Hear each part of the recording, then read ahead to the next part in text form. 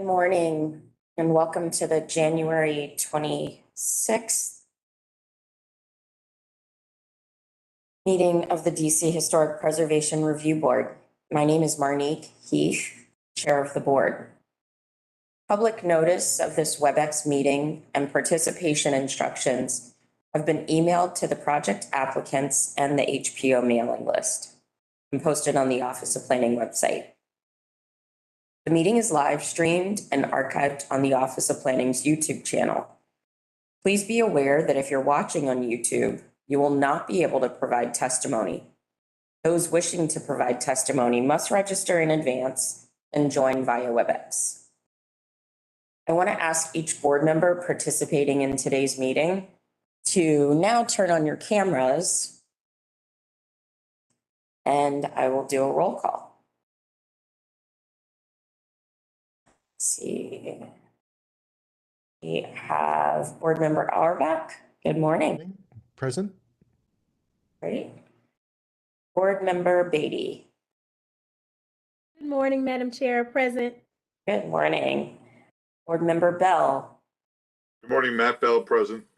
Good morning. And I don't see Board Member Thaler yet, but I do expect her. So once she's on, we'll announce her arrival. Great. So, and once we have her, we'll have our quorum. Although I do believe we have a quorum based on the number of board members that are currently sitting on the board. Before we begin the meeting, though, I'd like to go over a few procedural points. The camera function has been enabled for presenters and board members. At the beginning of each case, cameras can be turned off so that the focus is on the presentation slides. When cameras are off, each person speaking should identify themselves. I will first ask HPO staff to present their report and evaluation of the case, and then I'll ask the applicant to present their project plans. HPO has preloaded the plans provided by the applicant and will advance the slides upon request. Following the applicant's presentation, we'll hear testimony from ANCs, community groups, and individuals who have registered to speak. The camera function is not available to those providing testimony. After all testimony has been presented and the board is ready to ask questions and deliberate, I'll ask board members, staff, and presenters to turn on their cameras. After the board is finished deliberating and taken a vote on the project, cameras can then be turned off for the next presentation. In accordance with the ANC Act, the Historic Preservation Review Board is committed to giving careful consideration to the community and ANC comments that we receive. Our regulations require us to give great weight to properly adopted written recommendations in the matters that come before us. To ensure that great weight is given, the board discusses and addresses each issue or concern raised in ANC resolutions as a part of our deliberation and includes that discussion in the public record of the case as recorded in the live videos of our meetings. Following the meeting on the board's behalf, HPO archives the video recordings on the HPO website, keeping them accessible to the public. They prepare a written summary of the board's actions, which includes a report of our findings and conclusions on any issues and concerns raised in ANC resolutions, articulating with particularity and precision our reason why the ANC did or did not provide persuasive advice. And then they post the written record on the HPO website 1 week following the meeting, keeping it permanently accessible to the public. Are there any last minute changes to our agenda other than the shift of our consent case B, which is 637A Street Southeast, moving to the agenda to allow for testimony? Any other changes? Madam Chair, this is Steve. No, that's the only change to the agenda today, or to the consent calendar. Perfect. All right. So we then have a modified consent calendar. And I do see that Board Member Thaler is with us, so I just want to acknowledge that she's here. Good morning, Gretchen. Good morning, Chair Heath. Sorry for my delay. No worries, you're just in time. Are there any consent cases that anyone would like to make comments on or vote on separately? No? Okay. Then I will make a motion that we approve all cases on our consent calendar, acknowledging that B has been removed. Is there a second? So moved. Great, thank you, Andrew. Further discussion? And all those in favor signify by saying aye. Aye. Aye. Aye. All right, great. So we're ready for our first case of the morning on our full agenda, which is historic designation of Chevy Chase Savings Bank at 5530 Connecticut Avenue Northwest. Good morning, Chair Heath. This is Kim. Good morning, Kim. I think we will start with a presentation from the applicants. The DC Preservation League and Historic Chevy Chase DC are the co-applicants for this landmark application. Okay, perfect. We'll hear from them and then we'll come back to you, Kim. Great, thanks. Sure. Is the applicant ready to begin? Yeah, we are. Good. Good morning, Chair Heath and board members. My name is Zachary Burt, and I am the Community Outreach and Grants Manager at the DC Preservation League. I am here today to talk about the historic landmark nomination for the Chevy Chase Savings Bank, now a PNC Bank, located at 5530 Connecticut Avenue Northwest. DCPL and Historic Chevy Chase DC submitted this nomination to HPO in May 2022. Next slide, please. On March 24th, 2022, DCPL sent a letter to Bernard Mitchell, the branch manager of the Chevy Chase branch of PNC Bank. This letter notified PNC of DCPL's intent to file a landmark nomination. Mr. Mitchell forwarded the letter and nomination to Lynn Osman with PNC's Realty Services, who is aware of the landmark nomination. At the time, then Councilmember Mary Che and ANC 3G SMD Commissioner Peter Gosselin were also notified. After a 1-month waiting period, DCPL and Historic Chevy Chase DC submitted the landmark nomination to HPO on May 3rd, 2022. On May 16th, following HPO's posting of the nomination, I notified the commissioners of ANC 3G and offered to meet them at a future date. Once today's hearing was scheduled, I again reached out to the ANC. On January 9th, 2023, I presented and answered questions at the ANC 3-4G public meeting. And earlier this week, on January 23rd, ANC 3-4G passed a resolution supporting designation of the Chevy Chase Savings Bank. Next slide, please. The Chevy Chase Savings Bank, the focus of this landmark nomination, is an Italian Renaissance Revival style building at the southwest corner of Connecticut Avenue and Morrison Street Northwest. It sits at the eastern end of Lot 95, which is within Square 1859. It was originally constructed in 1926 and includes a 1958 addition that faces Morrison Street. The exterior of the bank retains high integrity of materials, form, and association. Next slide, please. The original bank building, which sits near the intersection of Connecticut and Morrison, was constructed in 1926 and designed by the prolific and highly regarded Washington architect Arthur B. Heaton. When standing on Connecticut Avenue, a semicircular arched entrance accented by voussoirs is visible. The front doorway is framed by black marble, while the rest of the facade is clad in Briar Hill, Ohio sandstone. A polished black granite water table, which continues along the north and west elevations, is also visible. The Connecticut Avenue facade includes 2 medallions, but only one is now visible. On the upper left of the facade is a medallion of Pierre Lafont, pictured here. A medallion of George Washington is covered by the PNC Bank sign on the upper right of the facade. Above the medallions is a sandstone entablature with a prominent architrave ornamented with modillions. The building is covered with a low-pitched roof hidden behind parapet walls. Next slide, please. Moving around the corner onto Morrison Street, the sandstone cladding and black granite water table continues. This elevation consists of 6 bays with 6 1 1/2 story large arched windows comprised of steel casement windows surmounted by fan lights, forming an arcade along Morrison Street. Like the arched entrance on Connecticut Avenue, the arched windows facing Morrison Street are accented by voussoirs. The north elevation along Morrison Street also includes two medallions. These medallions are modeled after the US Peace Dollar, which was designed by Anthony D. Francisci and minted from 1921 to 1928. Similar to the medallions on the facade, only one of the medallions here is visible. This is the coin's obverse, a depiction of the Goddess of Liberty on the west end of the north elevation, so to the right of the photo. Covered by the PNC Bank sign is the coin's reverse, a depiction of a bald eagle at rest clutching an olive branch. The 1958 edition, designed by Mills, Petticourt, and Mills, added the 3 bays and arched windows at the west end of the north elevation. The addition was designed to give the impression of being constructed at the same time as the original structure on the corner. Both the original structure and the addition were constructed by Christian Wohlgemuth, Jr. The rendering shown here on the right side of the screen allows for a comparison between the original bank building constructed in the 1920s and the bank building as seen today. Next slide, please.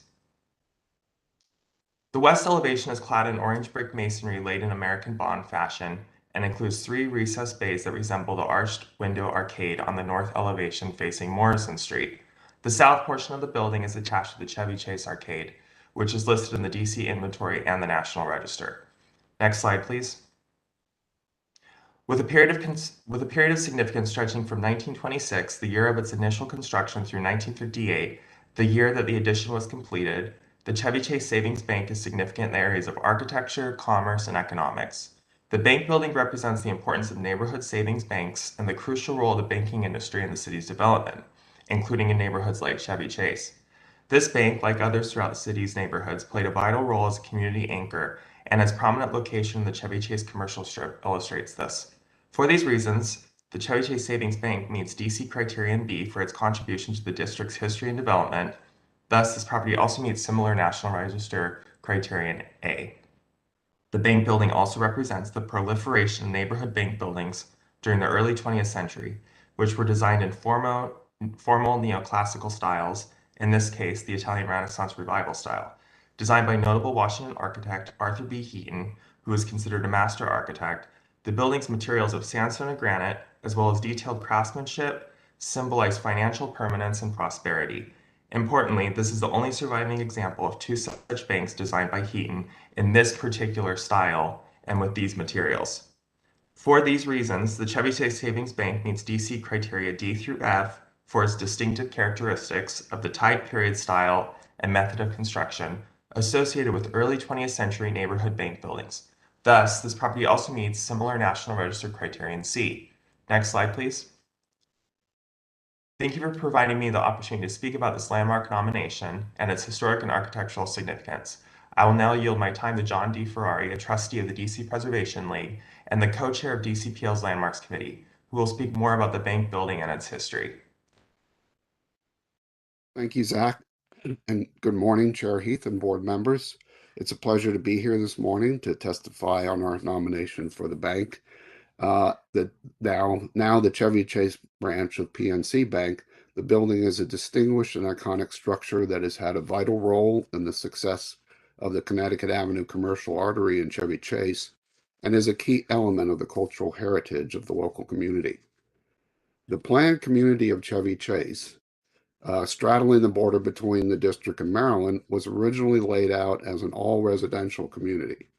The Chevy Chase Land Company owned 4 large tracts in Montgomery County and 1 in the district one comprising 5 blocks on the east side of Connecticut Avenue.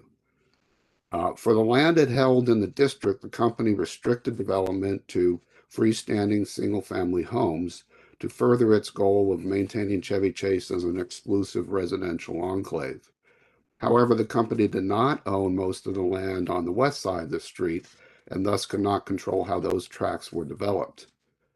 So in 1907, one developer, Fulton R. Gordon, opened a subdivision called Connecticut Avenue Terrace on the west side of Connecticut Avenue that was free of commercial restrictions. The slide shows a map of that subdivision. By 1910, the first commercial structure, a grocery store, was constructed at Connecticut and Northampton, a block north of the future Chevy Chase Bank site. Additional frame commercial structures followed. Then by the early 1920s, community leaders were concerned about the appearance of these commercial buildings on Connecticut Avenue. In 1922, the Chevy Chase News observed that, quote, with but few exceptions, the buildings erected in the business zone have been constructed with little regard for architecture in keeping with the neighborhood. Next slide, please. The Chevy Chase Arcade, designated a DC landmark in 2003, was a conscious attempt to address these concerns.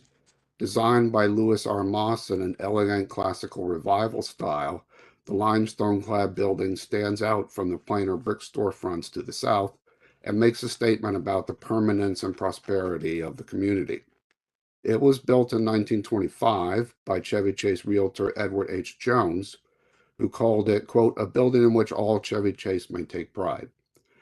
Jones was also the first president of the Chevy Chase Savings Bank. And in that same year, he broke ground to build the bank building on the adjoining corner lot to the north, adding an even more prestigious architectural element to the Connecticut Avenue landscape. Between 1910 and 1920, Washington's population grew by nearly a third, and new independent neighborhood banks like this one began to appear that were away from the traditional downtown commercial core. These institutions fulfilled a previously unmet need for banking services in the city's growing, quote, suburban neighborhoods. The Chevy Chase Savings Bank was organized as a neighborhood asset and supported primarily by local subscribers. An advertisement published in the Washington Herald in October 1921 stated that, quote, the bank is projected as a purely community institution, and all citizens and residents of Chevy Chase, both on the Maryland and district sides, are invited to participate in its organization. The bank grew rapidly, with deposits increasing almost tenfold in the first year, from around 25,000 in December 1921 to over 210,000 a year later. Next slide, please. The bank purchased the site at Connecticut Avenue and Morrison Street in 1922 and didn't begin building until 1926. The building was designed by Arthur B. Heaton, one of the city's most respected and successful architects. A native Washingtonian, Arthur B. Heaton was educated in DC public schools, graduating from Central High School in 1892. Upon graduation, he apprenticed with the firm of Marsh and Peter and with Paul Peltz, the architect of the Library of Congress. Heaton opened his own practice in 1898, and he worked in the newly developing areas of the city, including neighborhoods along Connecticut Avenue, designing scores of homes, commercial buildings, and apartments throughout his prodigious career. In addition to bank buildings, Heaton also designed the National Geographic building on 16th Street, the Hearst Elementary School, the Western and Georgia Avenue bus garages, and some 28 apartment buildings. Next slide, please.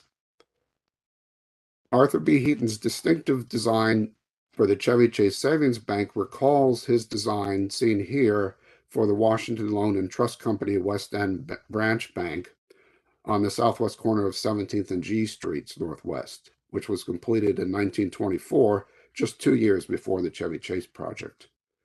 Demolished in 1974, the West End Bank featured similar materials and Italian Renaissance Revival design motifs. Like the Chevy Chase Bank, it was faced with Ohio sandstone, which was described in a newspaper article as, quote, of a color and texture not heretofore used in this city. The stone is of deep creams and browns, and markings in which each stone giving the whole structure a striking appearance. So it was a very unique material that was used and is also used on the Chevy Chase Bank. For both projects, the elegant Renaissance Revival design conveys the permanence and prestige of a bank, but avoids the sometimes heavy-handed monumentality of neoclassical columns and pediments. It is a significant loss to the city that GSA demolished the West End branch in 1974, thus leaving the Chevy Chase Bank as the only survivor of this design type in Heaton's work. Next slide, please. Seen in this architect's sketch as originally constructed, the Chevy Chase Savings Bank was celebrated as a major addition to the community when it opened in October 1926. Bank officials brimmed with confidence and optimism, but the bank's days as an independent institution would be short-lived. In 1933, just 7 years later, the bank fell victim to the massive financial meltdown that punctuated the Great Depression that year. The Chevy Chase Savings Bank and 12 other DC banks were closed in March. The Chevy Chase Bank was the only one in the group that was deemed viable enough to be merged into another bank, the Riggs National Bank, one of the surviving banks that had not been closed. The other closed banks were either permanently closed or combined into one new bank called the Hamilton National Bank. Customers regained 60% of their deposits, far better than they would have if their bank had been permanently dissolved. Eventually, the remaining 40% of depositor savings were also returned to them by Riggs Bank. Next slide, please. For many decades, the Chevy Chase office proved one of Riggs Bank's most profitable branches and a financial center for the community. In 1958, Riggs undertook expansions and renovations of 3 of its branch banks, including the Chevy Chase branch. The building was extended, as Zach mentioned, 40 feet along Morrison Street, increasing the frontage by approximately 1/3 at the rear of the original building. The architectural firm of Mills, Petticord, and Mills designed the extension to match the original building in all external design details. It is difficult to discern, based on the design, where the extension begins. However, the choice of sandstone for the extension is a more uniform beige color and does not share the rich variation in color tones of the original. You can slightly make that out here in this photo. It's much more evident if you see it in person. After a change in ownership in the 1980s, Riggs Bank's financial performance began to decline as it failed to keep up with changes in the industry. And in 2004, it ran afoul of regulators for lack of compliance with anti-money laundering rules. The following year, it was sold to Pittsburgh-based PNC Financial Services. The Chevy Chase branch was converted to a PNC branch and has continued in operation since that time. The bank's central role in the Chevy Chase neighborhood, based not only on its central physical location, but also its imposing architectural style and its significance as a community asset, set this building apart from the rest of the commercial strip along Connecticut Avenue. We strongly believe that the building merits designation as an individual DC landmark. Thank you very much for your time and attention. I'd be happy to address any questions you may have. And that concludes DC Preservation League's presentation. Okay, thank you so much. Kim, is there anything you'd like to add at this time? Yes, I actually have a short presentation. I really just wanted to provide a bit of background on the multiple property document, which is called Banks and Financial Institutions of Washington, D.C., that's mentioned in the nomination and was used in evaluating the building for designation. So this multiple property document was developed as part of a thematic study of banks and financial institutions in DC, and it was undertaken in the 1990s. The multi-year study identified and researched approximately 170 bank buildings in the city, including both extant and demolished ones from the 1790s to 1960. It also researched the general history of banking in the city from the same period, and it developed a historic context report. You can actually go to the next slide, please. This context was prepared more than 30 years ago, and while it is still useful, it lacks the perspective that it might have if we were undertaking the research and documentation today. For instance, it discusses the major role that financial institutions played in the growth of DC by investing in major real estate developments and projects. But it does not address discriminatory practices in banking and the effect that those practices and policies had on the availability of housing for African Americans and on how such policies dictated where Blacks could and could not live.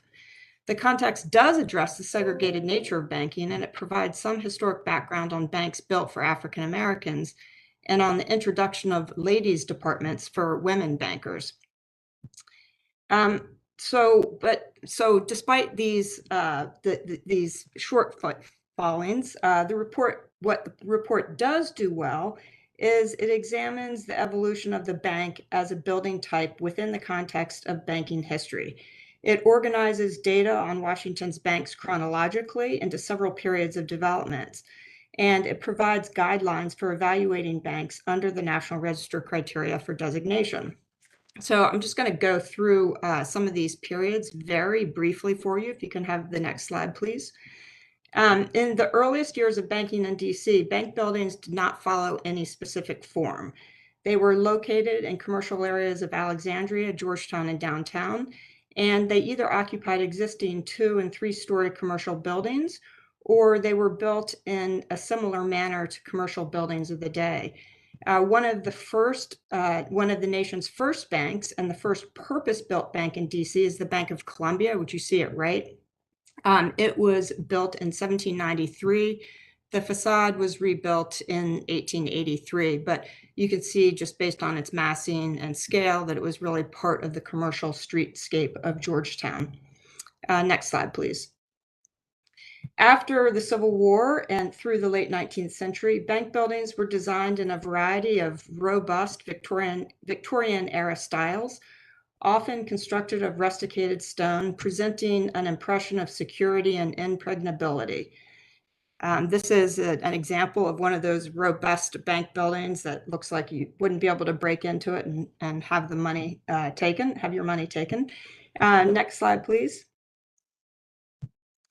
But in the early 20th century, during the City Beautiful movement, there were 2 bank buildings, Riggs National Bank and the American Security and Trust Company building, that were built at 15th and Pennsylvania Avenue, abutting one another and across Pennsylvania Avenue from the U.S. Treasury building. They were designed in a classical revival style and form that would greatly influence bank building and design in DC over the next several decades. Riggs Bank, the first one of the 2 to be constructed in 1899-1900, presents a temple front in complement to the neoclassical Treasury building across the street. You can see the Riggs Bank is the one that has a PNC logo, as the PNC Bank now. And the American Security and Trust building, abutting it and facing 15th Street, has a full Ionic portico along 15th Street. But on the highly visible Pennsylvania Avenue end, it employed a classical vault-like design. Next slide, please. This temple and vault form of these buildings and their use of classical elements dramatically impacted bank building design in DC, becoming the model for dozens of bank buildings erected into the mid-20th century. And this is just a collage showing a collection of bank buildings built in the early 20th century. During the 1920s, Washington banks and financial institutions grew in several ways. They expanded their geographic range, investing their funds in real estate development into the emerging suburbs of Maryland and Virginia, and they expanded the types of services they offered and the groups of customers they intended to attract. Specialty banks that catered to specific groups or customers, like government workers or labor unions, or banks for African Americans and departments for women, emerged or expanded in the 1920s. Most notably, however, was the proliferation of the small neighborhood savings banks and branch banks that catered to residents and merchants in the growing suburban residential neighborhoods of the district. In 1922, of the 50 incorporated banks in Washington, 29 of them were neighborhood savings banks. Next slide, please. Stylistically, the 1920s saw a continuation of the classical emphasis in bank building design that dominated in the early 20th century. The basic vault and temple forms continued to be repeated for neighborhood banks, but new forms and variations of classical designs also emerged. In 1924, Arthur B. Heaton introduced a series of arches into his design for the Italian Renaissance style Washington Loan and Trust Company 17th Street branch. Next slide, please. 2 years later, as the Chevy Chase Bank rose to the community challenge to improve the design of the neighborhood's commercial buildings, it's no surprise that it turned to noted architect Arthur B. Heaton. Heaton had a reputation for promoting high-quality design beyond the urban core, and his designs for the Washington Loan and Trust Company building had garnered significant praise and attention. HPO staff concurs with the nomination that the Chevy Chase Savings Bank meets DC designation criteria B and National Register criteria A for its associations with the development of neighborhood savings banks as an institution and as a financial tool for local residents and merchants. The Chevy Chase Savings Bank is eligible under DC designation criteria D, E, and F and National Register criterion C because it embodies the distinctive characteristics of the evolution of the bank as a building type. It is an excellent representation of a low-scale, single-use neighborhood bank designed in a classical style, symbolizing solidity and permanence. With high-quality design and materials and attention to detail, it is the work of local architect Arthur B. Heaton, who has contributed significantly to the fabric of the city's residential, commercial, and institutional building stock. Next slide, please. The period of significance extends from 1926, the completion of the original bank building, to 1958, the completion of the building as it appears today. Next slide, please. As proposed, the boundaries of the landmark include present-day Lot 95, which you can see outlined in red in this aerial photo. The lot is a consolidation of multiple former lots upon which the bank was built and expanded.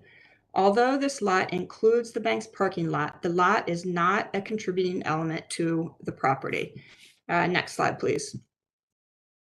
This is a photograph of a detail of the 1965 base map, which shows the series of lots and the consolidation of those lots over time by the bank.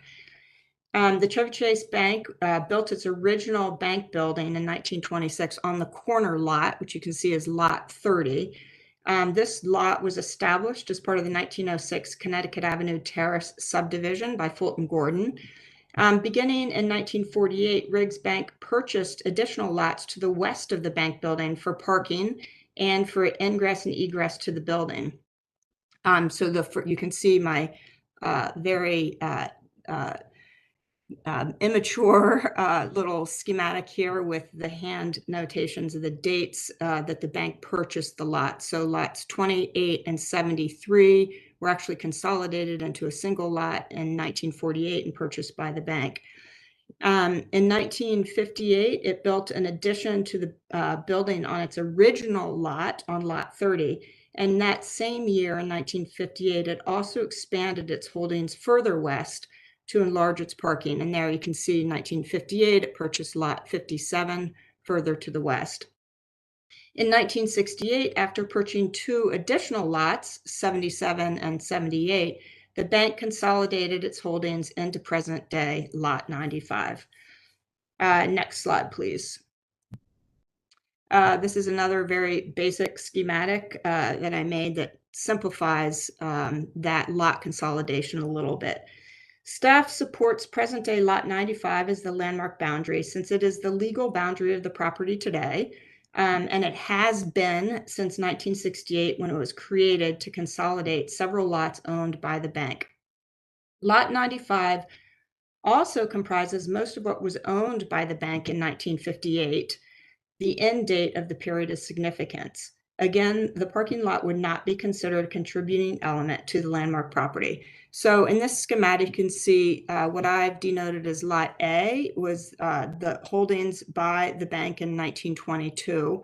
Lot A and B together indicate the extent of a lot ownership by the bank in 1959, and lots A, B, C together represent ownership by the bank in 1967, and that consolidation of the lots into current Lot 95 in 1968.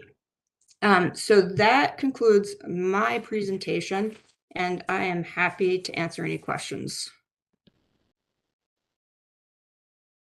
Excellent. Thank you, Kim. Just for clarity, because there's a lot of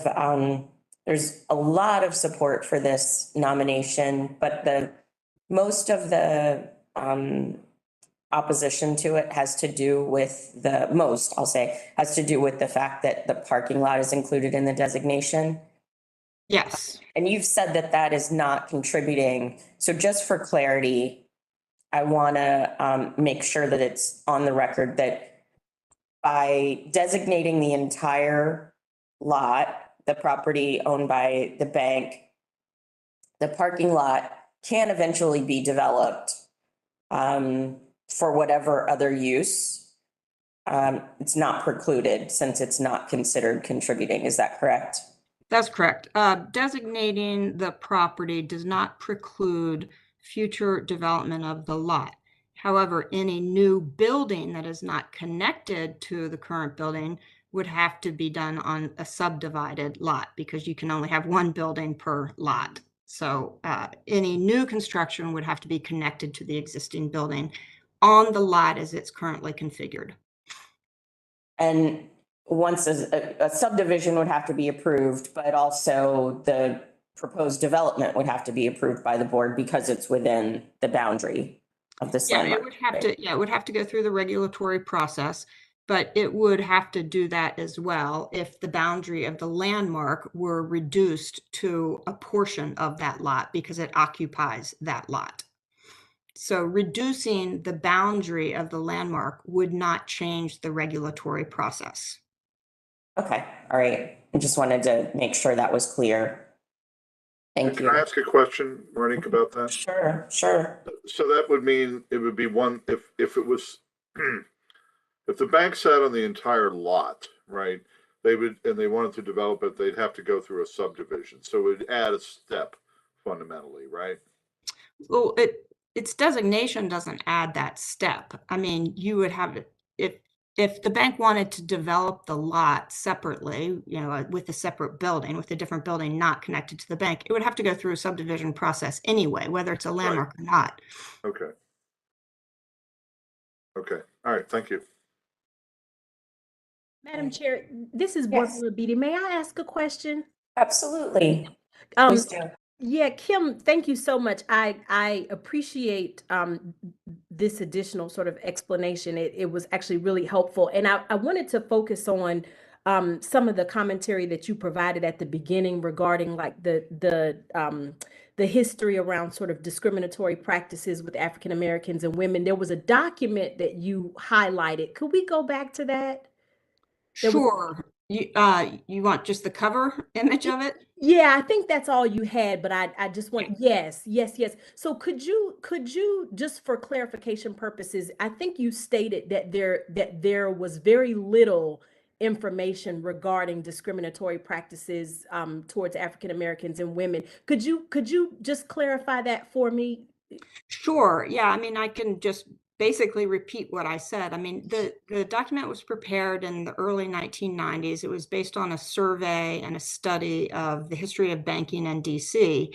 And that research was really limited in perspective, and it really talks about the influence that banks had in the development of the city, but it does not really address discriminatory practices in banking.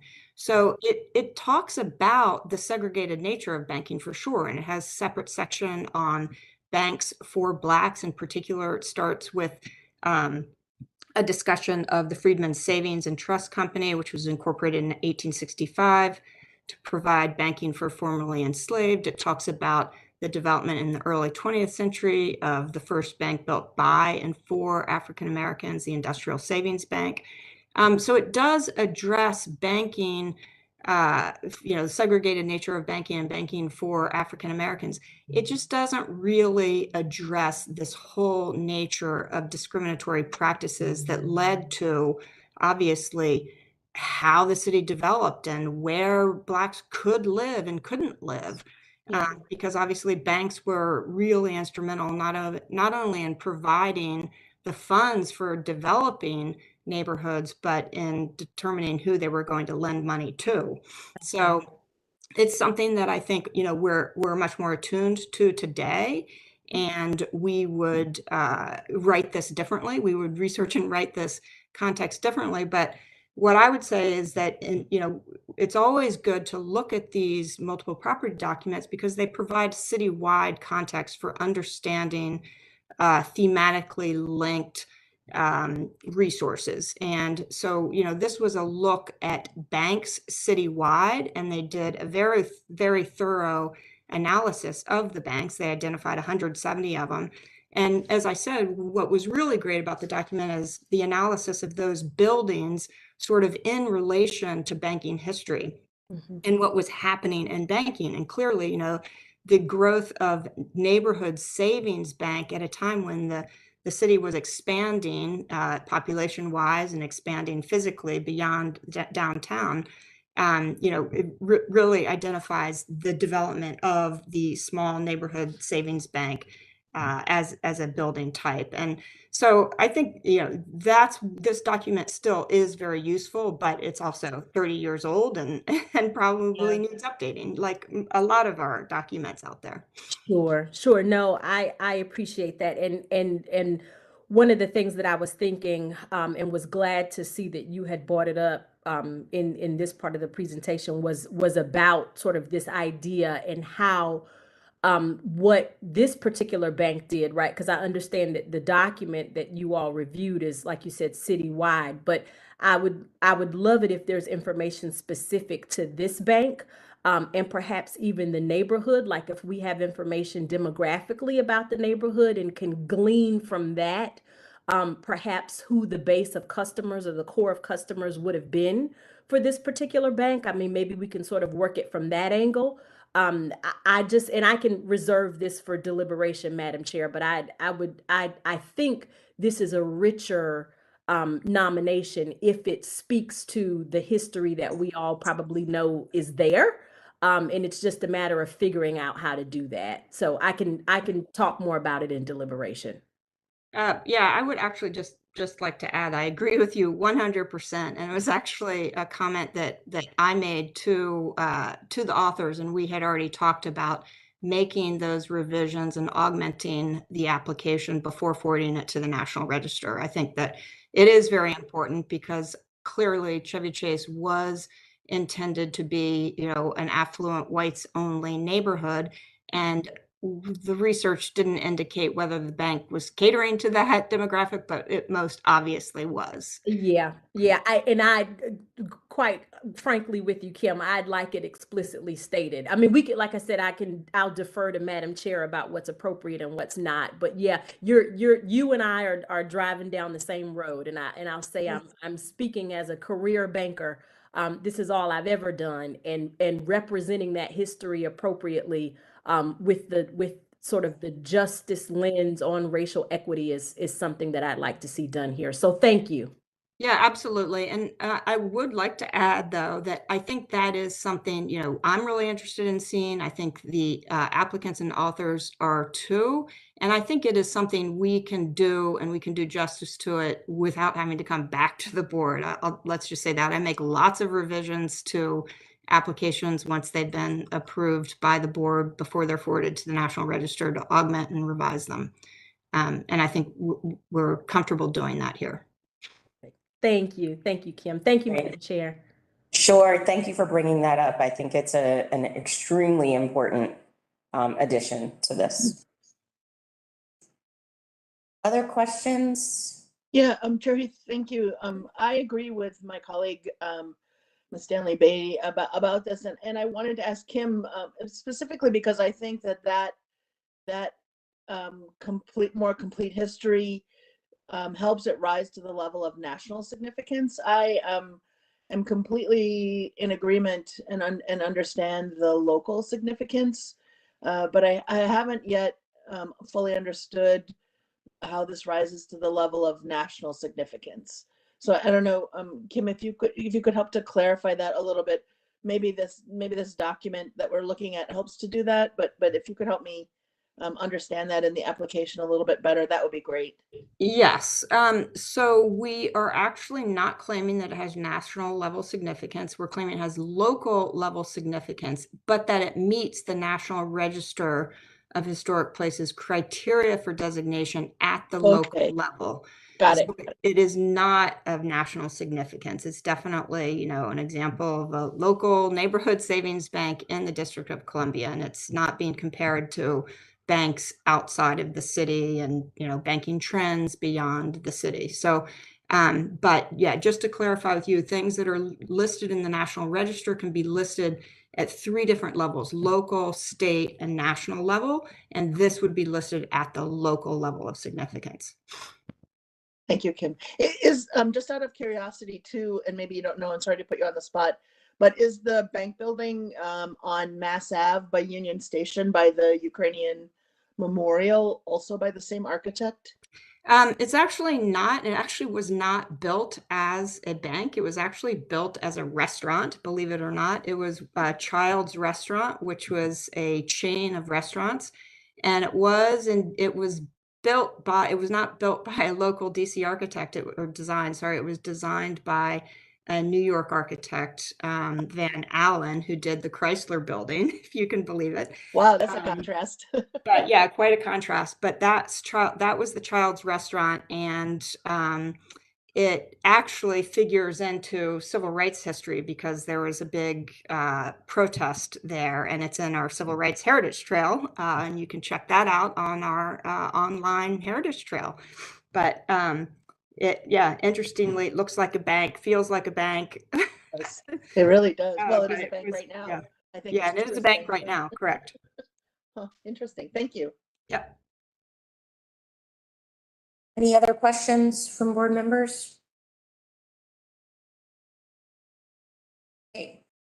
Well, then we don't have anyone registered to speak on this application, so there's no additional testimony.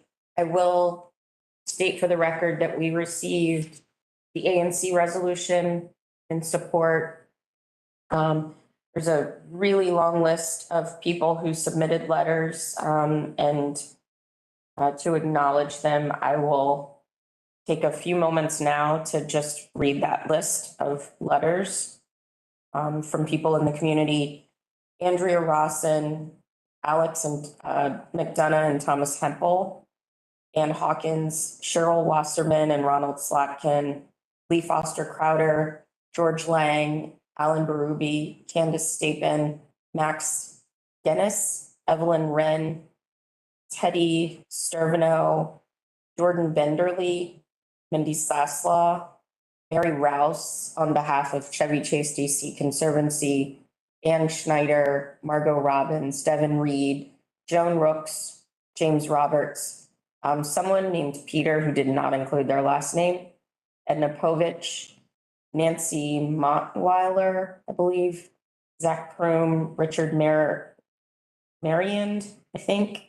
Hopefully I'm not mispronouncing that, but if I did, I apologize. Amy Lair, Andrew Mack, Mara Verheyden Hilliard, Jesse Cryer, Stephanie Caden, Kathleen Ledane, Loretta Curon, someone named Hector, who also did not include their last name, Barbara Kagan, Carol Grunwald and Jeremy Rifkin, Jason Harpster, Bill Gordon, Morton Halprin, Harry and Cheryl Barnes, Jason Edwards, Ellen Bass, Beth Cartland, Daniel Claird, Carol Bluestone, Brian Becker, Carol and Mark Spiegel, Ann Schneider, Michelle Wolin, Nancy Stanley, Bob Ward, Gase Gary, I believe, Sills, Janet Shank, Wendy Smith, and Jamie Sinks. So just say that the majority of these letters were in support. There were a few, though, that were in opposition, either because people didn't support just generally didn't support the designation of the building, or because of the inclusion of the parking lot, which I brought up earlier. Are there any final questions from board members before we deliberate? Madam Chair, this is Patrick Finnegan. I believe I'm registered to speak on this matter on behalf of PNC Bank. Oh, yeah, I would have included, yes, you're right. I didn't realize you were with PNC. So Thank you. sorry for that. Yes, you absolutely have an opportunity to speak now. Yeah, good morning, and thank you, Madam Chair. Thank you, Board. My name is Patrick Finnegan. I'm the Director of Real Estate Operations at PNC Bank. First, I'd like to start by thanking Mr. Maloney for his time yesterday, not only to talk about the application, but the process. During that conversation, and as noted earlier in this presentation, this particular designation applies to the exterior of the building or facade. While the parking lot, our drive-up banking and ATM services are part of Lot 95, they are considered non-contributing to this historic designation. I do have one question around the Lot 95 designation as it pertains to the three items that would trigger a review by the historical board, and that is demolition, exterior alterations, and subdivision. As it relates to subdivision, with the designation occurring on Lot 95, to the previous board member's question, if in the future there was ever a request to subdivide for development of said parking lot, is subdivision permitted within a historical designated lot as the consolidation of the 5 lots into Lot 95 has now, received a blanket historical designation? Those types of subdivisions do come to the board all the time. It is subject to board review, but it's certainly something that the board considers and has approved in the past. So I with can't the say that parking, this is- in a hypothetical scenario, I can't say we would approve it, but we have approved similar cases in the past. so the question I'd have for the board is, therefore, with the parking lot, drive-up facilities, and ATM vestibule being non-contributing, and the parking lot not being, again, part of the historic designation, would a lot line or subdivision of Lot 95 today before the historical designation make sense to keep the historical designation simply at the facade line and not impact the parking lot? So that's something that staff spoke to. Kim, do you want to address that question? Sure. So there are alternatives to Lot 95. The board does have the authority to reduce the boundaries. But as I explained, if you reduce the boundary to a lesser, portion of the lot, it doesn't prevent the regulatory process of subdivision taking place. So it really doesn't change much. But that's up to the board, but it doesn't mean that you don't have to go through the subdivision process in the future. Understood. I just wanted to ensure that the historic designation on 95 doesn't impact the ability to go in for a future subdivision if the need ever presented itself. Yeah, absolutely not. And I mean, in our decision document, we will clarify that the parking lot is a non-contributing element and does not preclude future subdivision or development. That's terrific. Thank you. And, in closing, PNC Bank, we take tremendous pride in our real estate portfolio and the communities we serve. From a real estate perspective, the safety of our customers, our employees, and the banking services we provide to the community is paramount.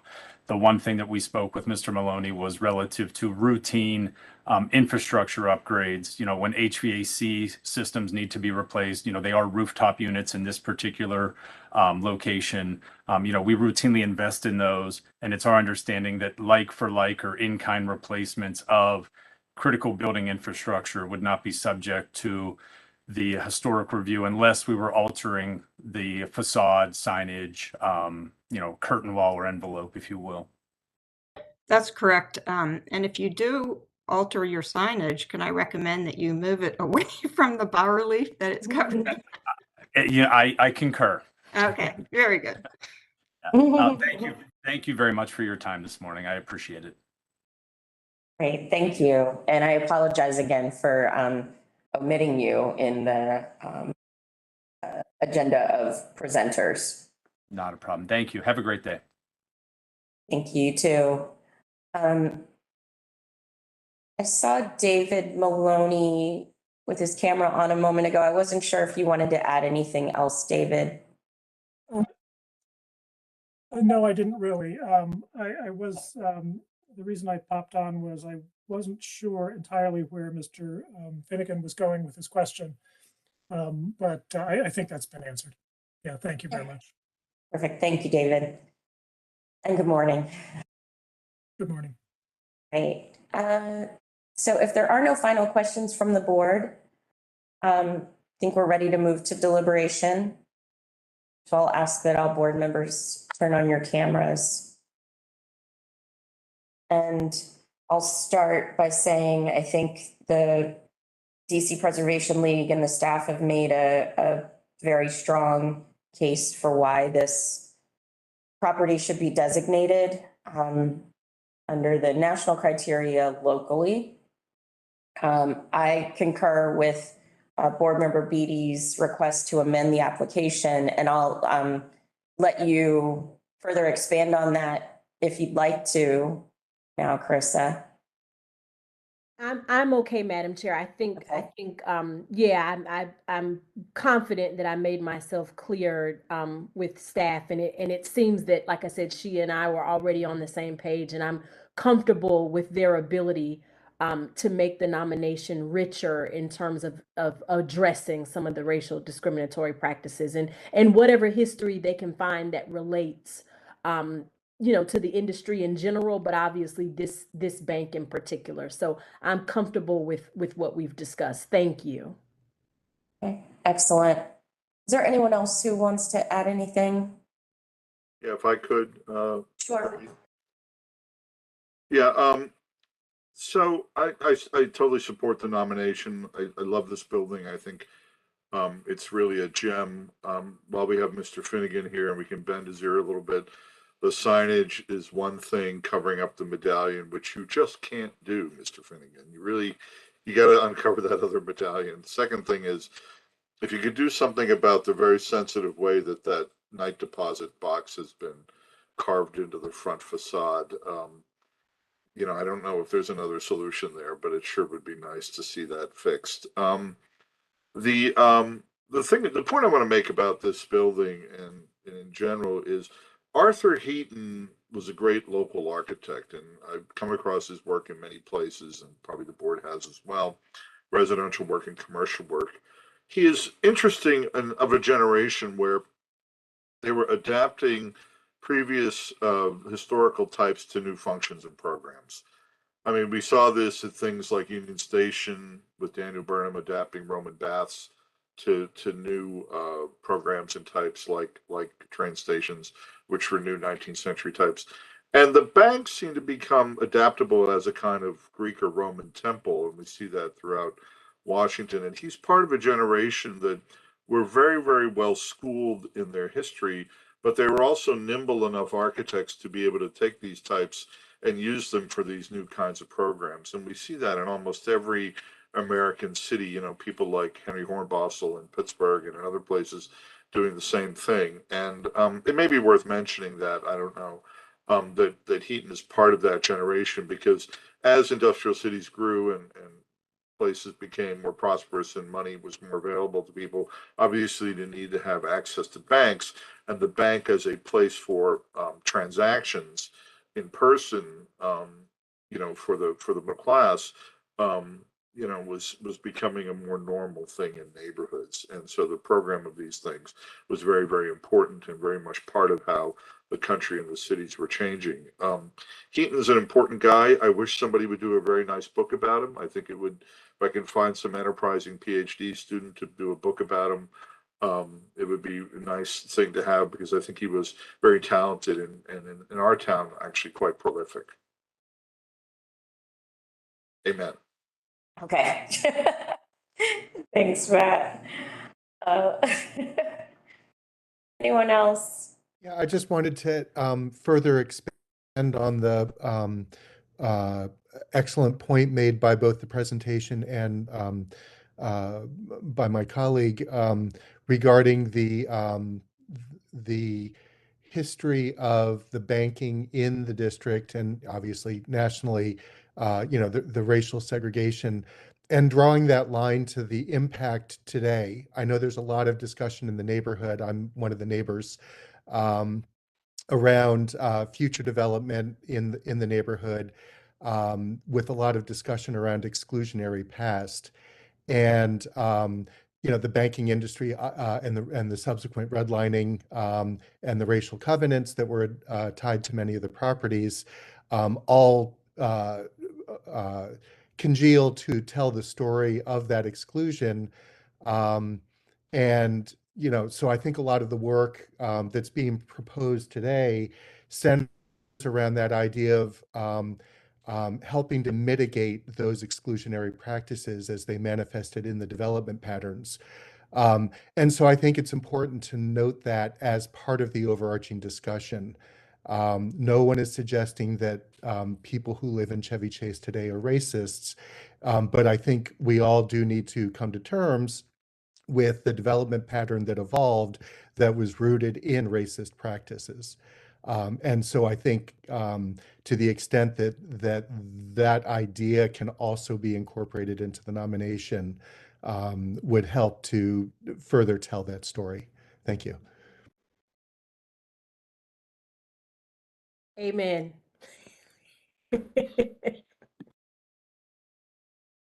Chair Heath, I agree, starting with my colleague, Ms. Stanley Beatty's comments, and then Mr. Auerbach's comments, and then hearing from staff, from Kim Williams, the awareness and understanding of what needs to be added to this thing, to this nomination, and to many nominations in the district, probably. I am comfortable with the DC designation criteria, and certainly with this building as a local. And if we were a state, I would say it could be a state landmark, but we're not a state. But I don't know that it rises without that history of exclusion and racism to a national level. And I think there is the potential, in my mind, with that history included, that it could be an important national, it could be an important attribute that would allow it to arise to national significance, if that were to be included. But without it being included, and without being educated about that myself and knowing the detail of it, I can't deliberate upon that. So I would say that when that is added, it would be helpful to hear from staff if they feel they have any change in recommendation on the nomination, and if they do feel there is the case with DCPL for this to rise to national significance with this amendment, that we would welcome it to come back before us. Certainly. We can absolutely ask staff to opine and make that recommendation if they see fit. All right, any other thoughts? If not, then I will make a motion that we support the designation and ask that staff amend the application to include a fuller history as we've discussed today. And I'll ask for a second. I'll second that. And then I have a question, Chair Heath. It may be splitting hairs, but I'm still having a little bit of a hurdle about how something could meet national criteria but not be nominated nationally. In the staff report, they say that the bank meets national criterion B, but I'm not sure how it could do that if we're not nominating for it. So if it meets one criteria, then it has the potential to be nominated. I don't want to prohibit that, but I certainly concur with the DC designation, and I wondered if any of the board members had a position on that as well. Chair Heath, can I? Yes, I was just going to ask if you could speak to that, Kim? Sorry, Kim. No, sorry, I it's need some help okay. with it. It's okay. I just think that there is a little bit of a misunderstanding and a disconnect here. So the National Register of Historic Places is a repository, a collection of historic properties across the nation. And they have, these levels, these registration levels of local, state, and national. But being listed in the National Register doesn't automatically mean you have national level significance. The National Register welcomes properties in its listing that have only local level significance. So our modest local level significant buildings can be listed in the National Register. It doesn't have to have a national, it doesn't have, the buildings or properties or sites or objects don't have to be compared to other buildings nationwide to have that national level significance. I think that's what you're thinking when you think about the national listing. You're thinking it has to be, part of, a similar collection of buildings nationwide. Maybe that's not right, but what you're thinking, but basically, to be listed in the National Register, you don't have to have national level significance. You only have to have local level significance. And if, we have tried to fashion our criteria on those of the National Register. So largely, any building or site or object that meets our criteria should meet the National Register criteria as well at one of those three levels of significance. In certain cases, our properties do not, maybe for lack of integrity. That's something that the National Register might be a little bit stricter on, but the criteria-wise, our local designation criteria are modeled after those of the National Register. So if they meet our local designation criteria, they most likely will meet the National Register criteria as well. And just, back to your comment about revising the application, I absolutely want to include that history. I don't think that using this building to really delve into discriminatory banking policy and practices, at a much larger scale is the appropriate avenue. I mean, I think, discussing it from a broad perspective and saying, that absolutely this bank likely fell victim to, or didn't fall victim, but that pursued discriminatory practices is valid and important to note in the nomination. But to sort of provide a huge document on discriminatory banking policies and practices is probably not appropriate in this nomination. So I think we can address it without writing a dissertation, in other words. Yeah, I guess I'll speak for myself. I don't feel like I wasn't asking for a dissertation, although I think a dissertation on it would be very interesting to read.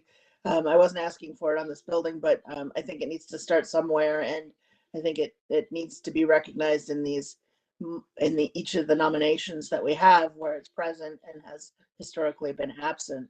And I think each of us in our own practices have been trying to do that as we write historic structures reports or document the history of buildings to make sure that a more complete history is told. So I definitely appreciate that we're asking for that. Kim, just one more. I'm not going to say one more question. Another question.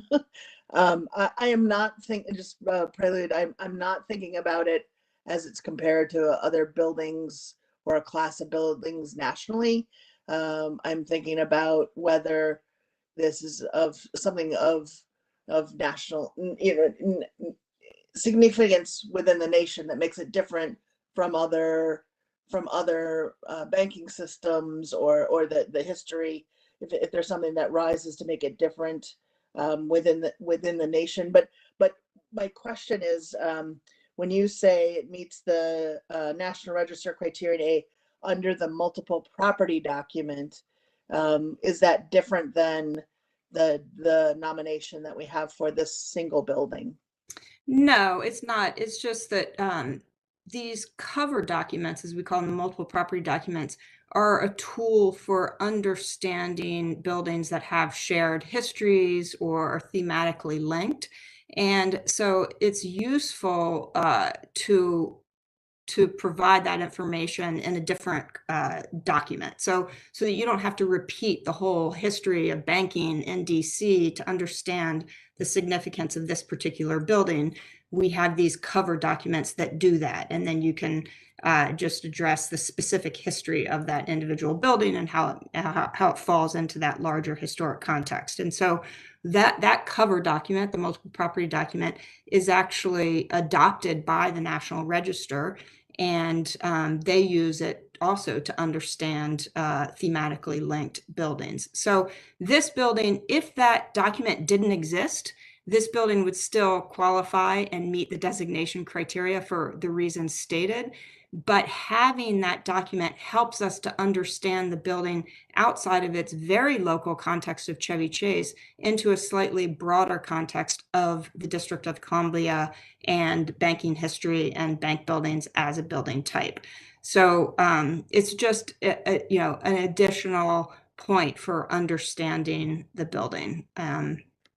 So it's not that it only meets it because of that multiple property document, but it helps us develop the rationale for understanding why it meets the criteria. Thank you. Understood. Okay. Thanks, Chair Heath. Sure. So motion's been made. Was there a second? Yeah, I seconded and then asked a Okay. question. Got it. Okay. All right. So then all those in favor signify by saying aye. Aye.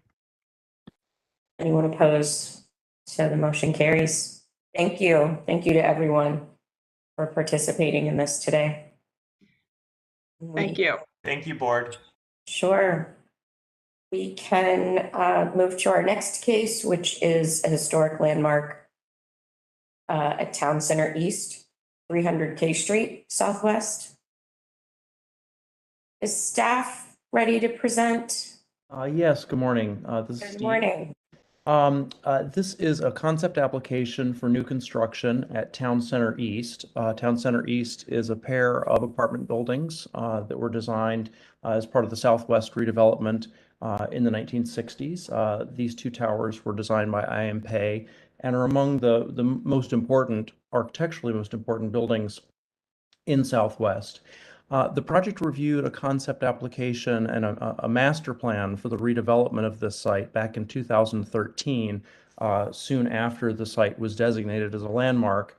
And you all identified or agreed with the developer's proposal to redevelop the two parking lots on the site with new construction, which actually is a nice segue from the previous case in which it shows that new development can take place on the sites of parking lots. This included two new towers, one facing M Street and one facing K Street, that related but were distinctly different from the historic landmark buildings. The M Street building was built and completed in 2015, and the proposal now is for the completion of the second tower. This project has gone through pretty substantive review, both by the review board back in 2013, as well as by the zoning commission. It's a planned unit development. And because of the timing involved, the long time frame, the project did have to go back to the zoning commission, the PUD, for renewal of their approval. And because the review board's review of the tower took place more than 3 years ago, it requires that it come back for reauthorization by the board. The project is largely the same, with a few revisions from what you all saw in 2013, and the applicants are going to walk you through some of the changes. I think probably the biggest change, and which is the most substantive improvement to the project, is that previously the K Street building, for zoning purposes, needed to be connected with a above ground connector to one of the Pei towers. That connection now has been removed, and an auto court that was proposed within the courtyard space between the two buildings has been eliminated, which is a substantial improvement in the overall site plan. There have also been some revisions to the mid-block open space that's between the two pay towers, which was never executed according to Pay's plans. It was always compromised by some parking that was in that location. And there was a lot of discussion at the board and within the community about the design of that space. And you all asked the applicants to focus on a better historical understanding of the landscape, as well as working with the community on the design of that space, both of which have taken place and which they'll present to you today. And then the third change is while the composition and facade organization of the new tower is largely the same as the completed M Street tower, the materials have been changed to include a panelized system rather than masonry. And the applicants, again, will walk you through that. But despite these changes, or actually sort of not despite, but because of these changes, we actually think that many of these are improvements to the initial concept that was approved by the board. We are recommending approval of the revised concept and delegation of final construction approval to staff. So with that, I'll turn it over to the applicants and they can walk you through the plans more specifically.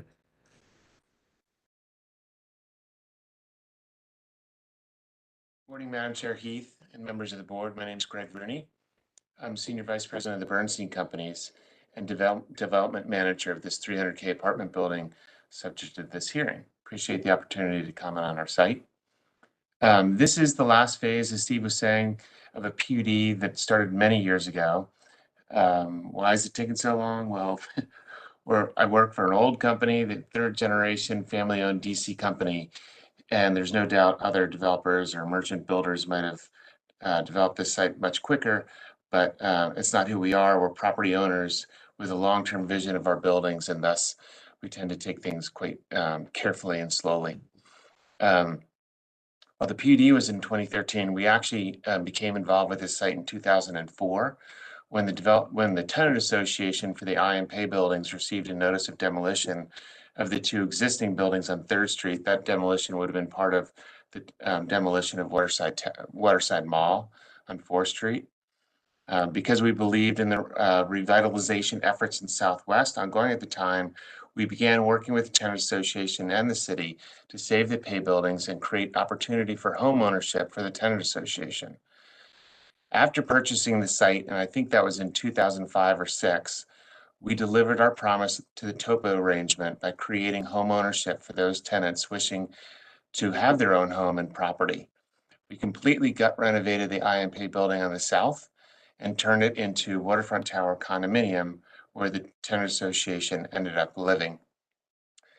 We then moved to designing phase 2 of our site, which is the PUD. That was approved in 2013, which was the last time we were in front of this board. Since then, we've built and completed, as Steve said, phase 2A of the PUD by building 301 M Street.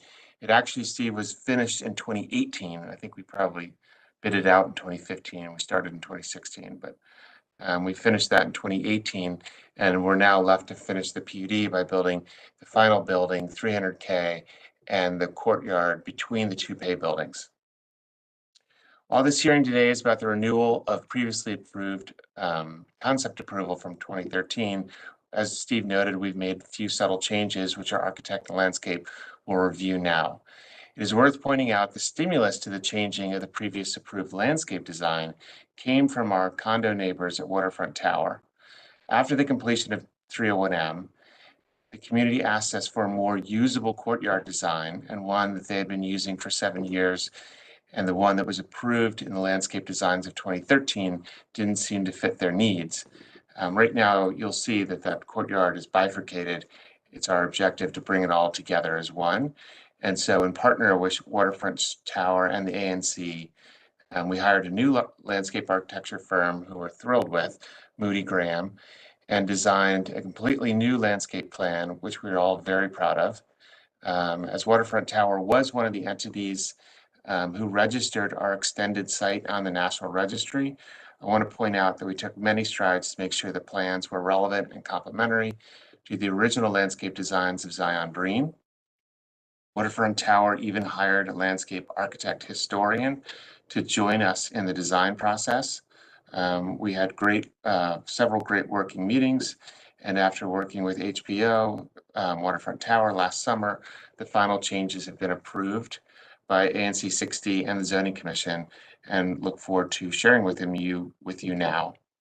Thank you for your time. Our architect Maurice Walters will now present, and I look forward to answering any questions after the presentation. Maurice? Thank you, Greg. Can we go to the next slide, please? Hi, I'm Maurice Walters, Architect. We were the original architects for the approval and the first building that's built. And now we're doing the final building. Here we have a site plan from 2013. You can see in the middle, the original I.M. Pei Towers. On the left, on the south side on M Street, is the 301 M building that has been completed. And then on the right on K Street is the 300K building that we're here about today.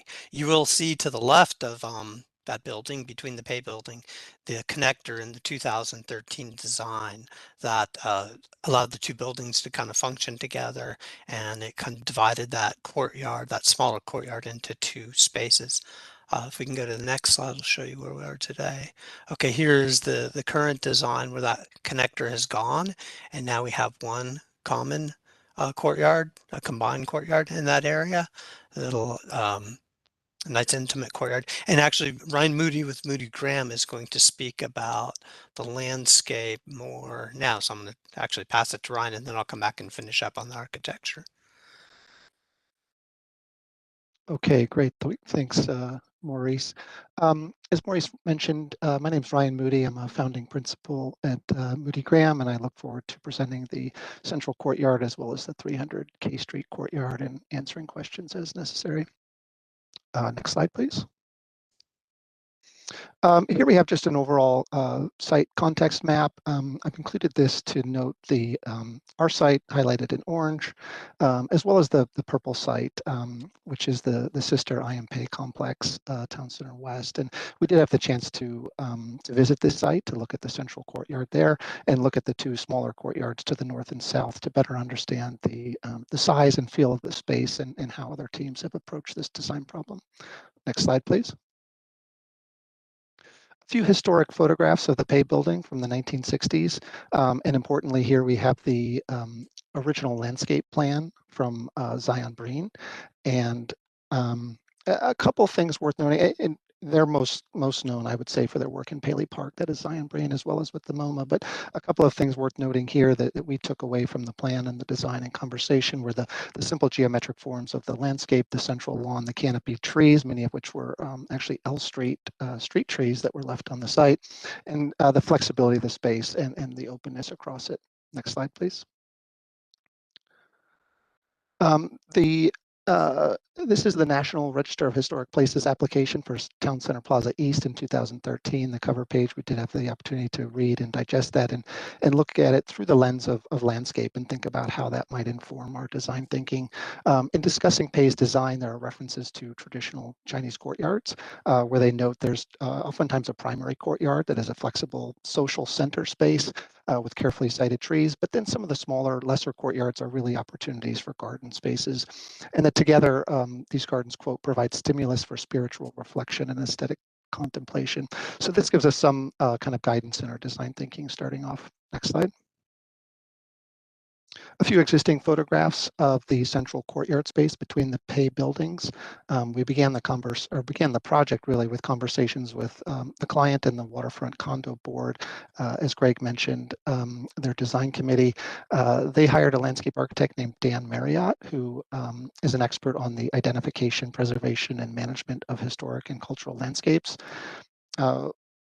We had 3 formal meetings with Dan, with the board members, over a period of late 2021, early 2022, but also numerous additional conversations between Dan and myself. And it was a really collaborative effort, and I'm really thankful for his involvement in the project. I also want to say thank you to ANC member Ricky Kramer, who attended all of those meetings. Next slide, please. These are the existing conditions for the 300 K Street building, the existing parking lot, and it gives you a sense of the view to that parking lot from the Pay Loggia. Next slide, please. This is the most recent survey available for the site. I want to highlight here the central courtyard. We've in green highlighted the trees there. A couple of notes. One, we're trying to preserve the existing trees as much as possible, and two, we've highlighted this magnolia hedge that really separates the space into two zones, and we think that's incongruent with the original design intent. And so we'd like to take some of those magnolias and transplant many of them to open up that space. The other thing worth noting on this drawing is just that the current parking is not owned by the owner, and it's really not part of the PUD or planning process. So as much as we might like to take that over, we've not contemplated that in the documents. Next slide, please. So here's another shot, another view of the overall plan. We've got the central courtyard. A few things highlighted, worth highlighting here.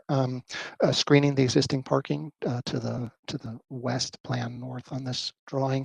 Some layered planting there to screen that parking. The central lawn encircled by a exposed concrete walkway.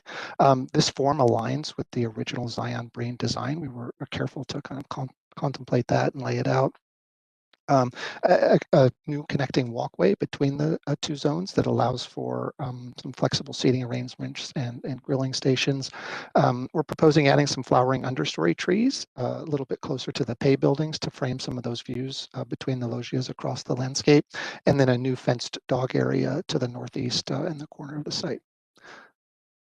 As far as the 300 K Street courtyard, the themes there are really that we envision this as a garden space, and a layered garden space that allows for varied textures, colors, and movements throughout the year. We really wanted to think about views from the loggia, views from the 300 K Street lobby, as well as views from the units in the buildings. We know that physical access as well as visual access to gardens can have profound impact on the residents from a health perspective. So stress reduction, healing. In our office, we call it a tree for every window.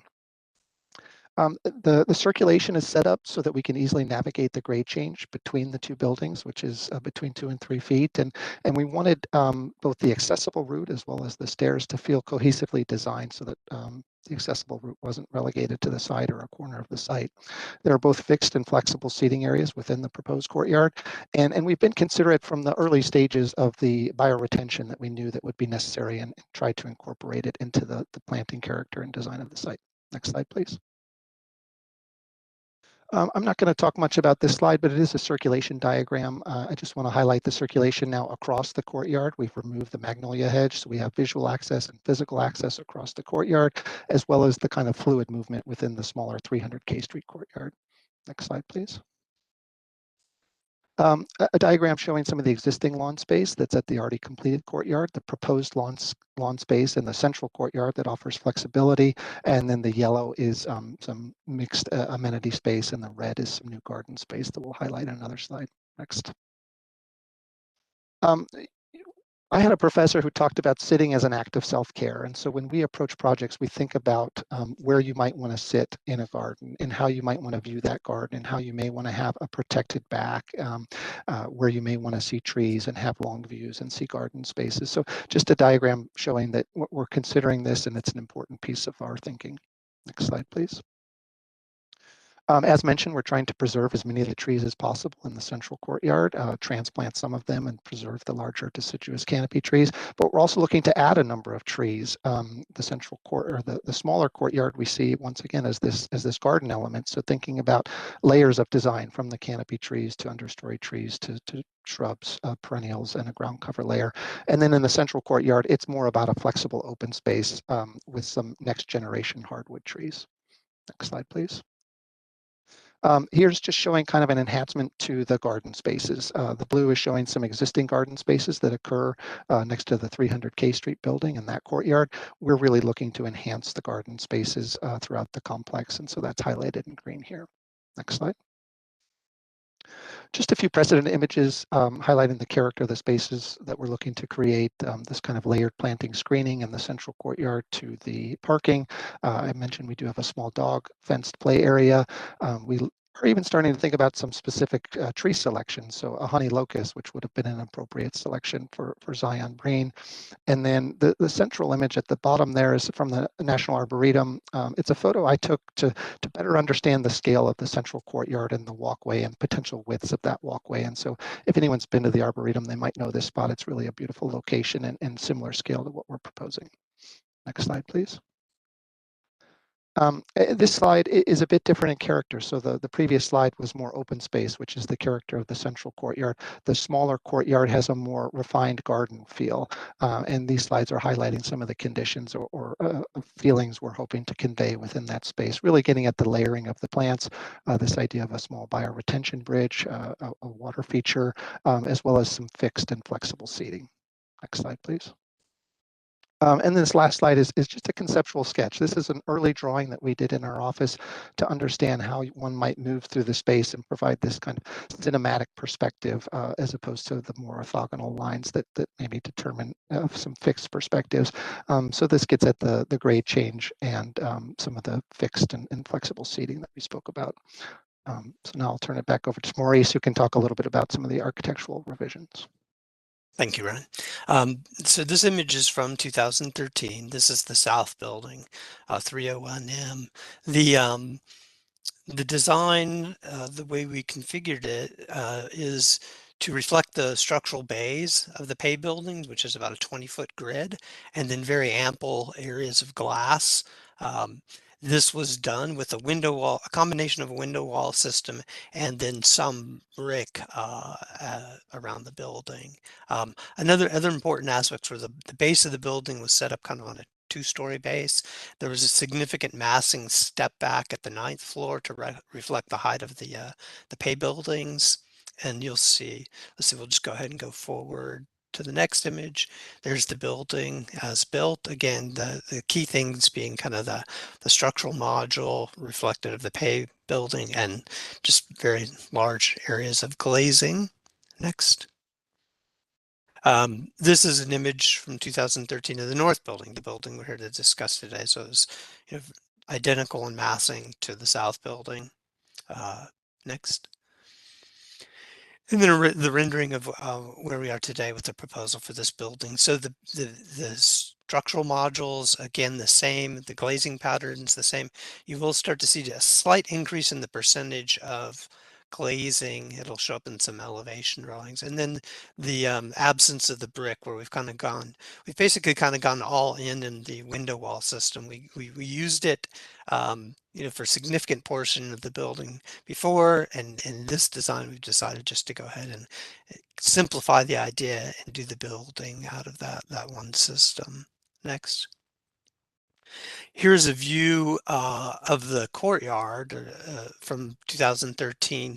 So before, there was a covered paseo coming in from K Street that allowed vehicles to come in to a motor court, drop people off to get to that connector. We have removed that covered paseo now and just simply opened that drive up to the sky. And we have a smaller cantilever occurring over there, as you'll see shortly. So that's been greatly simplified. And then more importantly, the connector itself is gone, as you'll see in the coming images. Go next. Okay, here's a view within the eastern courtyard from before, looking at that connector, how it kind of threaded and reduced in size to kind of go and meet the Pay building. So that was something we talked a lot about in 2013, but that is all gone now. Next. Okay, here's an aerial of that courtyard looking from the west. So you can see in the bottom left corner, the drive coming in from K Street. There's no longer a covered paseo there. It's just simply open to the sky with a smaller cantilever. And then also importantly, in the middle, there's no longer the glass connection between the two buildings. So that allows the kind of little courtyard that Ryan had described there. Next. And then a view from 3rd Street looking back towards the courtyard. You start to see all the trees that are within there. And again, the structural rhythm of the same in the building, a slight increase in the percentage of glazing, and then we've just, the brick is no longer on the building. Next. Okay, a quick comparison of the plans. This is on the left is the site plan from 2013. The biggest change you can see is the absence of the connector is now gone, and we have the courtyard. And then the change of the removal of the portico share on the north, and just the simple open to the sky drive. The building footprint is pretty much identical. We've done a little bit of rearrangement of the internal space with units and amenity spaces. Next. And then the roof on the left in 2013, we had an outdoor pool there that has been removed. Now we just have some amenity spaces up on the roof. Next. Some side-by-side elevation comparisons. So on the left in these series is the 2013 approved. So if you were to kind of bring the lines of the height across, you can see the massing setbacks are all the same. And this might enable you just to kind of get a hint of how the amount of glazing has been slightly increased with the removal of the brick. So I think it's kind of a simpler, lighter building with this new design. Next. A view from the other side, from the west side. Here, the primary changes you're seeing is that left elevation shows the portico share that has been removed, and then also the big thing is the connector between the building is now gone and occupied by the courtyard. Next. The street facade, again, basically the same massing. Fenestration patterns, just slightly more glazing. Next. And then the courtyard facade, again, on the lower left on the top image, the 2013, the Paseo gone, and then in the middle, the connector is gone, the massing identical. Next. Materials, the spandrels, windows, storefront, and column covers would be the identical coloration as we have from 2013 from the building that's built. We have a little bit of different, a darker metal around the garage entry. And then we have what we call the main kind of frame that has replaced a lot of the brick, would be this kind of creamier color to pick up on the coloration of a lot of that area, Southwest Washington. Next. Okay, that concludes our presentation. We welcome your questions and comments. Thank you. Thank you. Can you go back to the page you were just on with materials? So, okay. The reason I wanted to go back to this is because the renderings that you're showing make the building appear to be primarily white and gray. And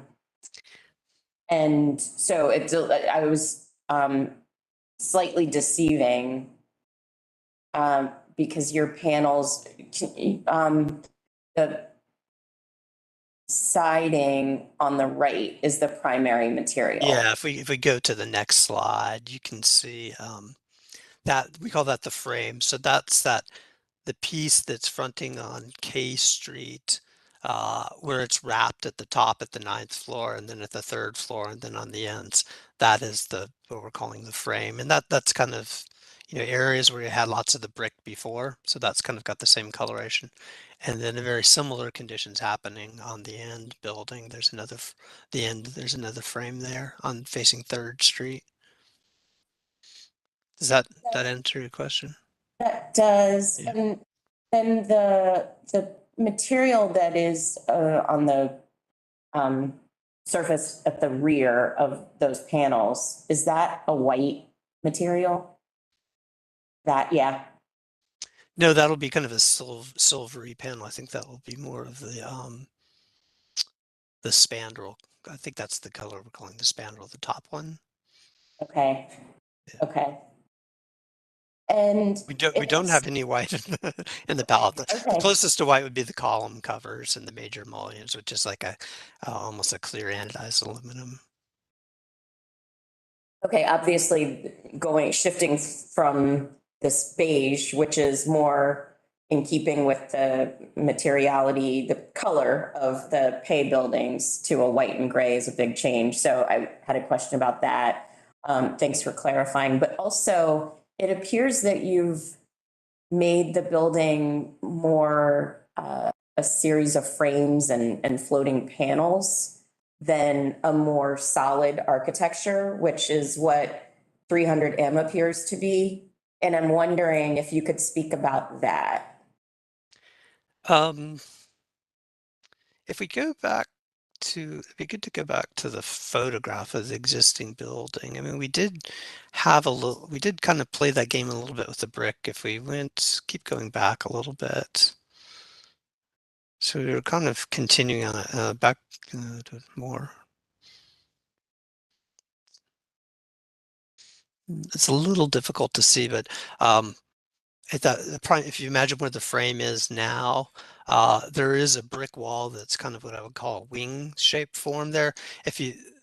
There's some balconies around the corner. So we were continuing with that idea. Now that in this case, the frame with brick did come down to the ground. And yes, you are correct. We are kind of letting it float in the air there.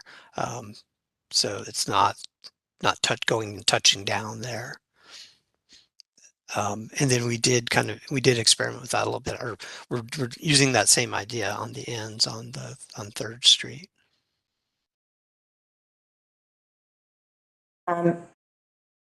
Okay, we can come back to that. I'm guessing other colleagues have questions too. Matt, did you want to ask some questions? And then Gretchen? Yeah, sure. Hi, Maurice. Did you have an image of those side by side, the previous and the proposed? Is there an image of them side by side?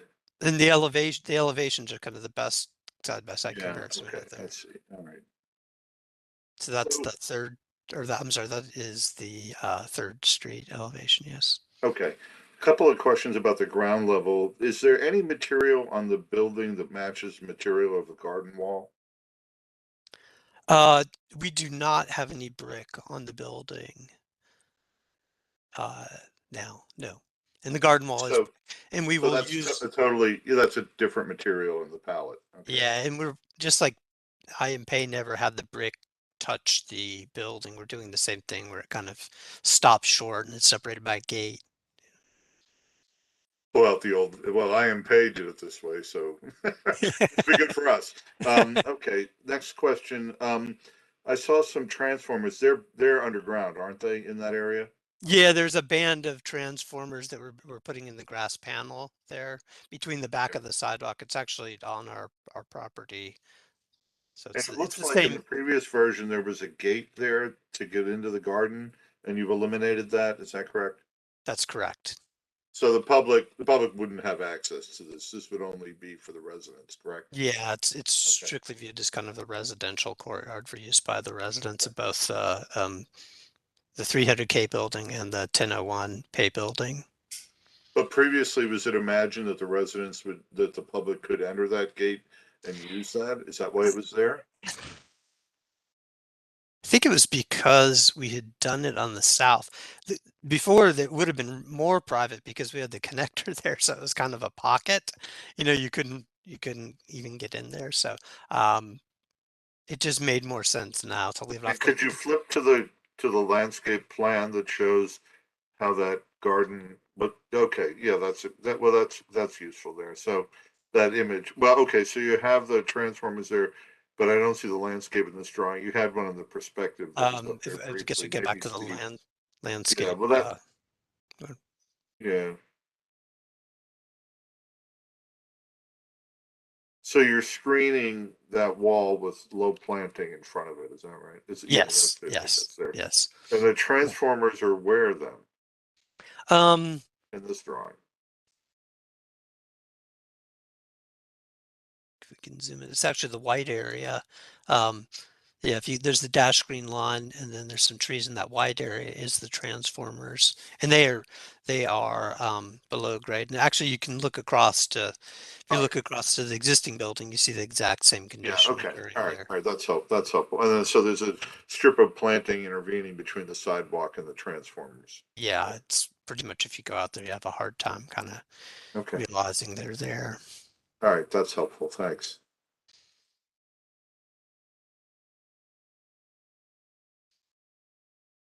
I don't think I had anything else, Chair Heath. Oh, okay, all right, thanks, Matt. Gretchen, you had questions? Yeah, I have a couple of questions. Going back to the landscape for a second, I'm wondering if you could talk a little bit about, I understand all the attributes and the positive characteristics that you've talked about for the K Street courtyard between the historic Pay building and what's proposed for this final building on the site. But could you tie that to and explain how it relates to the historic concept that Pay had for the landscape and the area between that? Sure. Yeah. So the original Zion Breen design was really just for the central courtyard, meaning there wasn't a design proposed to the north of the Pay Tower. So we've really tried to treat that central courtyard as consistent with the historic design as much as possible. And as I mentioned through the work with Dan, I think we were able to achieve that and his insight. For the smaller courtyard, we're treating that as more of a garden courtyard, more of a supportive courtyard that's really dedicated to looking down into that space from the units, looking across from the lobby space, and making this really, I think, elegant connection between the two buildings. So we're thinking about them a little bit differently, but also thinking about them how we might start to connect them from a material perspective. And so proposing exposed aggregate concrete paving, for example, for the ground surfaces in both courtyards. Thanks. I was looking for the submission from 2013 to see more about what was historically there. I know there was a motor court in this area where your building is proposed to exist, but I don't remember what existed on that north side of the Pay building, if it was just a lawn with an entranceway into the building, or if there were plantings along there. Do you recall? If we go back to the survey drawing, it's on there. It's predominantly a parking lot that goes almost all the way up to the building. There's a small the steps that go up, right? And then was it a lawn, like a raised planting bed or a lawn area? It's not really, it doesn't really show up in the drawings. If we go to the historic Zion Breen document, I think it shows up as parking, if I remember correctly. One more back. Yeah, there you can see there is a little bit of planting shown between the two, but then it's shown as really a parking lot. Yeah. So that courtyard you're proposing is sort of a transition from the Pay central court design with the simple circle geometry to something that's a little more organic to translate to this new building that's proposed. Yeah, that's exactly right. Okay. Okay, that's helpful to know. Thank you.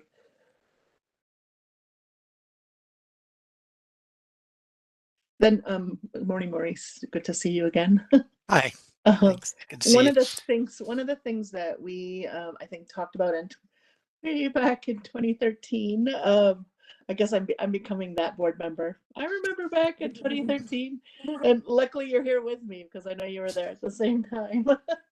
But one of the things we talked about was how beautiful Pay was, and its successful Pay was in the simplicity of his design, right? That had these thin, simple concrete expression with this very like glass fit in, and it almost becomes austere in how calm and sleek that building is in its modernist expression, that the columns or the pilotis that reach down to the ground sort of grow out of that bottom plate and to sort of hold the building down rather than support it up from the ground.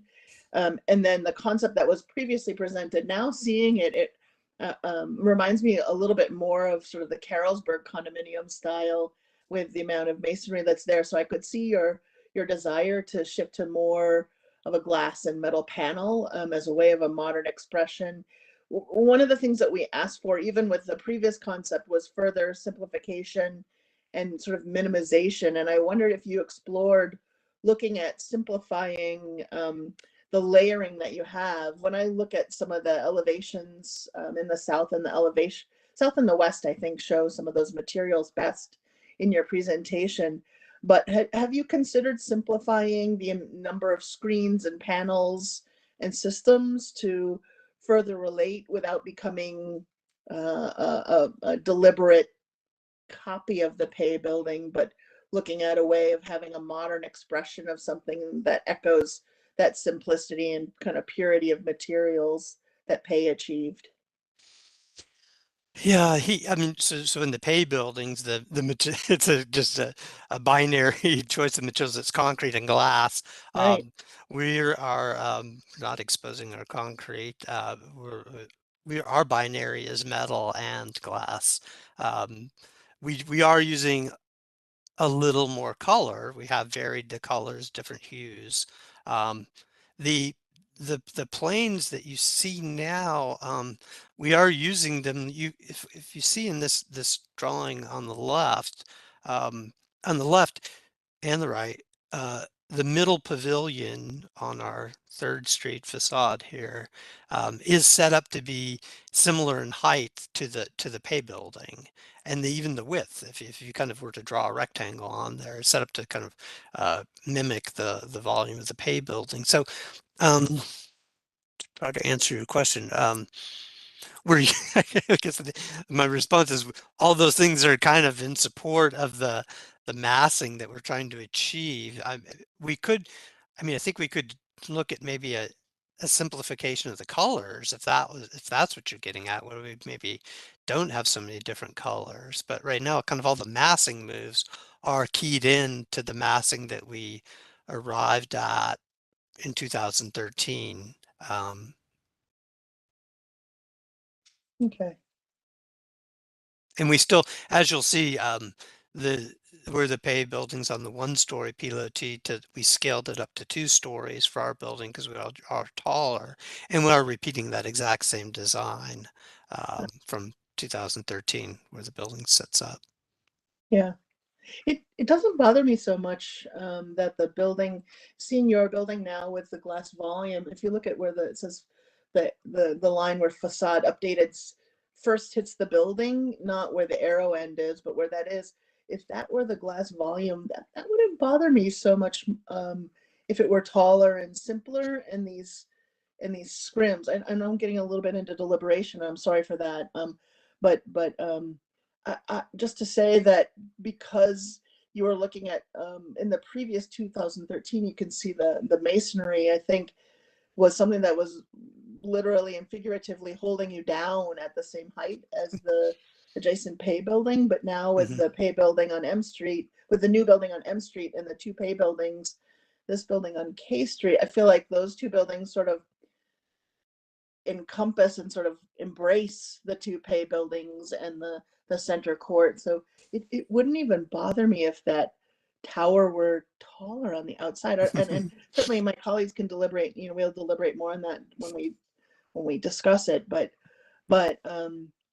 it wouldn't bother me if that happened. And there was some more, I guess I'm wondering about reduction in mullion patterns and window systems and some of these things. I think individually, a lot of the components are very interesting. It's the compilation compared to, if you look at how your eye bounces around on the new north elevation compared to the existing north building that Pei has, my eye moves around at a lot of the other details a lot more. And I don't know, I just wondered if you explored some of those things and if you talked about that with staff. I can't remember because it was a while ago that we all met and talked about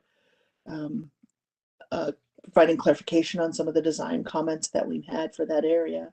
It's been a number of years. I don't remember that detail, but I wondered if you maybe explored, or if you'd be open to exploring that, or if you see any challenges to kind of exploring that as a design solution. Well, we kind of viewed them increasing the massing as being kind of a 3rd rail that we wouldn't approach. We did have to go back to the zoning commission. We have been to them in the fall, and this was approved. So that would definitely be a challenge if we were to increase the massing. I would point out that I think you can see the key element of the Pei buildings was it had the large piece of glass. It's like 6 by 6 square, beautiful little proportion. We picked up on that, and in the Pei buildings, it's wonderful when you're in there. And in our apartments, I feel it's quite lovely when you're in there and you get that really big piece of glass. Now, the Pei building put their little ventilate, we have to have a little operable pieces of glass, and they have those kind of between the tuning, I call them the tuning forks. They're kind of sandwiched in there, and it's got very deliberate plan implications. In both of our builds, both before and after, we arrange them kind of flanking the big piece of glass. But I do think that, I mean, to me, besides the structural grid, that kind of big piece of glass that repeats is kind of the key to paying homage to the Pei building. Yeah, I'm not proposing increasing the volume or changing the volume. I'm just wondering about changing the systems that are cladding the volume that you have already approved from zoning to be calm. It's a big challenge because this is a very simple, clean, almost austere building that you're trying to build next to, right? And I do think there is the potential for it to be modern, and I don't think it needs to be a literal copy of this building. And I think there's potential for modern materials to reflect that. And I see, in my opinion, I see some of those things already reflected in here. I know that there's challenges about fresh air and different fresh air intakes now for requirements for code than certainly when Pei built his buildings. Huh, interesting. Thanks, Bruce. I appreciate it. Thanks. Thank you, Chair. Sorry. Sure. Anyone else have questions? All right. We don't have anyone registered to speak on this application. However, we do have the ANC's resolution supporting this. They had conditions that I assume you all addressed through your PUD with the zoning commission. We did. They're primarily focused on the landscape. Correct. Okay, perfect. Thank you. Then if there are no other questions that the board has, I'll turn back to the applicant to just allow you to make any closing you'd like to before the board deliberates.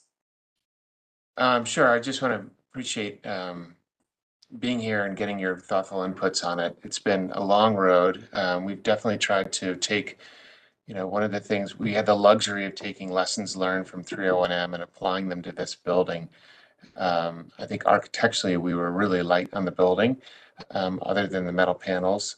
I do think that the renderings don't give it justice. You should have seen the renderings before. It looked like it was coated in banana peels. So when they tried to tone down the yellow, they turned it into gray and white. But no, we're really excited to get this done. And both of these buildings will operate as one sort of community. So both these two buildings and the Waterfront Tower building will all share that center courtyard, which I think is what Pei would have always wanted. So it'll be nice to move forward. Great. Thanks, Greg. Is the board ready to deliberate on this? Ask board members to turn on your cameras then. Would anyone like to start? As the 2013 board member, I'll start if you'd like. Thanks, Gretchen. And then open it up for dialogue, because I'm interested in what some of my other colleagues might think about some of my opinions. Some crazy, maybe some not. But I really appreciate the removal of the connector. That was always problematic, I think, in both how the building on K Street or M Street would relate to the original Pei buildings, and then the actual physical connection to that Pei building was always really a technical challenge. And so having the courtyard be opened without that above grade connection, I think is very positive. And I'm glad to see that. And I'm also comfortable with the idea of the courtyard between 300K and the Pei building being more organic and slightly looser in its design than the curved yet a little more structured geometry of the center courtyard.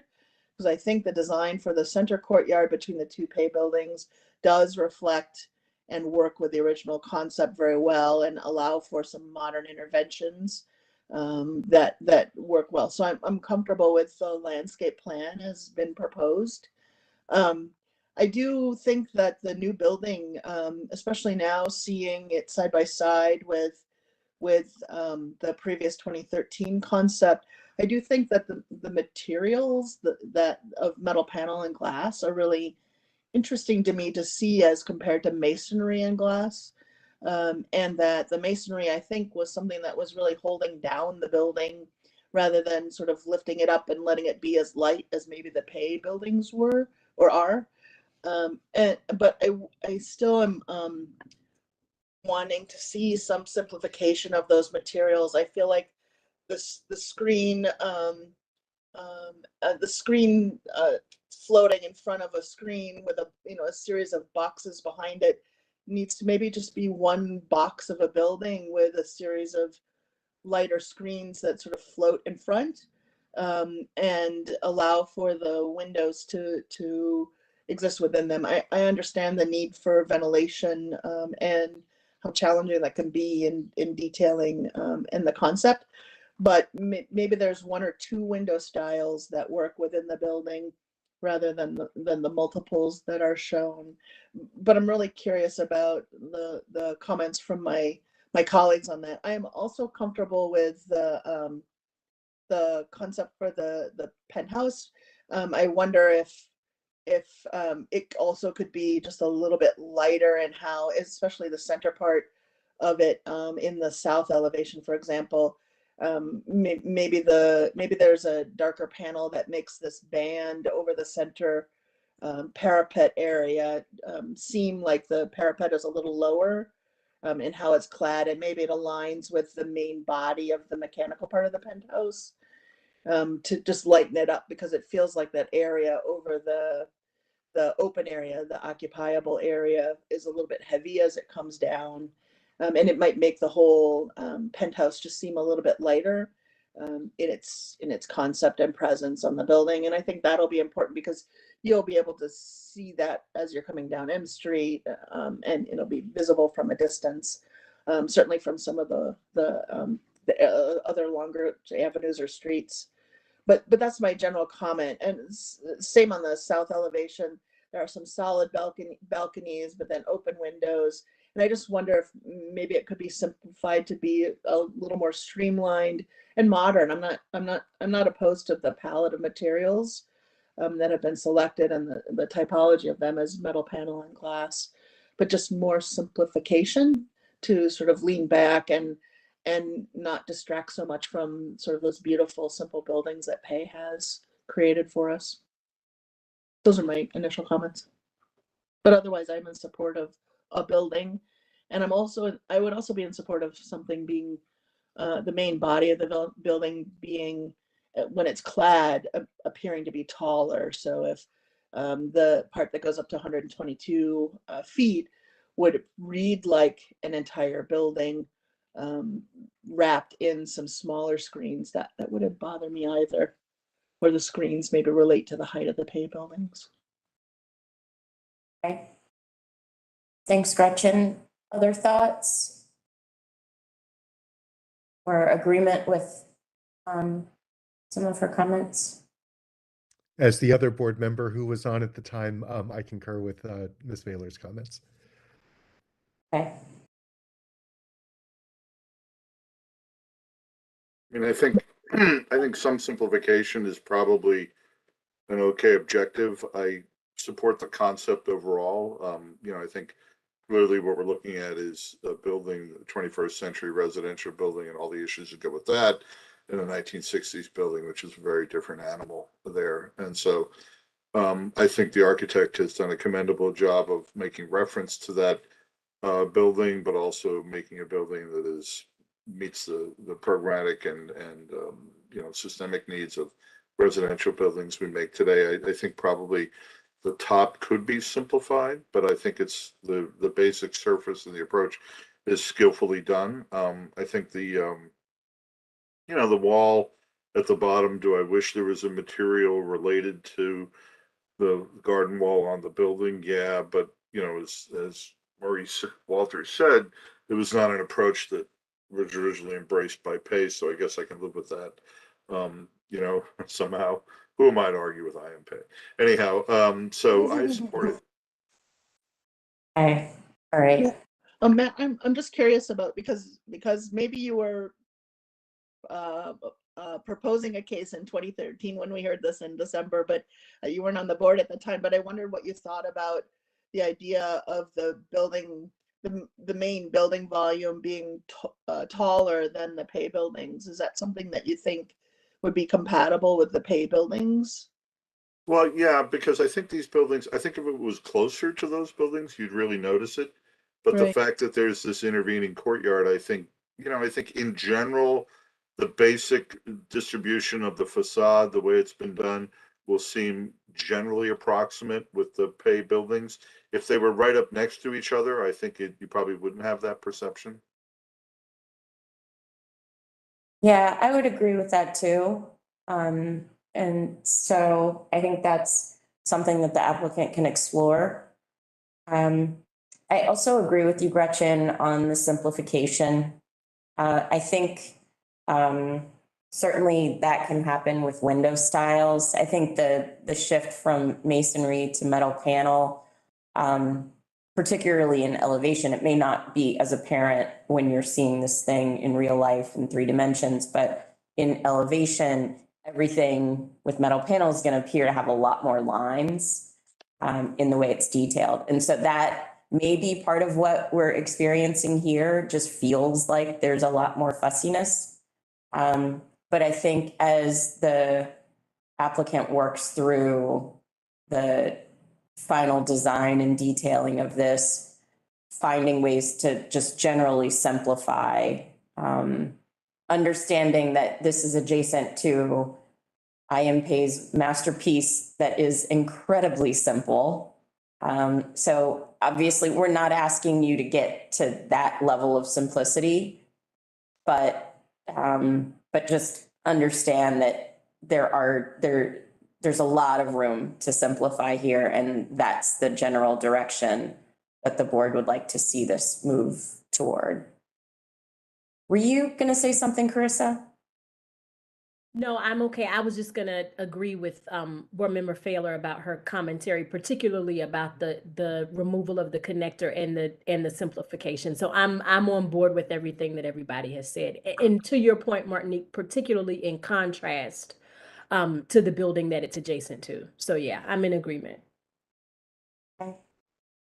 Then if there are no other comments, I will make a motion that we support this concept with the revisions that have been made, but ask that the applicant address the board's comments as they work through final design with staff. And would anyone want to see this come back before final to see how it gets resolved? I'd be okay on consent. Mm-hmm. Okay. Okay, then we'll just ask that this, assuming there was no opposition to it now, assuming there's no opposition to that at the time of submission, this could certainly come back to us on consent to just allow the board to see how this progresses. All right, is there a second? A second. All right. Any further discussion? And all those in favor signify by saying aye. Aye. Anyone opposed? The motion carries. Thank you. Thank you all. Thank you. Good to see you, Greg. Thank you. Nice seeing you. Take care. Bye-bye.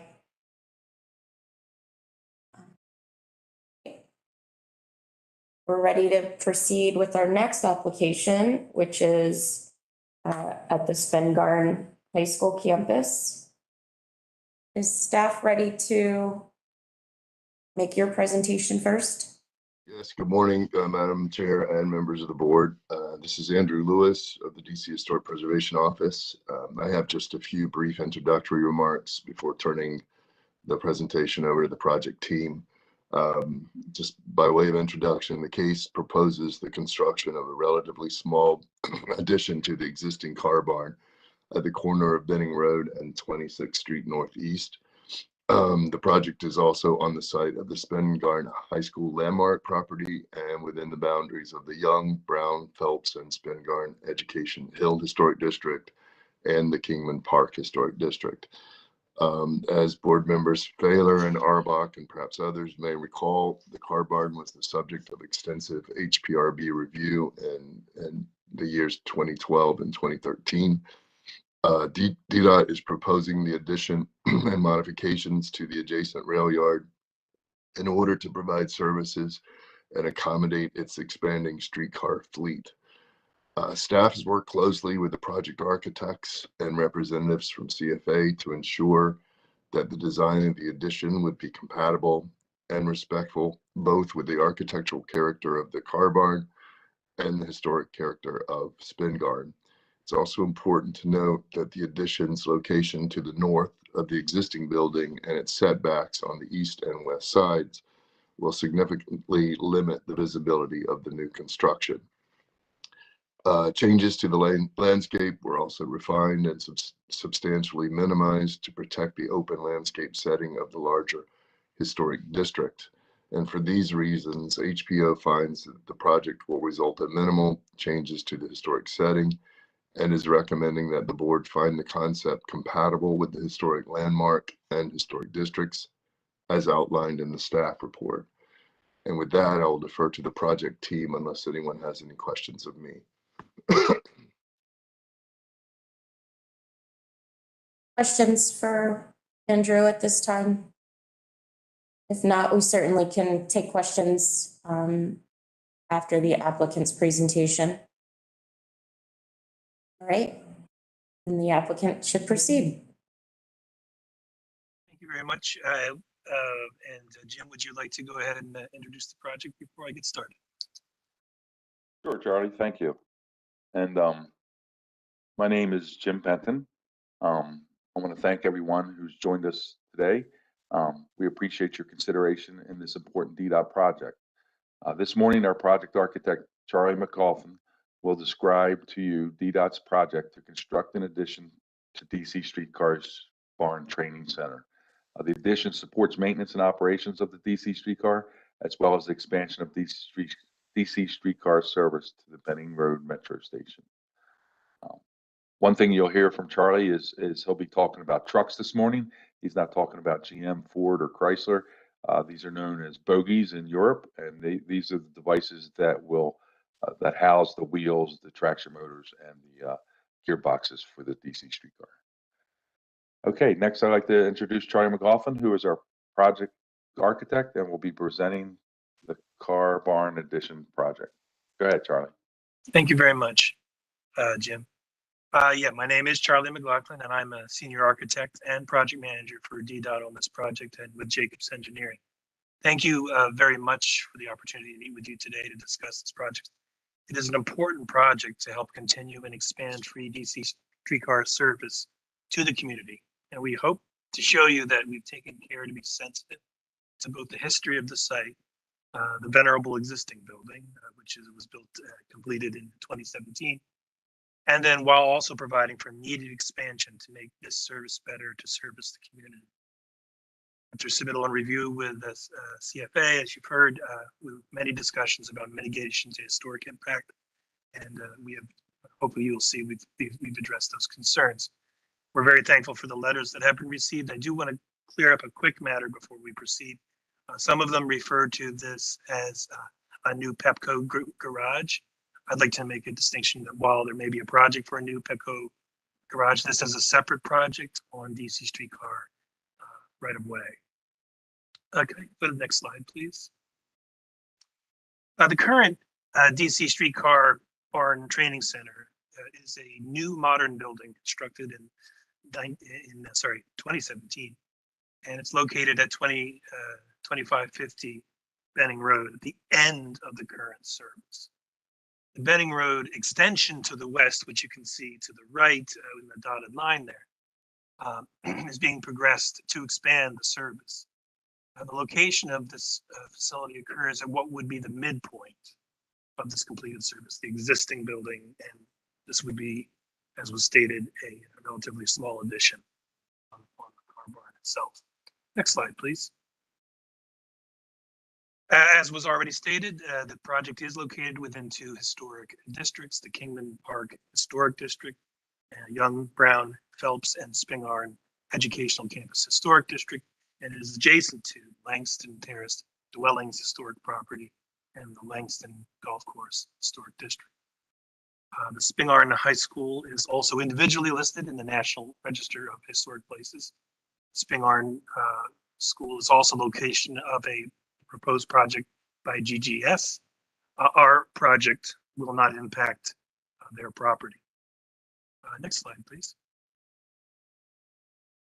The current facility is a very venerable building, which has been a vital facility to make the DC streetcar a popular, important, free, and environmentally friendly transit option that serves this community since its building in 2017. It's been a very successful service, and as a result, this service is now being proposed to be expanded precisely because of this success. Now, I've said this current facility has been important and excellent, and it is, but it is not big enough to service the new expanded fleet. Specifically, there's not enough track space for the expanded fleet to allow for safe movement of these cars within the confines of the yard. I want to make sure it's understood that all these movements would occur within a fenced area, not accessible normally to the public. Exterior car wash that is currently in the building, at the building, it's kind of it's an exterior space, and as such, it's not functional when the weather is inclement. And so what we're trying to do is enclose that more to allow for more functionality through the seasons. There's not enough storage and inventory space for an expanded fleet. There's simply, we're getting more streetcars. I believe the number is at least 4.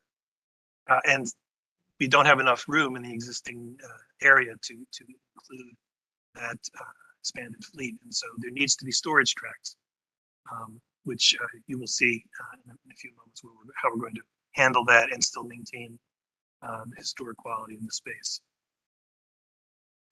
In-house maintenance is not currently able to be accommodated for due to lack of space and facilities. It's not a deficiency of the existing building. It's simply both lessons learned and needed things that need to happen in the future expanded service, which is coming. And then there are not enough offices for operations personnel. That's another thing we're trying to address with this project. So the expansion solves these deficiencies by adding the track storage capacity for safety. We're providing in-house capabilities such as a wheel true and truck shop. And once again, it is not Ford GM pickup truck type of thing, but if you think about a streetcar, it's the assembly which holds the wheels. And those things need to be serviced. And right now they have to be sent off, and that creates delays, which impacts both efficiency and safety and reliability for this popular service. In-house, and so the idea is that we're trying to get some of that maintenance back in. And then finally, we want to have some office space for operations personnel, and certainly we will continue to look at the ability for the community to also be able to use and share spaces within this building. Next slide, please. A lot of dates here. The project schedule is shown here. I will say the most critical date is January 2026, when the new fleet will be received. At that time, if at least the tracks shown in this presentation are not in place, there will be no place to store the new cars. Furthermore, the addition is providing, as I said before, a needed expansion of capability for maintenance to help this expanded service run efficiently and safely. Next slide, please. I will now review the existing site photographs as content. I'm looking at a second screen here as I do that, so please apologize for my not eye contact, but we have sent this out for previous review. So for those people who are interested in reviewing this themselves, this is simply a key plan showing where all the photographs have been taken. Next slide, please. Number 1 shows the view north from Benning Road of the existing building. As you can see, the use of brick, the use of the institutional rhythm of the white superstructure which goes over the building are very prominent elements. These were, utilized precisely to pay homage to the surrounding site in that it's an institutional use. The brick tries to mimic the brick of the while being of its time of the existing historic fabric. Number 2 looks from the 26th side northeast, 26th Street northeast side, which shows the sidewalk, driveway, and car wash station on the right above those 2 lighter cars.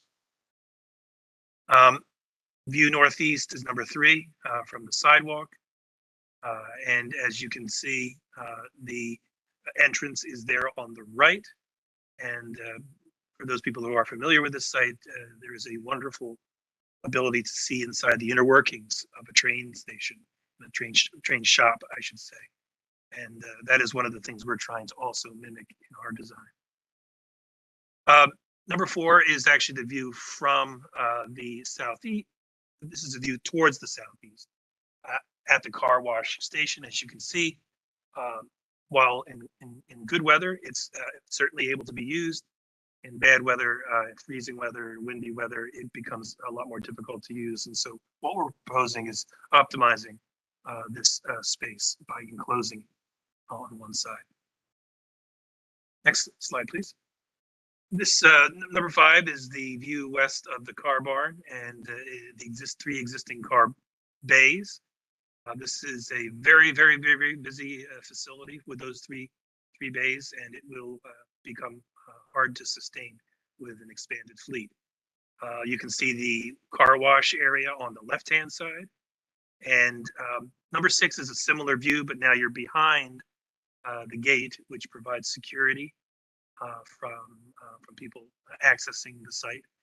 And you'll see in our renderings in a few minutes, some of these gates have been removed for clarity so you can see the building. But please do be assured that this would be a secure site with those fences. So people should not be able to unsafely walk into where these movements would occur. These movements would also occur in the evening and in early morning. And so there would be less pedestrian traffic in any case during those times. Number 7 is a view west from 26th Street of the sidewalk, driveway, and car wash station on the left. Next slide, please. This is a view north from the site of the slope of the Langston Terrace on the left, Spingarn School on the right. I hope you will see that in our renderings that we are doing our level best to not impact the view shed of these important sites from this location. We do have a video, which if I can, I don't know if I will be able to share it or not. Maybe I could ask for somebody to see if they could do that. But if not, it will be provided for everyone's availability. But you will be able to see that we are trying to minimize the impact, visual impact from that. You can also the 9. Photo 9 is the view northwest from the axis of road and slope of Langston Terrace. 10, you're actually standing within the car wash facility itself. It's a view north from the site to Spingarn School. And on number 11, you are standing in the existing storage yard towards where the new storage yard would extend. Can we go to the next slide, please? Okay, we do have the as-built and existing site, but I think that we probably would like, with permission from the board, we will sort of skip through these. We can always come back to them, but I think people would like to see what we're proposing. So thank you, that one right there. So when talking with the CFA and other folks that have spoken today, We have tried to address their concerns and address concerns that have been brought to us, in keeping with the concerns that were originally brought from the 2017 building. The existing building is an excellent piece of architecture, which has done a great job. We wish to try to be respectful of that as well. So we're trying to serve both a modern building and a historic building or area. So to do that, we preserved the superstructure motif on the existing building. We have tried to maintain a respectful separation from that. And we have set the building back to minimize the view shed impact. We are trying to match some of the curtain wall structures that have been already approved and are existing on the building. And those, the mullion spacing and Munton spacing and Brise-Soleil spacing we're proposing actually has its roots in the scale of the windows of the Spingarn School and those. So we are, there is the DNA of that previous building in these buildings. Also the sort of bay, I would say 3 bay windows with spandrel on the existing building with the bricks surrounding. We are also picking that same brick up on our building, but we're using it to coordinate with not only the historic architecture, but also spaces that we would prefer to be private to within the building. Like, for example, a battery room, the inner workings of that. But one of the things, in addition to not mimicking and living in the same family of mood, this is a community building. And we are continuing to try to create more spaces for potential gathering spaces that are already provided for the community in this building. And as you can see on the right hand, there's something really neat about being able to look in and see a train shop at work. I know if I was a kid walking by, it would be hard for me not to be attracted to see, what's going on in there and to see those trains being worked on. So, of course, I love trains, but anyway, that's neither here nor there. It is one of the things we're trying to imitate and maybe recall from the existing building. Next slide, please. So here is an existing, the new view of the existing building in place as we envision it. As you can see on the right, there is the Spingarn School. You can see the fence which protects the site, our addition, and then the very clearly delineated existing building. So this is what the view would be from 26th Street. Next slide, please. This is actually a view from the new storage yard.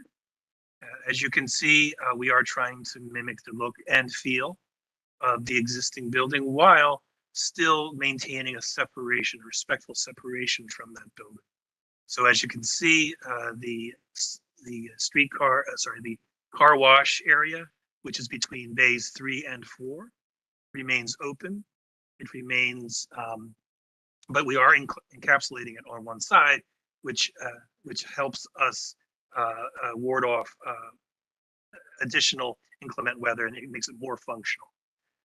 The bay marked 4 is going to be the site of our new capabilities, internal capabilities, which would be wheel truing, which is a way, for want of a better term, when a streetcar runs for a long time, its wheels get flat.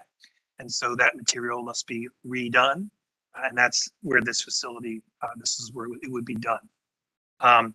And then from that facility as well, the trucks themselves could be then led into that sort of appendage, glass appendage on the left-hand side, the very left.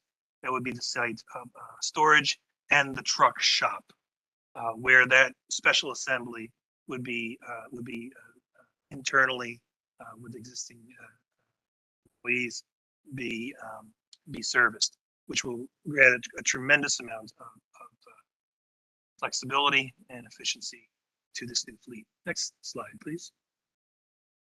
This is the view from the Spingarn School at one of the higher floors. As you can see, the impact you can see that we are now obscuring the institutional rhythm, but at the same time, when I say the institutional rhythm, I mean of the superstructure, the white colored superstructure.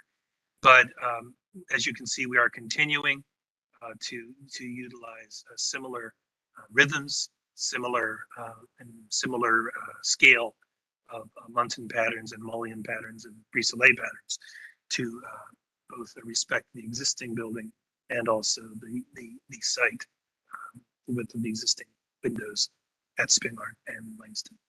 Next slide, please.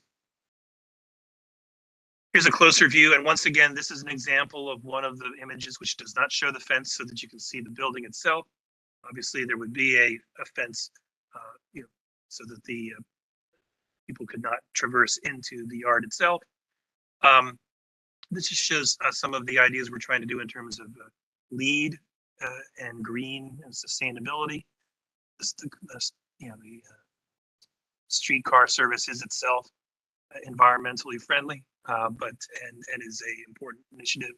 But we are going to try to make this building meet or and possibly exceed the existing LEED certification of the existing building. So we are trying to serve a lot of different important initiatives. As you can see, the brick, which is recalling the existing and the Spingarn facility. Next slide, please. Here's a view similar to the one you saw before. You can see that the way that we have designed it from this view, you really only see the new fourth bay, which again is, as you can see, maintaining a visual separation from the existing building. Next slide, please. So I will say that I'm joined today by Fred Faryar. I'm not going to pass it over to him quite yet, but Fred Faryar is our civil engineer on this project. And I want to just, any detailed questions, I am a registered architect. Civil engineer is here to answer any detailed questions specifically about runoff and that sort of thing. But I will go ahead and give you a sense of what we're talking about here. So as you can see on the left and top, or north and west side, this is where the expanded storage track would be located. We are providing dedicated parking for DDOT inside DDOT property line and security zone. So this whole thing would be enclosed with a fence. It does share an access road with DDOT and the Spingarn School, and we have been coordinating with the DGS project. And we, from our current discussions, we have they have no exception with our design, and we continue to work with them. Which also includes the Spingarn truck loading access, and that truck is an actual truck, differing from our trucks, which are having to do with the streetcar. We also have tried to minimize the height of retaining walls, which will lessen the visual impact of this area. And we are trying to mimic the natural hillside slope that exists there now. Obviously, there needs to be a flat area for the new storage track, but wherever we can, we are doing our best to try to preserve the existing slope, or at least terrace it in a way that makes sense and it befits this. These buildings were seen as buildings in a landscaped field, and in that respect, we do respect that. We are trying to respect that, as I hope you will see. We are trying to reintroduce green everywhere possible. That expanded storage track, as you will see, is not paved. It's actually grass, which is permeable. So again, you'll see this in future. But this also maintains the view shed of Spingarn and Langaston Terrace from Benning Road. It does not appear like I can share my video, so and I don't know if that was provided. So at this time, I will just say there is a video which is available, and we can certainly share that with anybody who wishes to see what it looks like. Next slide, please. Kind of zooming in on the expanded storage track, we do have permeable parking. Well, first of all, you see we are maintaining that natural sloping landscape. We are relocating existing foliage to match the existing plantings. So we are going to try to transplant if possible and match when we can. The parking and the driveway are raised, as you'll see in a section we're going to provide you right now, to make the retaining walls less high and less prominent. We are maintaining a sidewalk connection that's running between the school and the the sidewalk you have access to the sidewalk from the public right of way is what I mean to say.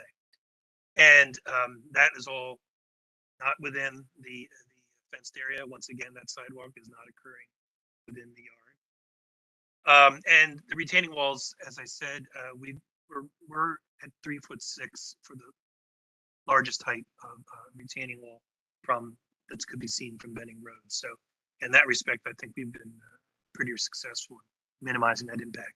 Next slide, please. Here is the section I was promising. As you can see in the top right, there's a key plan showing where it is cut. And as you can see, to allow for the new track storage space, you can see that indicated by the catenary poles, typical. That's where the new streetcars would be held. That's flat. And then we have a small retaining wall to taper up to allow for the parking lot to be at a higher level. And at a permeable, and that has going to use a permeable paving service. We'll show you an example of that in a second. And then right above that, as it goes up towards the fence and then the sidewalk, you can see we have one more tapering retaining wall. That's just this section, which shows the sort of the terraced idea and option, where we don't need to park the trains and the streetcars or the cars. We are trying to mimic the existing slope and keep that. And we have included a new bioretention base in the southern portion of that yard. Next slide, please. The site materials we're going to be using, again, as I've said, the building materials, we are trying to mimic the existing building and try to recall that the success of that fabric. For the site materials, we are showing permeable pavers with grass, like the existing yard has. So that would be the thing with the circles or the cylinders. That's sort of showing how it's reinforced while still remaining a vegetation. You can see cars parked on the permeable paving. That would be a similar thing we would use at the parking spaces there. And then below, you can see retaining walls tinted to emphasize earth tones and also to emphasize a connection with the brick fabric of the existing historic buildings. So we're trying to both harmonize with a historic site and also modern buildings. So hopefully, this attitude and this strategy will be successful in your eyes as well. Next slide, please. Here's an aerial view of the new yard. As you can see, it is surrounded by a fence or a wall. The existing traction power substation, which is the sort of small building to the southwest of the site, would remain. And we then have revised grade to accommodate the new features of the site. We do have transplanted vegetation shown. The fencing would match the existing fencing to harmonize with that. The terraced parking allows for the needed parking space to remain while at the same time allowing for permeable space. Pervious surface. And the brick clad retaining wall, we're trying to use similar materials that are shown in the existing building and historic sites. Grass permeable pavers and also the vegetation which exists in the existing yard we would use. So we're not creating a huge paved area here. This is basically rails in a landscape. And that's the idea behind this. Next slide, please. These are the elevations showing, the actual architectural intervention on the site. On the top, you can see our addition on the left with the fourth bay. Bottom, you can see the addition on the right, fences. Next slide, please. In this slide, you see the view that would be seen from Spingarn School. Next slide. And these are rather technical, but these are sections through the existing facility, and then the new facility where you can see streetcars being serviced. Next slide, please. And this is a very, very technical drawing, which I would be happy to show to anyone interested. Next slide. And that's it. So that said, I want to go back to the first slide. I welcome comments, questions, and look forward to working with this team, this board, to expand this streetcar service, which has been so beneficial to the community into coming decades. Thank you. Great, thank you. Board members have questions at this time? Any questions? All right, we do have 2 people registered to speak on this application. Fraser Walton and Veronica Ragland. Is Mr. Walton on the line and ready to testify?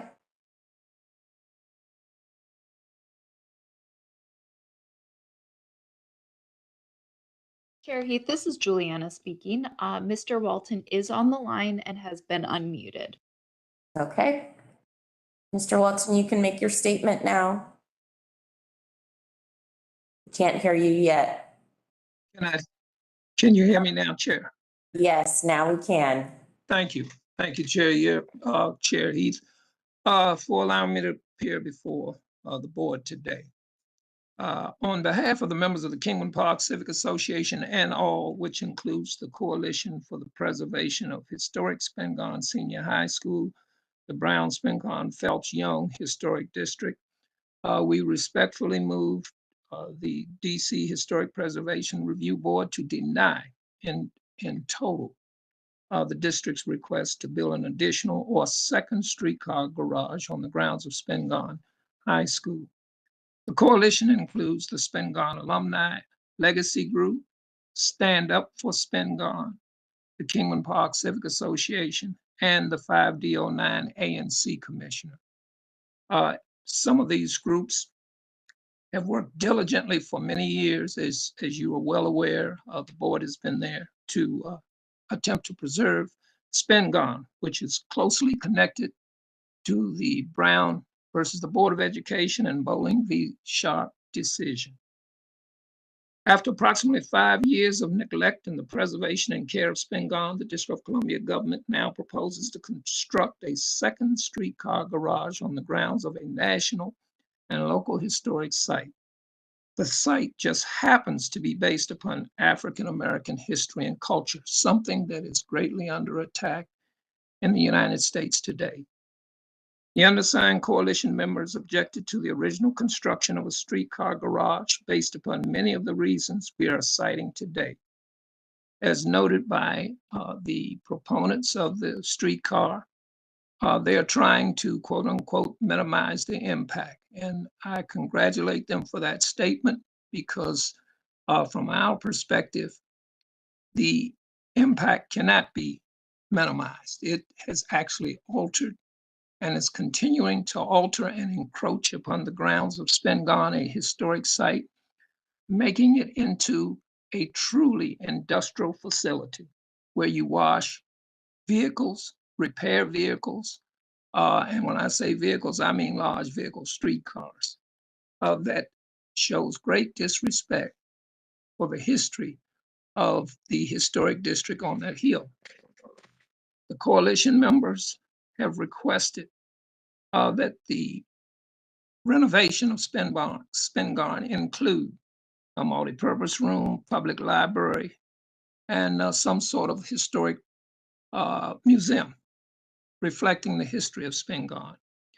The proposed plan will alter the historic appearance, character, and integrity of the building and its grounds, and destroy the views along 26th Street. You will no longer be able to see the historic view of Langston Terrace because it's going to be blocked in with a retaining wall and driveway and fences, and a Pepco facility, by the way, I know it's on the next hearing, but that has to be included. And I'm quite certain that we are quite certain that the Pepco facility will help power the additional streetcars. So that's why a Pepco facility plant is needed on those grounds, to power the additional cars to Minnesota Avenue. So we truly have an industrial site. The construction plan will create a hazardous environment for residents, students, visitors, and the public from the use of additional electrical current, radiation, chemical, and water runoff. The addition of another garage will increase pedestrian and vehicular traffic. Spingarn and its surroundings have already suffered from overcrowding due to the current streetcar bond, and now the district seeks to construct a second garage and electrical power facility. And as you are aware, you and the board have been working with us for many years to get that historic site. And since that time, several things have been added. We now have a 5G tower with a lot of electrical current, additional electrical current, and children are walking up and down that site every day. We have trailers that are built there. We have a new Two Rivers school. All of this has been constructed since we received the historic designation of the schools. The proposed construction plan should be moved to the grounds of the Pepco power plant. We take no position on the streetcar. It is our belief that if a streetcar facility is to be constructed, it should be placed on Pepco's grounds down the street where it's safe, it's protective, it will not harm the children and visitors moving in that area. And we have hundreds and hundreds of children and adults moving up and down past that plant every day that's a school day, every day of the week. So with that said, we believe, and summarizing what I'm saying, the proposed plan results in race discrimination. It's no question about that. These are minority children, or if you want to say majority children, it doesn't matter. They are African-American children, Hispanic children, and now we have young white children attending the schools. So this clearly began as a racially motivated project. And of course, the chickens have come home to roost because the neighborhood is being gentrified and we now see white children moving about in a dangerous situation. And further, it is education discrimination because it is unsafe to build this industrial facility in an area where children have to move about every day. And in the long run, history will judge what's being done here today. And the city has expressly and implied in the past that they would make no further encroachments upon this historic site. And this is what they're doing today. And of course, in the future, I'm sure more of it will come to the point that this historic site will be destroyed. Thank you for this opportunity to speak to you. Thank you, Mr. Walton. Is Ms. Ragland on the line as well? Can you hear me? Yes, we can. Okay, good morning. I agree 100% with Mr. Walton about the encroachment on the Spingarn site. In fact, he's really taken my thunder because he's covered so many of the points that I wanted to say, but I'll make my remarks very brief. The purpose of my testimony is to inform the DC Preservation Review Board Review Board of the importance of preserving the Spingarn Educational Campus that has been on the DC and National Historic Registry since 2018. I strongly recommend a no build on this site. The DC streetcar project was proposed in 2016 by Councilmember Vince Gray, Ward 7, as an economic spur to the H Street Benning Road corridor. And of course, it goes from Benning Road out to Union Station. However, in my opinion, it has been an economic bust. The streetcar has made no significant economic impact in this area. In fact, the streetcar line has created numerous problems that affect the quality of life in the Northeast Corridor. This 2.5-mile track is in distance between the Spingarn Historical Campus and Union Station, using overhead wires that emit radiation that is dangerous for riders and, of course, school children with elderly with heart pacemakers, children, and the general public. The present streetcar maintenance and turnaround building sits on part of the historic Spingarn Educational Campus grounds, which should be preserved and not destroyed or obscured with buildings proposed by the developers, politicians, and city leaders. Spingarn High School represents an important American ideal of giving all of Americans an opportunity to have an education in order to pursue their individual goals. Now the streetcar is proposing to build a garage training center at this location, and Pepco is also proposing an electrical plant in one of DC's most densely populated areas. Pepco has its own grounds further down Benning Road to build any additional electrical facility it needs. I propose that the Preservation Board carefully review the garage proposal as a very destructive project to the whole Spingarn historic site and a nostalgic aberration of transportation that has no place in modern transportation. I propose that the board not approve this project, but recommend that the DC City Council investigate the economic and transportation efficiencies of the DC streetcar to the city. The streetcar uses one lane on Benning Road and H Street, and this has increased traffic congestion for commuters and local residents during the morning and evening rush hours. Motorists now use residential and side streets of the neighborhood to avoid traffic. And if you add these other buildings, which is going to bring in more people, more traffic, more congestion, what will we have? Now the DC Preservation Board should acknowledge and preserve the Spingarn site, which you acquire. And I recommend, again, a no build, because more buildings will weaken the physical structure of the historic site on the hill and diminish the historical importance of these structures to the American ideals of education for all, regardless of race, color, or national origin. Again, the board should recommend that the DC streetcar project be reviewed by politicians and return the Spingarn Educational Campus to its original layout design and render more convenient vehicular service and travel for buses, cars, and pedestrians, but more importantly, to preserve the historic significance of the Spingarn Educational Campus. Again, I want to add my comments to what Mr. Walton said, and I think it's very important that we look at the total picture of the historic designation and the importance of that land and the buildings to American history. Thank you. Thank you, Mr. Eglin. Does anyone have any questions for either witness?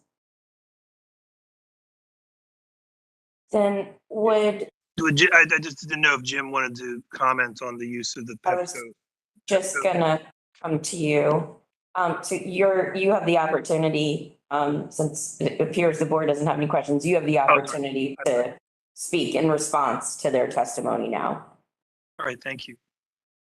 Well, obviously, well, maybe not so obviously, but I personally understand the concerns that have been raised here, and I wish to respect those statements.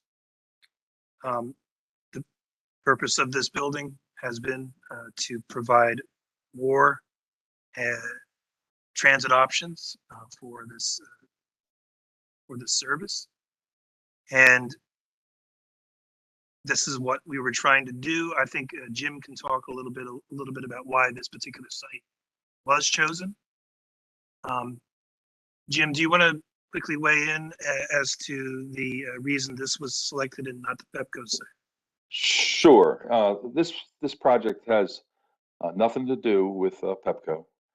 We do not need increased power generation to support the streetcar operation. We have enough on site currently. So what Pepco's plans are, I'm not sure, but it has nothing to do with this project.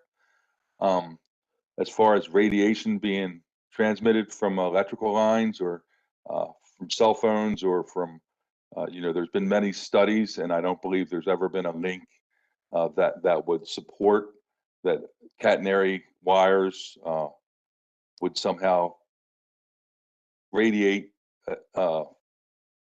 far enough away that it would affect anybody in a negative capacity. The DC streetcar has improved the quality of life on H Street and Benning Road. There's much improvements in the buildings, and the community supports this project. We've got letters of support from the community for this project. So our goal is to eliminate traffic by encouraging people to get out of their cars, their gasoline engine cars, and get into a zero emission type environment to commute. I do that myself when I go on vacation, and I commute using MARC train service. So I'm very familiar with the convenience of commuting through public transportation. We encourage equity in transit and equality in transit. We offer free transportation to all, and I respect Mr. Walton's and Ms. Ragland's views and strive to change their opinions through the fact that we provide jobs to people. Local community members work at our facility. So I, like I said, I respect Mr. Walton's and Ms. Ragland's point of view, but this has nothing to do with Pepco. This project has nothing to do with Pepco. We've looked at the Pepco site as a possible alternative, but due to concerns that there may be hazardous chemicals and there would be a long mitigation period, as well as costly mitigation to rid that site of those chemicals, that we chose to do the minor extension, as was said.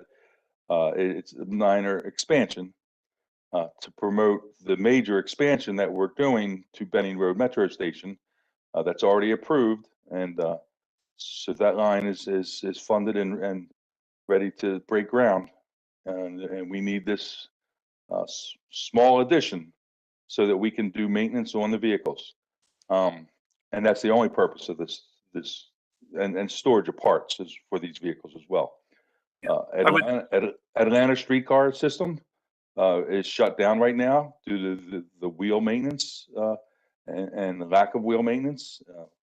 For whatever reasons they occurred, that system is shut down now, and people have to find alternative means of transportation. So, and I think that about sums my views up on this subject. But I do respect Mr. Walton and Ms. Ragland for joining us today, and I hope we can someday provide them a tour, which we do provide to schools, children, to tour the facility, to encourage science and technology, jobs and career paths. The streetcars operate in this area where there would be a danger to passengers or to children. They start at 6 a.m. in the morning and they come in after midnight. So, we strongly are going to have rules that apply, that trains will not be able to go down 26th Street except during those periods of time before 6 or after midnight. So we have thought about the children in the area and the hazards that may exist to, and we're mandated to by the Federal Transit Administration to perform pre-hazard analysis and look at all the different types of hazards. And we believe we've addressed all those hazards with the Benning extension as well as the CBTC expansion. So thank you. I have Thank no you. further, I have no further comment. Gretchen, did you have a question? I did. I'm sorry, I didn't get unmuted fast enough, but I just wanted to ask Mr. Walton. I know that, good afternoon, Mr. Walton. I know that we've worked on and reviewed several projects, and I'm familiar with your expertise and familiarity and the depth of understanding that you have with this historically important area of the district. I'm wondering if you could clarify for me, and I'm sorry if I missed it in your presentation, about how this addition impacts the historic character of the district. I know that you raised many issues that are very important, and I don't mean to diminish them at all. We have, as you know, from testifying before us, a focused area of our purview. Sometimes that's frustrating for us as well. But I'm wondering if you wouldn't mind clarifying for me how this addition impacts the historic character of the district. Sure. Thank Sure. you. Thank you. Thank you. Thank you. Yes. Yes. Thank you, Ms. Pfeiffer, Board Member Pfeiffer. As you know, you've been in this fight a long time with us, and you supported the historic designation of the area, and we greatly appreciate that. And to specifically state how it would impact the site, number one, you have to go back from the beginning when the construction was built there, the original building, or the building that's existing there now. You took views were taking historic and significant views of the majestic site was impacted greatly. Okay, we can't do anything about that now except take it down, which we hope that will happen in the future. But now we're adding a second building, encroaching on even more of the site. If you go up that site from 26th Street, as the gentleman had said, and I appreciate their statements, you will no longer be able to see Langston Terrace apartments, those historic buildings. And it's a beautiful, beautiful view looking from the golf course, looking west. Now, that's being greatly impacted.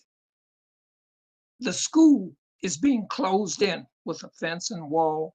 Now the entire south side of the building is being separated. It's no longer the Spingarn that was once there. And it takes away from that historic, it's altering that historic appearance, the whole layout that the architects of the past and the engineers of the past, the beautiful job that they did in laying out this historic site. So, and when you add these additional tracks, the public sees all of these tracks. This is not what you would expect from a historic site. It would never happen at Wilson or Western, in my day, Western High School, or some of the schools in the Northwest. That they just wouldn't. And I'm so proud of the neighbors in that part of the city because they wouldn't stand for it. Unfortunately, most of the younger people and many of the neighbors in this area are not strong enough to work to fight against these type of encroachments. And that's essentially how it would impact because it's consistently getting closer and closer to Spingarn, and it's going to have to be explained. And I just want to say this, and I'll finish quickly. I love trains. I invite you to my house, I have a train set. I've always loved trains. My father loved trains. Me too, yeah. I invite you to come see some trains, but I don't want to see them on the grounds of Spingarn. That's the sad part. I know that you're talking about technical training, but Spingarn was basically an academic high school. Phelps Vocational School was our vocational school where you would have these type of things. And they put the garage in the back of Phelps, not in the front, but in the back where you couldn't see this type of thing. So now, we're confronted with more and more industrial activity. And when our visitors come, and we're planning for visitors to come, they're going to see this industrial site and streetcars and the like. So that's how we feel. Thank you. Thank you, Mr. Walton. So I just want to be sure that I'm understanding it and not putting any words in your mouth that aren't intended, but it's the view of the Langston Terrace from 26th Street Northeast and Bladensburg Road. You can see between the existing building form and the school, you can see that. But also it's because I remember when we reviewed the original building that's proposed, we had a lot of conversation about the impact of the catenary wire system and the fence in its proximity to the school, because the historic district talked about the schools sort of being set in a lawn. But now with this addition, now there's a building that's further enclosing what you'd perceive as an open space, even though it's filled with a driveway and some cars and a fence and catenary. Now having a building form take up more of that space, you feel like that impacts the character of the historic district. Yes, ma'am. The proximity to Spingarn now, it's like it's not the original site that it once was. And adding, as you just said, and you summarized it perfectly, our feelings. You're getting closer to encroaching on the building, and it's just taking away from that view, that feeling of history, and the feeling that visitors would get to understand the type of education and the upbringing that the children in that neighborhood received, and the respect for this country that we received. Now, what's more important now is a streetcar that, in all honesty, has very few passengers going up and down Bennings Road. Maybe there will be more at some point, but I'm not here to fight against the streetcar. I'm just here to look out, and our views are to look out for the protection of Spingarn. Sir, that's really helpful. Thank you. Yes, ma'am. Marty, can I ask a question or two? Yes, go ahead, Matt. And then I think Carissa has a question as well. Okay, I wanted to ask a question first of the applicant, if I could. In the current area where you're proposing this building, that's a train storage area, correct? Yes. Okay, and how many train cars could conceivably be stored there currently? Like 4, right? Or is it more? I think, Fred, can you help me remember that? I'm sorry. Sure, we can store on existing facility 8 trains. 8 trains.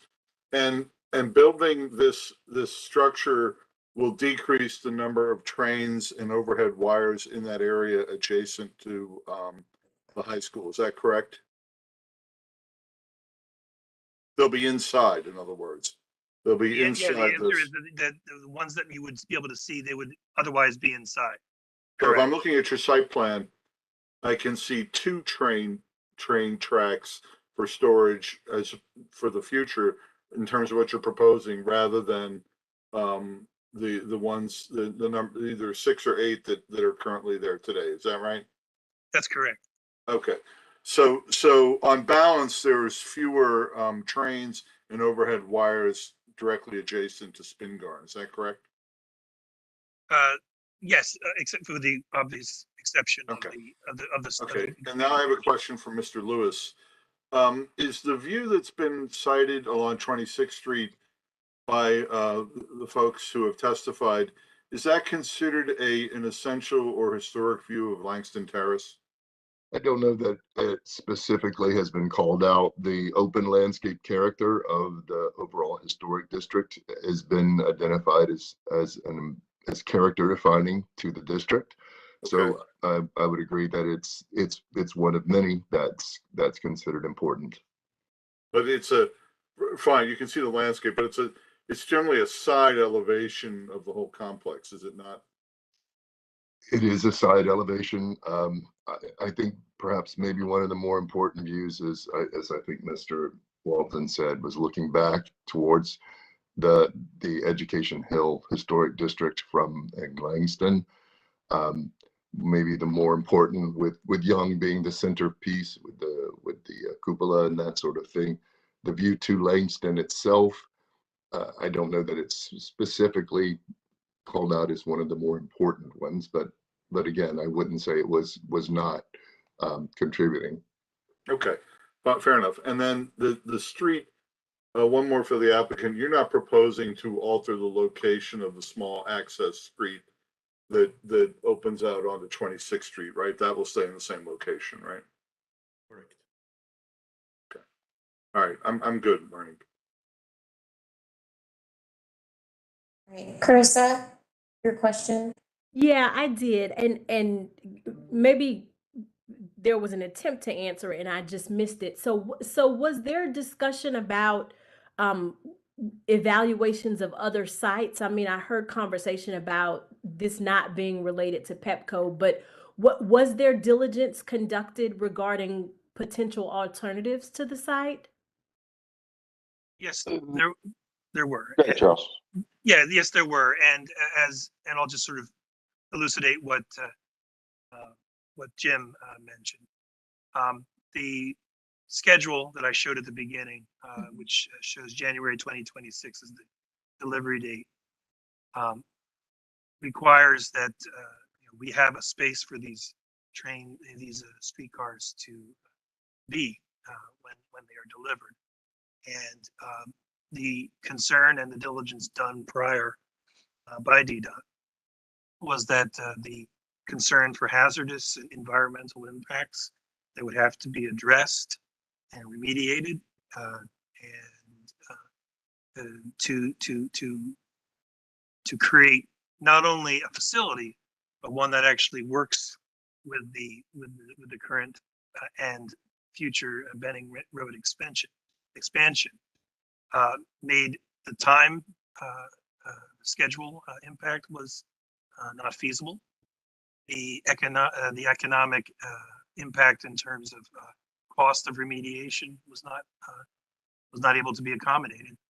And given that this site was something that one could say as of right, the DC streetcar had already been developing. The idea was that it would be a simpler matter to, maybe not simpler is the right word, but certainly a more efficient, direct manner, efficient. Let's say we'll face the efficient manner to get this addressed, so that we could expand the service. Jim, did you have anything else you wanted to add to that? Just to say that this extension is coupled together now with the existing building. So to move just the extension, you need to move both buildings. So you would have to start all from scratch. And there's only so much property available along 8th Street and Penning Road that's not already developed. This location is going to be right in the middle of the system. So half of it will go to Benning Road Metro Station, half of it will go to Union Station. The efficiencies to have everything under one roof or on one piece of property is immense.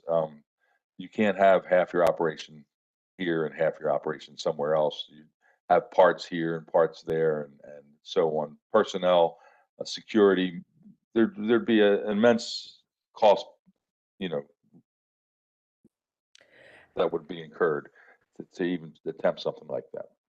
Understood. And so just to be clear, in when you say that there was evaluation or there was diligence conducted in terms of an alternative site, and I know you talked about some of the remediation and hazardous potential exposure to hazardous materials, that conversation relates to considering moving the whole kit and caboodle, right? Because you just mentioned that you couldn't, it wouldn't make sense to build the expansion separate and aside from what you have already. So is that a true statement that when you considered diligence, it was of the whole thing? Well, I think they've looked at the Heckinger's parking lot as one of the alternatives, but that's planned development there. The stadium, the RFK Stadium over across the street has been looked at, and that was rejected for other, reasons. So we have done analysis of looking to move elsewhere. But as I said, our existing building is there now, and we really need to be coupled to that building. Our car wash facility is there now, so to enclose that car wash facility versus start from scratch. Our one lift track is in the current building where you lower the trucks for repair. and we're putting in a truck shop in the new extension. So then you'd have to take the truck down, put it on a truck, pay freight or shipping charges or time, lift tracks, lifting equipment. There would be an immense cost involved to try to uncouple those buildings and put the second addition somewhere else. I wasn't here when they decided to put this building here at this site, but they did choose to put it at this site, and now it's being determined it's inadequate to support the Benning extension project to go to Benning Metro Station. As well as the cars get older, the older the cars get, the more maintenance they're going to need. So we need an additional lift track, we need a truing machine that will true the wheels, and we need a truck shop so we can work on the trucks. Yeah, and if I may add, from an engineer point of view, we are staying within the boundary of the land that was dedicated to us in 2012. So we are not encroaching to Spingarn land that was dedicated in 2012. And as far as Pepco, I wanted to mention that there are other projects in this vicinity, such as Pepco project that Mr. Walton mentioned, and obviously a Spingarn renovation. Our project has nothing to do with those projects. We have enough electricity juice in our current site, and we could support this minor addition. The other point I wanted to make is we have to follow DC DOEE standards and regulations. And DC Department of Energy and Environment has very stringent standards that we have to follow, and we have to address the quality of the runoff, stormwater management. So we also look into that, and we address all of those requirements.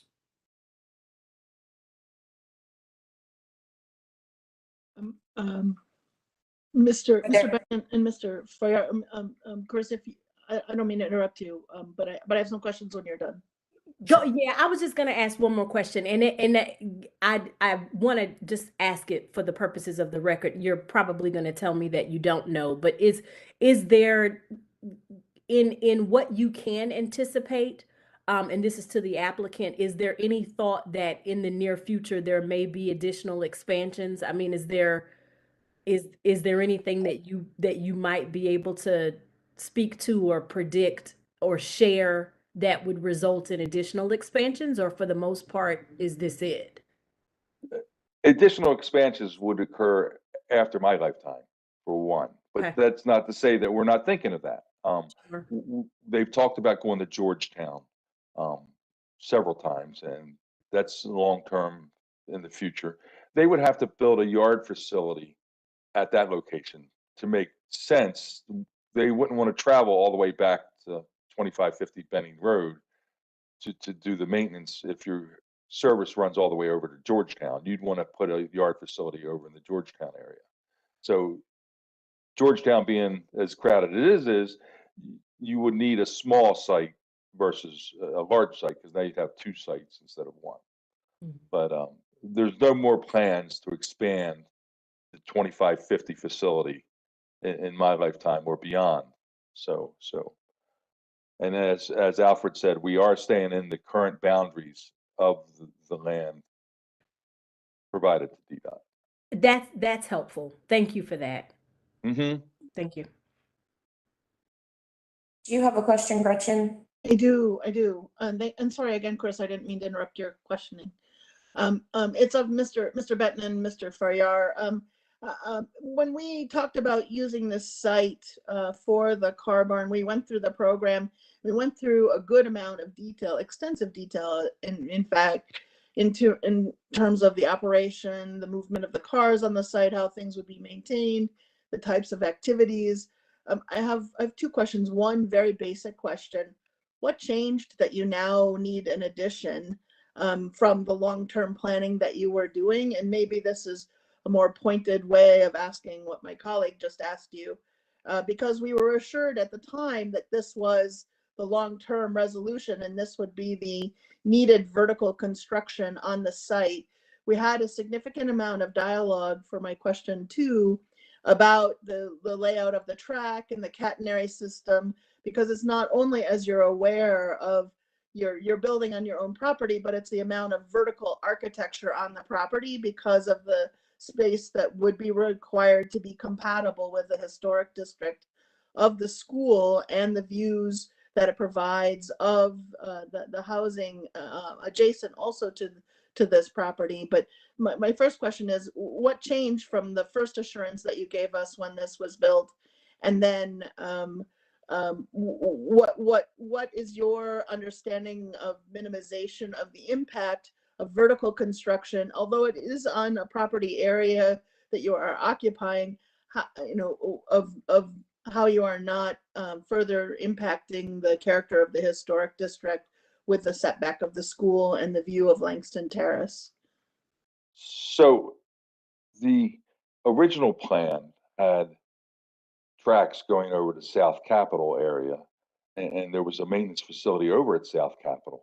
They chose at some point in time, and I'm not sure the period you're referring to versus the period I'm referring to, but at some time there was the decision to not go over to South Capitol, and they're converting the South Capitol rail facility to a electric voltage charging station for circulator buses. So we have to move any equipment that we have stored over at that location over to our site now. In addition, we're doing the Benning extension out to Benning Road Metro Station, which is going to require us to purchase 4 new streetcars, as well as have streetcar parts to support that maintenance activity. In addition, our current fleet is getting older.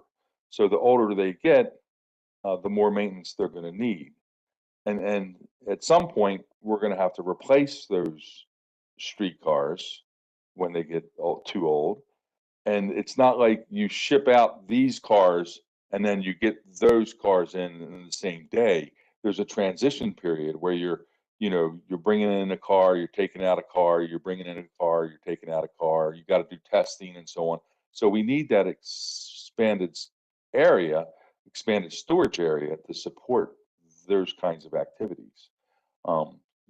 So I do understand Mr. Walton's and Ms. Ragland's view, and I totally, appreciate that. But I can just tell you that in order to provide a safe, reliable, quality service of the DC streetcar, which everybody loves, everybody, says how good it is. We don't hear, even Mr. Walton says he loves trains. He didn't want to down the streetcar because everybody loves the streetcar. We have to be able to do maintenance on those vehicles in order to continue to improve the quality life of the DC residents on the H and Benning Road. The safety of our customers depends on quality maintenance. We need this addition in order to perform this maintenance. If we do not receive this building addition to support the maintenance, there will be, payment later on of in some sort of consequences that will be had because we didn't provide an area to do maintenance. So not to put too fine of a point on it, but I guess putting a finer point on it, DDOT didn't plan appropriately for the long-term care of the wear and aging of the cars within the facilities, or you are planning for a different location that suddenly, or that now has not become available, and so you're asking for additional impact against the historic site. And before I answer, just to be clear, I, with respect to the comments to the public testimony, I certainly recognize, and the purpose of this hearing is to hear that information. But in my evaluation, I, as a board member, have been appointed to review this as it impacts historic districts and historic buildings and sites. So that is the reason I'm asking these questions in the consideration of that. So I do appreciate that, but I'm wondering, was that not considered for the long-term care of these cars, or was it to happen in a different location? Was it potentially incorporated with the H Street Bridge, which is now happening differently? Was it another location, or was it an oversight? And now in evaluating all the potential opportunities, this seems the best solution operationally, and in terms of the impact on the historic district. This is an acceptable impact to the historic district from your submission. Well, I believe the planners planned on maintaining 6 cars, just barely enough equipment and room in order to support those 6 cars. They did not plan on the Benning Road Metro Station expansion. At one point, the planners planned to go to Georgetown, and they were planning on another facility, and I believe it may have been the Heckinger's slot, I'm not sure. But when they discontinued the Georgetown extension, they canceled the additional maintenance facility as well. And they didn't, at that point, count on still needing additional space to support the Benning Road Metro extension, the extension at the Benning Road Metro Station. So I believe there has been changes in the system where originally there was going to be another facility, and maybe it was over in Georgetown, I'm not sure. And that the 2 facilities would have been able to support the Benning Road extension. But when they canceled the Georgetown route with the maintenance facility plan, they undercut the need for the additional extension to support Benning Road Metro Station. Thank you. That's helpful. That's helpful information for me. I appreciate that, Mr. Benton. Thank you.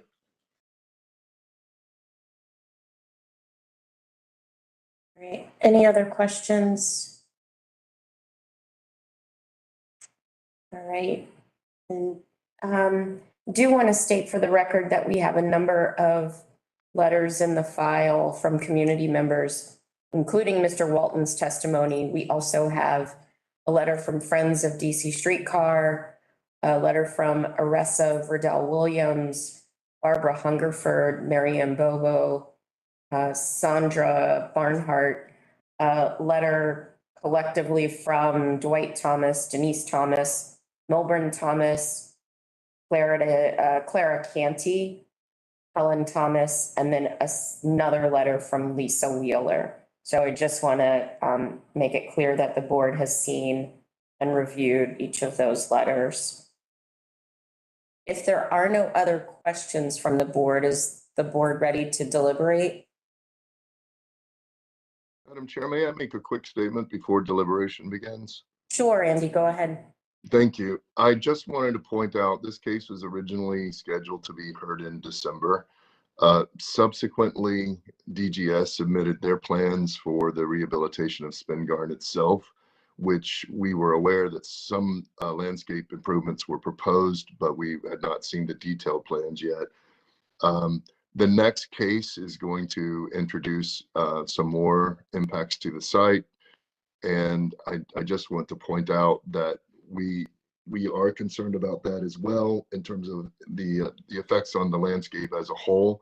And I'm hoping that the board will provide some comments on some of the suggestions that we have made to address that.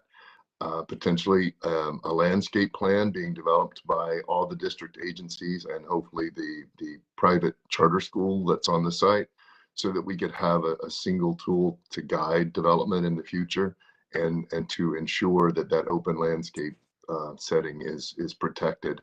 So to that end, I just wanted to make this statement so that DDOT was aware. If DDOT is able to stay and listen to the next case, hopefully some of the comments that the board may make may be applicable to DDOT as well. So just wanted to get that on record. Thank you. Got it. Thanks, Andy. That makes sense. All right. Would anyone like to start deliberation?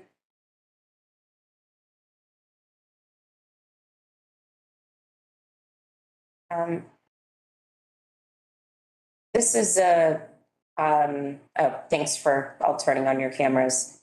I appreciate board members digging further into the concerns raised by Mr. Walton, Ms. Ragland, and other members of the community, because this is it's certainly a sensitive issue, and specifically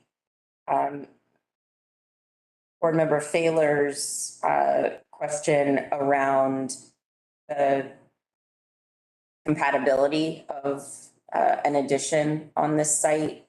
That is, I mean, while as board members and as residents of the district, there are issues that we have outside of our purview as board members, specifically issues related to compatibility or lack thereof is what we are here to discuss today. And so I thank you, Gretchen, for digging into that specific piece more.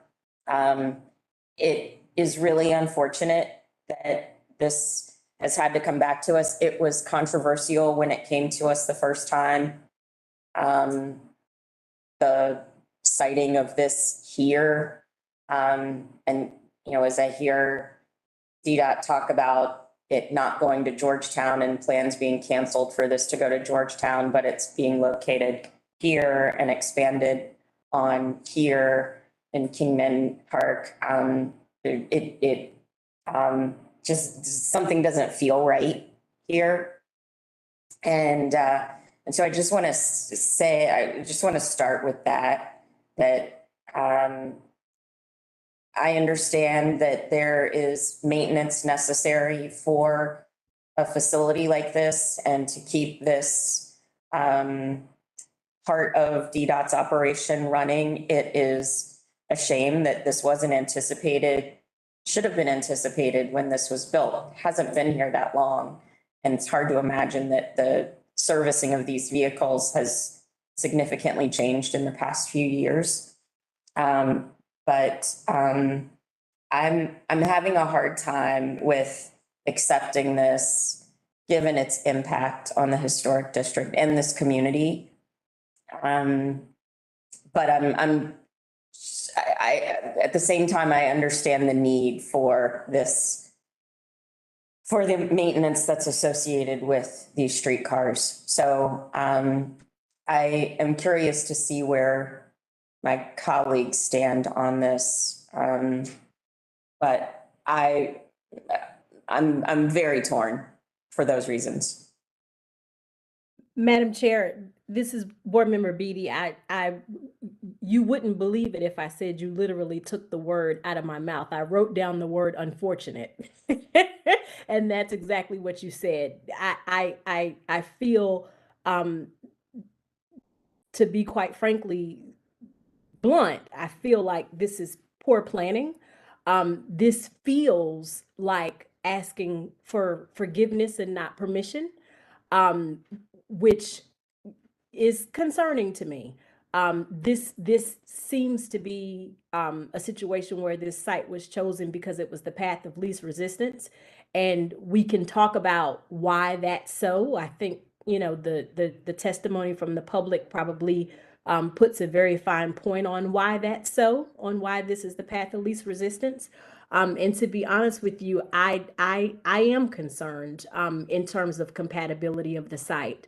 It is somewhat comforting to understand that this is within the original footprint of what was allotted, but I don't believe that that completely mitigates my concern.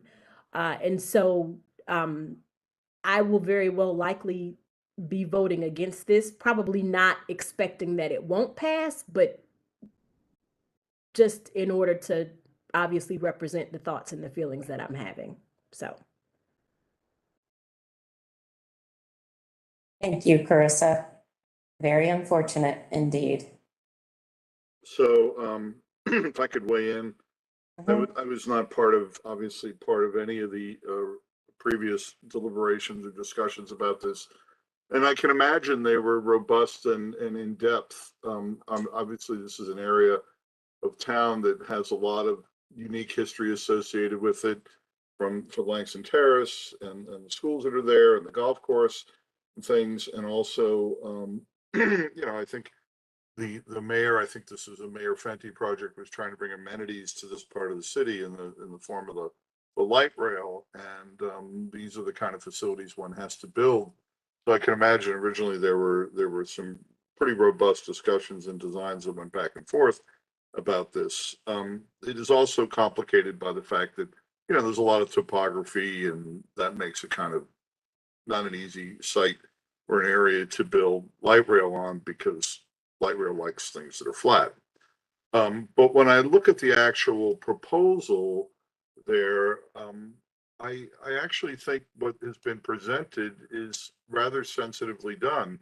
I think it will put fewer trains right up on the view corridor to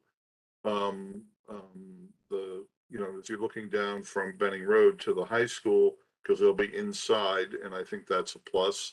I think the scale of the building has been adequately modeled and modulated to both step down as it approaches Spingarn and things like that.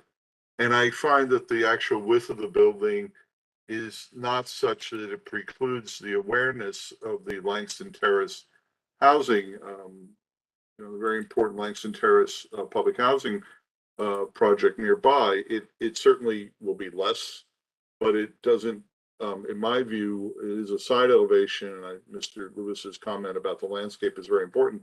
One still has the awareness of that and the view from 26th Street. So I find that actually, you know, all the things aside about should better planning have happened, should there have been a way that this could have been located in another location and things, those are all valid points, but not necessarily germane to a proposal that we're looking at. And I find that the proposal has been fairly sensitively developed, and I think it can be and is compatible with the all the elements that are in the area.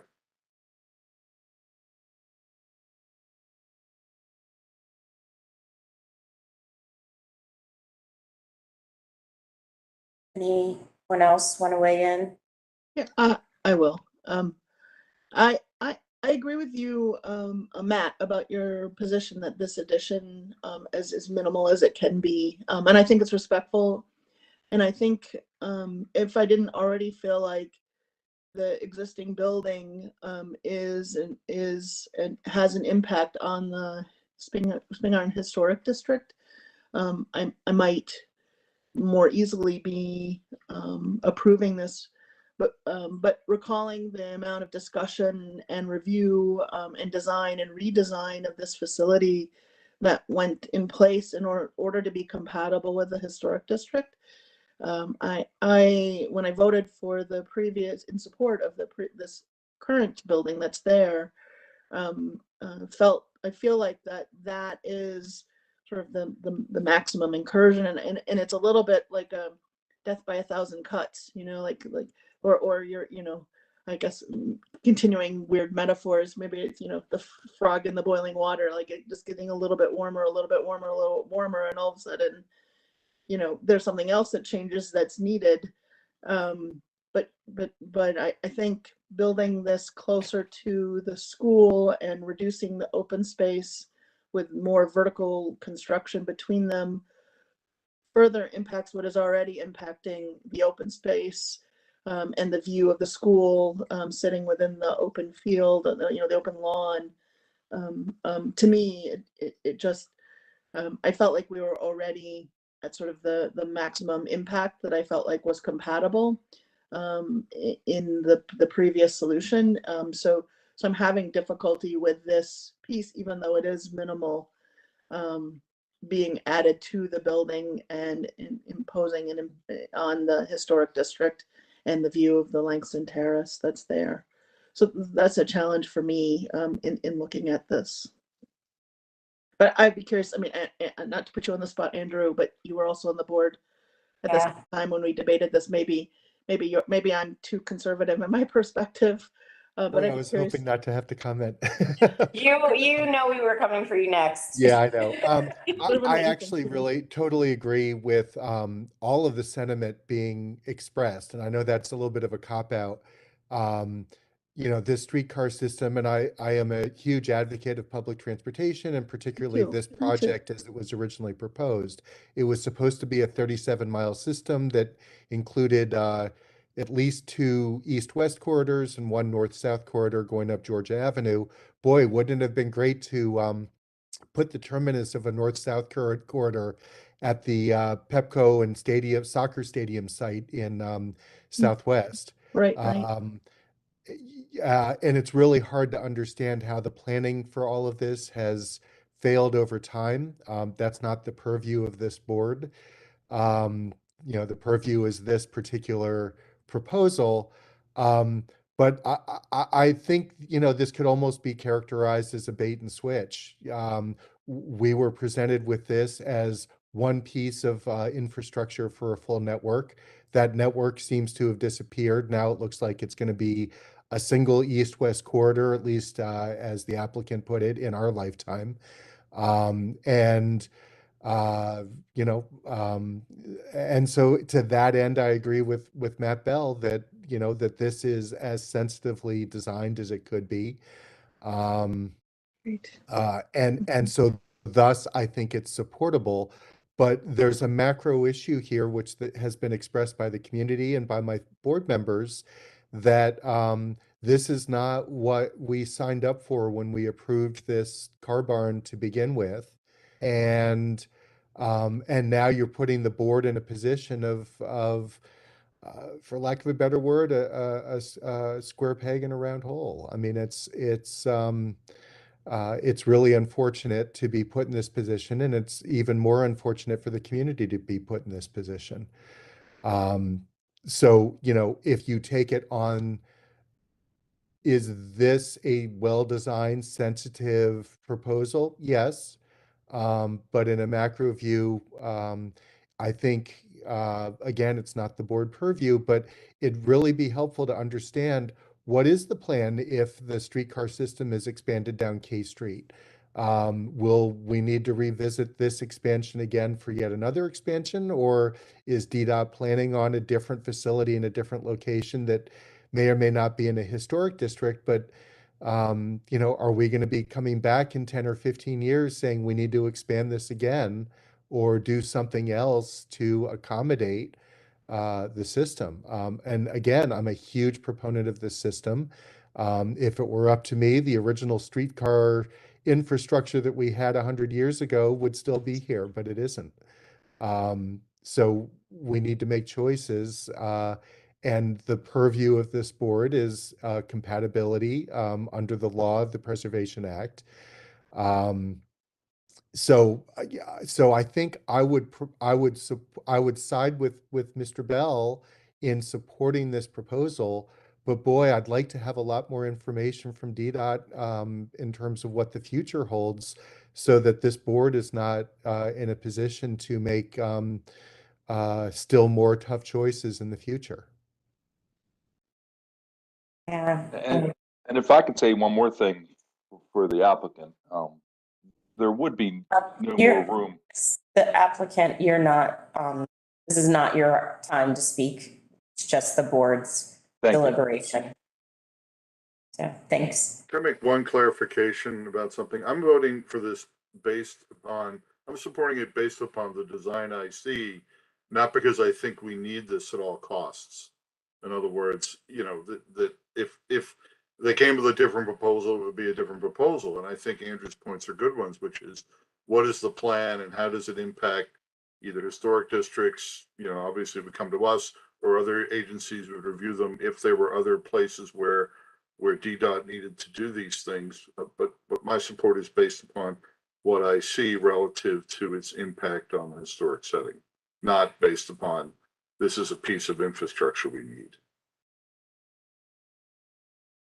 That makes sense, and is more relevant to what this board is asked to do. Certainly, Matt, thanks.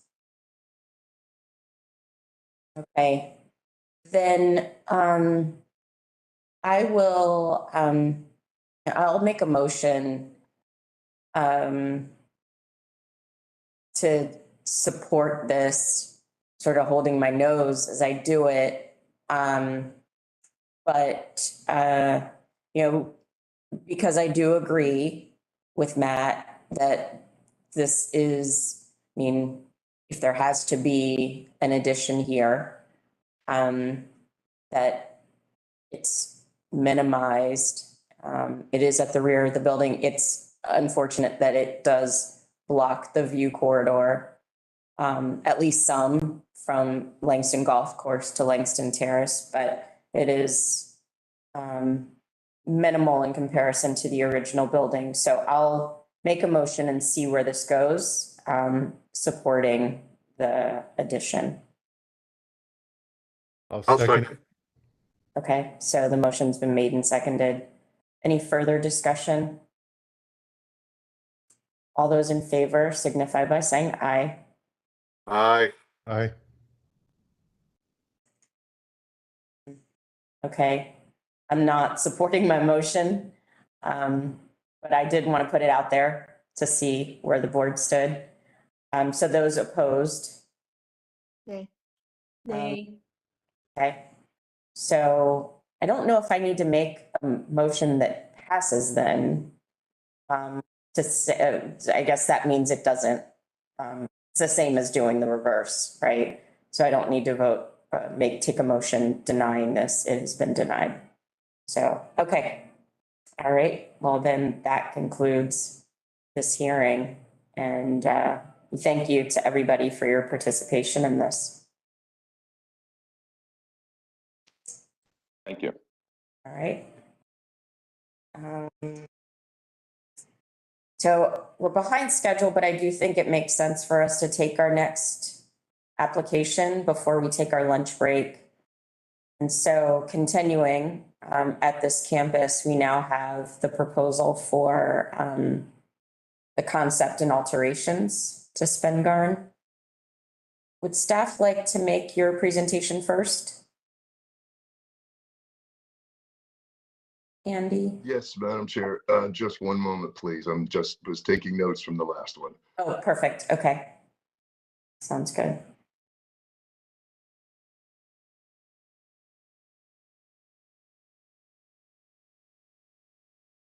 Take your time, but you can start when you're ready.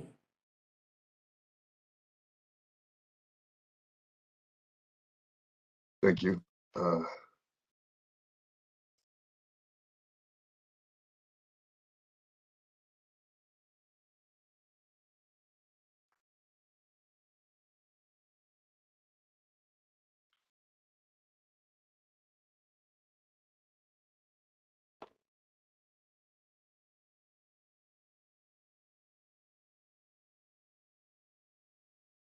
Okay, sorry for the delay. This project proposes to rehabilitate approximately 1/3 of Spingarn High School for use as a job training center that will be known as the DC Infrastructure Academy. It's important to note that Spingarn has sat empty for nearly a decade and is in very poor condition. So this project is important to reverse the existing damage and prevent further deterioration. It's also important to note that portions of the building that are not going to be used for the Infrastructure Academy will be stabilized for future use by the Academy and other tenants. Most of the work is relatively straightforward rehabilitation, but a new entrance along the 26th Street Terrace and the conversion of the historic boiler house behind the school will require the removal of some historic fabric. In both of these cases, however, the Historic Preservation Office thinks that the preservation benefits will outweigh the drawbacks and finds that the concepts have been designed to be compatible with the historic school. As previously mentioned, HPO does have a concern with the proposal that will affect the landscape, and that is to expand the existing parking. We believe doing so will compromise the open landscape setting of Spingarn and the larger historic district. And we're recommending that a landscape plan or something along these lines for the entire historic district be prepared so that it can guide the development by all the public and private entities on the site. We're looking for the board to comment on this topic, but otherwise we're recommending that the board find the concept compatible as noted in the staff report. And with that, I will defer to the project team unless anyone has any questions of me.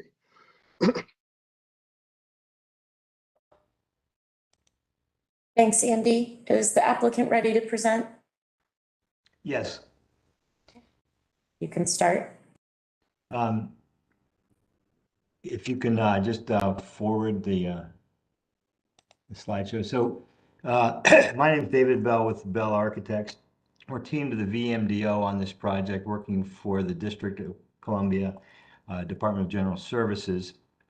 And we've been tasked to do a number of things. We started off by analyzing the site, including a comprehensive master plan for stormwater management on the entire campus, and then developed an approach to adaptively reuse a portion of the building for the DC Infrastructure Academy.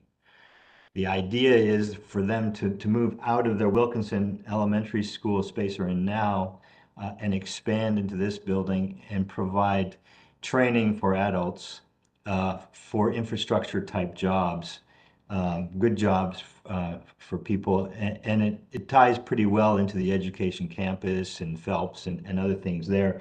So I think a continuation of the education component of the school and the campus is continuing with this project.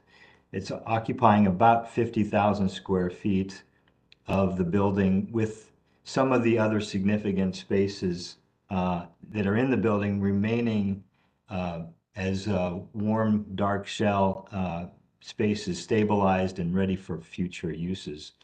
But I just started to touch on some of the exterior elements here. I'm sorry, the images are a little bit small, but basically the building has suffered from being vacant. There's a lot of vandalism. There's been a number of fires in the building. So the first step is to try to stabilize and secure the site, mothball it, and make sure that we have a historic building ready to take forward and adaptively reuse in the future. The DC Infrastructure Academy is intended to occupy 3 levels of the 4-level building only on the north side of the building, and utilize the an entrance on the lower level that we're creating for accessibility, and I'll talk about that in a little bit further. And as Andrew mentioned, there are 2 areas where we're doing some changes to the building that affect the historic fabric, but we're not increasing the footprint of the building at all. We're using the existing footprint for all of our programmed uses. The front has been altered, not just through deterioration, but the windows are not really compatible with the historic windows. There has been a ramp installed that's asymmetrical that I'll talk a little bit about. So a lot of the efforts that we're doing are trying to stabilize the building and rehabilitate it for something that is compatible with the original drawings. We're fortunate that we have the original drawings and we're using those as a guide for things that might be missing. There are also clues in the building, existing windows and doors that still remain that we're using as guides for that effort. Can you go to the next slide? So you can just sort of roll through these. These are just the drawings that we're relying on, and we're thankful that these have been saved and that the building is designated so we can actually have something to go on when things might be missing in our preservation approach. You can stop there. For a lot of the projects that we do, we analyze the building and develop treatment zones. And in this case, there are some significant interior spaces that we think are important for the alumni and for the public who has used the building in the past. And those are the main entrance on the first floor, the auditorium on multiple floors entering on the first floor, and the gymnasium also on the first floor. Those were all very public spaces, and it has quite a strong history to alumni and others who had been part of the building. And then on the second floor, there's a library that has murals and quotes that we think is important too. The work that we're doing for DCIA, the DC Infrastructure Academy, doesn't really touch those significant spaces, the library, the auditorium, and gymnasium. It does have some impact on the main lobby entrance on the first floor, but the primary entrance for DCIA is proposed to be on the lower level. And I'll talk about that in a minute. Can you move to the next slide? So we analyzed the site for different issues in terms of use and access, and felt like having a respected design that was compatible with the strongly symmetrical building and the monumentality of the building sitting up. There were opportunities for us to take care of that and introduce an entrance at the ground level that allowed you to have universal access to the building without marring the symmetry and the grounds at the building on the first floor. So people from the public space from Benning Road can walk directly into the building, or including people who have mobility impairments. The parking on the north side of the building is largely concealed or not that visible from public space, and we are proposing to expand that. And we share the concerns that Andrew had put in his report about visibility, and we have some solutions that we can help to make that happen so it's compatible with the visuals as well as compatible with the needs. In terms of the outdoor spaces, there isn't a program element, which is a training yard that's shown in yellow on the lower left diagram. And we've placed that behind the building for access purposes from the building and the auto lab, which is where the boiler room is on the upper right next to the gymnasium. But it's also less visible from public space and is also tucked into the hillside. So it's not that visible from any of the surrounding properties as well. On the lower right is a stormwater management approach. And we're working on that right now. And so it's evolving, but the approach is to do a landscape treatment for most of it and try to keep it as minimal as possible, respecting the strong idea of the sloped landscape from the street up to the building, which sort of sits up on a hill, and understand that that setting is critical. So we can go to the next slide. So these are little images of the site and some of the components that we're trying to pay attention to. You know, number one is the street level entrance that we're putting in. Number two is parking. There's existing parking as well as proposed expansions of the parking that's there now. Number three is a new curb cut in a private street, which is H Street.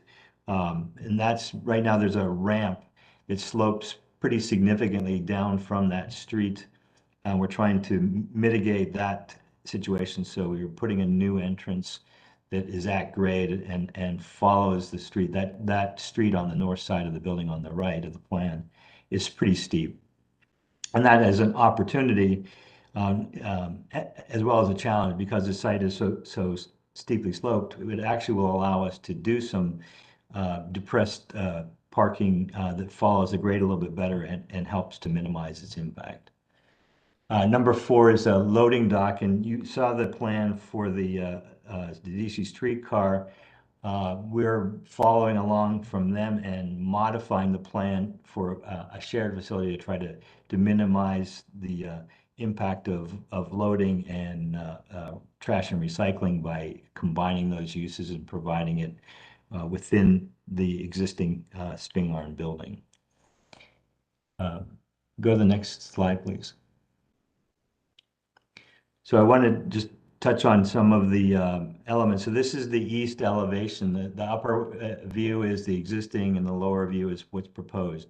The major changes that we're making is removing the concrete ramp, the asymmetrical concrete ramp, and providing handicap access to the lower level. And there are recessed panels between the monumental stairs, and we're creating a space underneath the entry plaza, putting the flagpole back and providing an entry at the lower level. And fortunately, we have enough height and the slopes work to our advantage on that.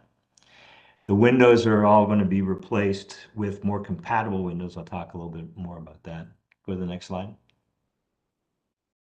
On the south side, which is the side facing the streetcar facility, the sort of most significant element is a greenhouse and an entry, vehicle entry into the south courtyard. We're retaining that, retaining the effect of the framing of the greenhouse, but not putting back glazing at this time, and waterproofing that and treating that as more of an outdoor sculptural element that reflects what's there. The glazing may go back in the future, but right now there's no use for that, so we're just trying to stabilize it. And then using that as a guide, inspiration for the addition on the north side at the boiler plant. Go to the next. This is the back of the building, and the DCIA, the Infrastructure Academy, is in the 3 floors, not the top floor, but the 3 lower floors on the left side of the tall chimney that we're keeping. The remainder of the building essentially will be vacant and ready for future community compatible uses. We're removing some of the incompatible windows and the security grates and providing a different approach for security, and putting in windows and doors that are compatible with the original. Go to the next. On the north side, this is where we're doing the most significant addition. On the right-hand side of the elevation, right where you see the stack, that's the boiler house, and it's just a flat top, about an 8-foot tall brick wall with a flat roof. We're expanding that up and providing a glazed roof, translucent system with clear story windows and roll-up doors, glass doors, and that's where we're putting in the auto lab, and then we're depressing the mechanical spaces below that so that we don't have to add any footprint to the building, but we can introduce that element in a compatible and restrained way. On the right side of that elevation is where we have our enclosed training yard. And there's been some comments about a Pepco garage. I think maybe where that's coming from is that Pepco is one of the partners of the Infrastructure Academy, and they do training for various activities in electrical infrastructure. And so we call that the Pepco yard because it's primarily where they do their work. So that may be where the misunderstanding is. If you notice on the lower elevation, there's a dashed line sloping in the green area. That's the line of the street, of H Street, and that is a fairly steep street, and that gives us an opportunity to depress some of the parking, and that may be an opportunity to help us minimize the visibility as we expand that parking area. Next. So this is a more detailed study of the windows. And the lower half of that drawing is the replacement windows, which were really not compatible with the original windows.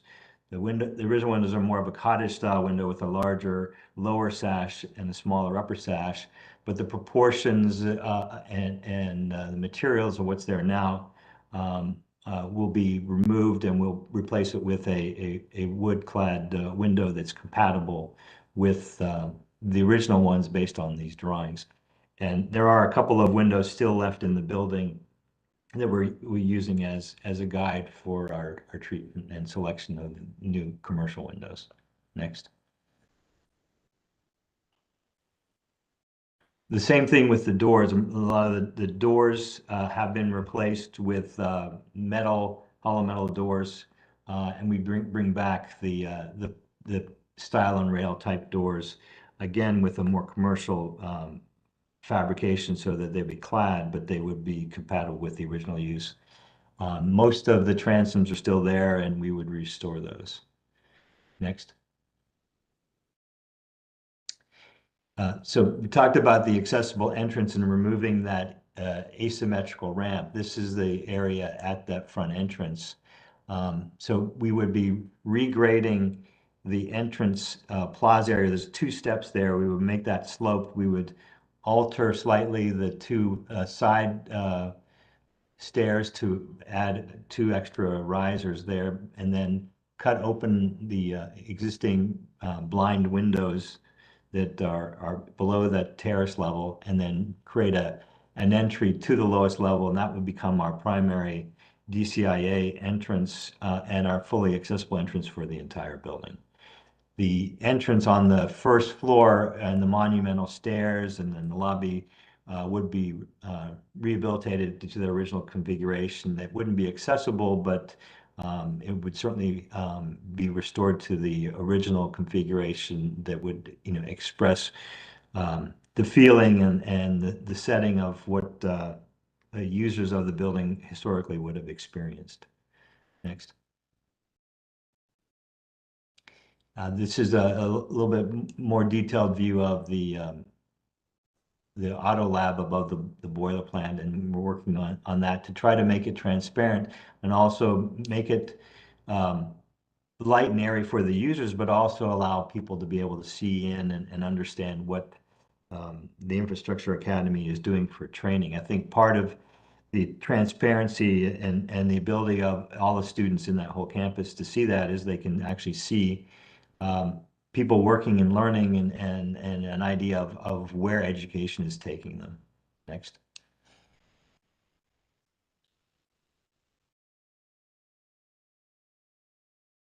These are just larger views of different things. We are essentially taking the approach of keeping most of the existing materials and making things compatible. In some cases, we may need to dismantle and reinstall or put back compatible materials. A lot of the stone steps and concrete paving areas are heavily deteriorated, and we may not be able to reuse all of that, but we would certainly be putting things back in place that were compatible. Next.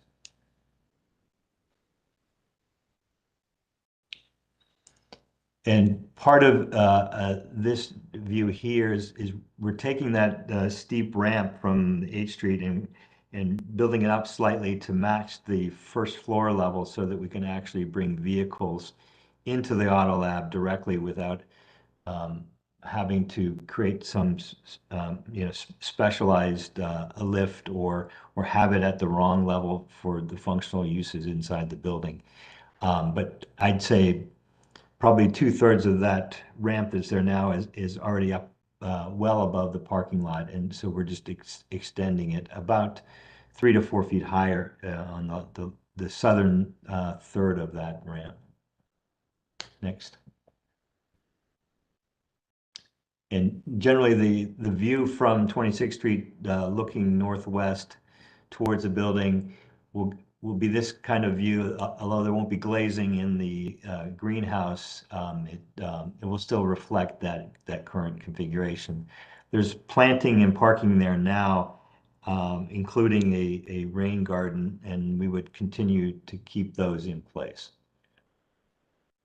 And just overall, the exterior masonry, the slate roof, there's a lot of repairs that we need to do. The building is flooded. It's got water and fire damage. It's got hazardous materials in it. So, the big effort here for the project is to overcome some of those problems of a vacant building and make sure that we have something in the future when compatible uses are funded and go in there that it actually makes a lot of sense, and that we still have something to work with. Next.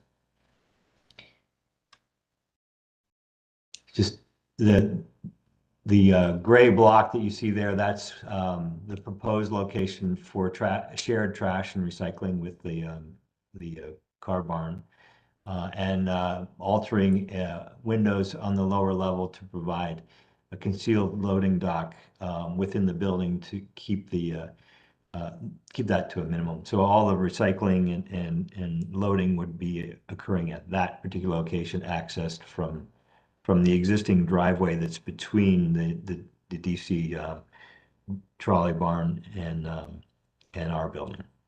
Next. So these are our plans in color that are showing the Infrastructure Academy. Because we're following through on the 9B process, it requires, compatibility both inside and outside. So we've shown a fairly detailed presentation of how we're addressing accessibility, how we're altering things, and we're keeping the configuration of the building intact and visible, the main double-loaded corridor and circulation on each of the levels, utilizing the courtyard on the north side as part of a public and training facility for the Infrastructure Academy, with classrooms for various uses surrounding that, and a main lobby and multi-purpose space just off the right of the new main lobby, below the existing first floor lobby as you enter directly off of 26th Street. The south side, which is on the left of the plan, there's a courtyard there and a vehicle entrance and classrooms that wrap around. Those will remain vacant for now. In the center of the plan, it's below the auditorium. That was food service, and right now that's not programmed for that use, but there is a thought of bringing back some sort of food service and culinary arts program that would utilize that space. And then on the top of the page is where the fitness and gym is, in the back of the building, and that will again remain empty for now, but will be stabilized from a core and shell standpoint. And in the gray box in the upper right with the X through it, that's the mechanical plant that's there now. So all of our electric and gas and services are still coming into that location with the auto lab above it. Next. This is the first floor. So about 2/3 of the floor, the gymnasium on the top of the page, the auditorium in the middle between the two courtyards, and all of the classrooms and corridors on the left would be vacant. The colored side on the right is where we have all of the facilities for the Infrastructure Academy. Next.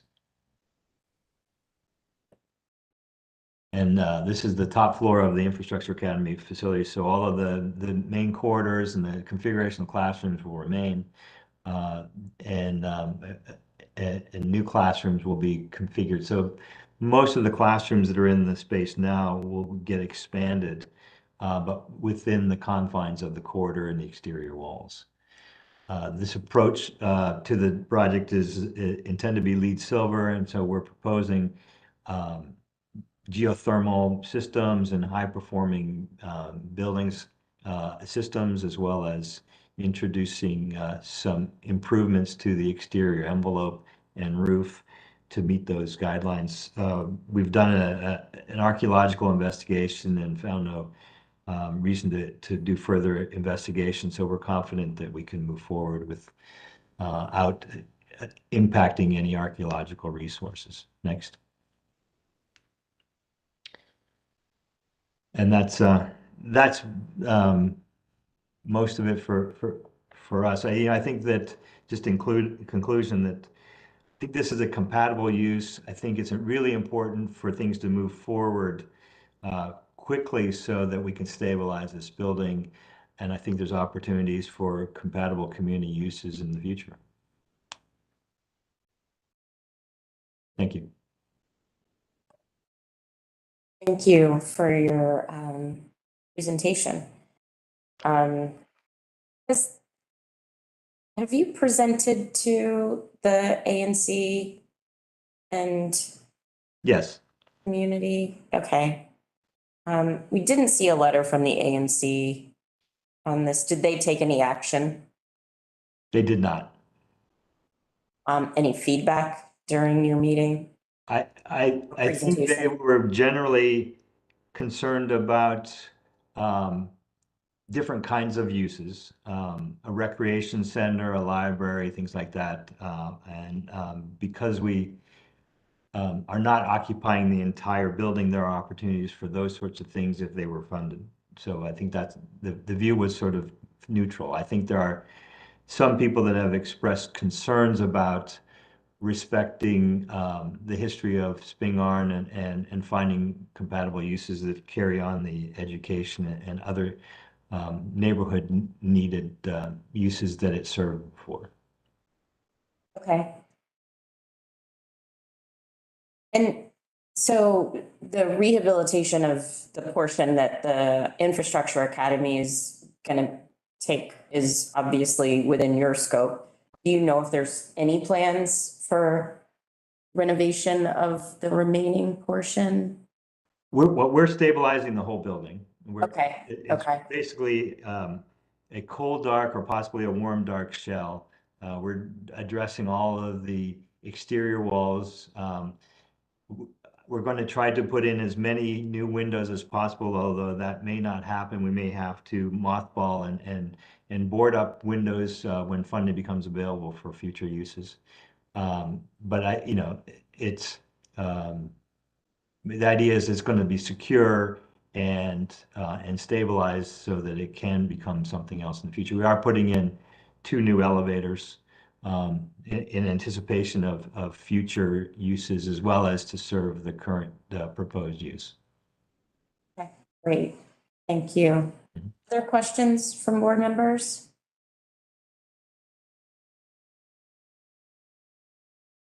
Any other questions? No? Okay. We don't. Very thorough. Okay, we don't have anyone registered to testify on this. And the letters that we received in this file were 4 of the same letters that we received on the previous case. A letter from Aressa Verdell Williams, from a group, I'll say the Thomas family, but they're all last name Thomas, with the exception of Clara Canty. They submitted 1 letter collectively, and then Lisa Wheeler. And there's another letter that is in both files that did not have a name associated with it. So otherwise, there's no additional public input on this. So if there are no questions from the board, are we ready to deliberate?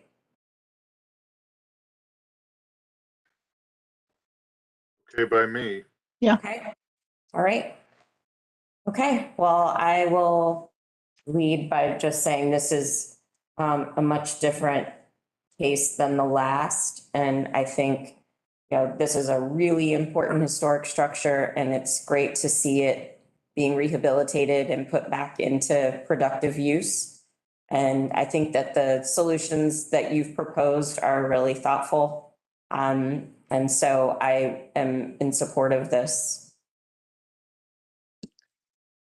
I would concur with you, Marnique. I think also I would commend DGS and the applicants for the research and documentation they did, and understanding the significant elements of the building, its condition, the integrity that's there, and how to improve upon it. Others? Any other thoughts? Okay. I would agree. Yeah, just I would agree. Very, very happy to support.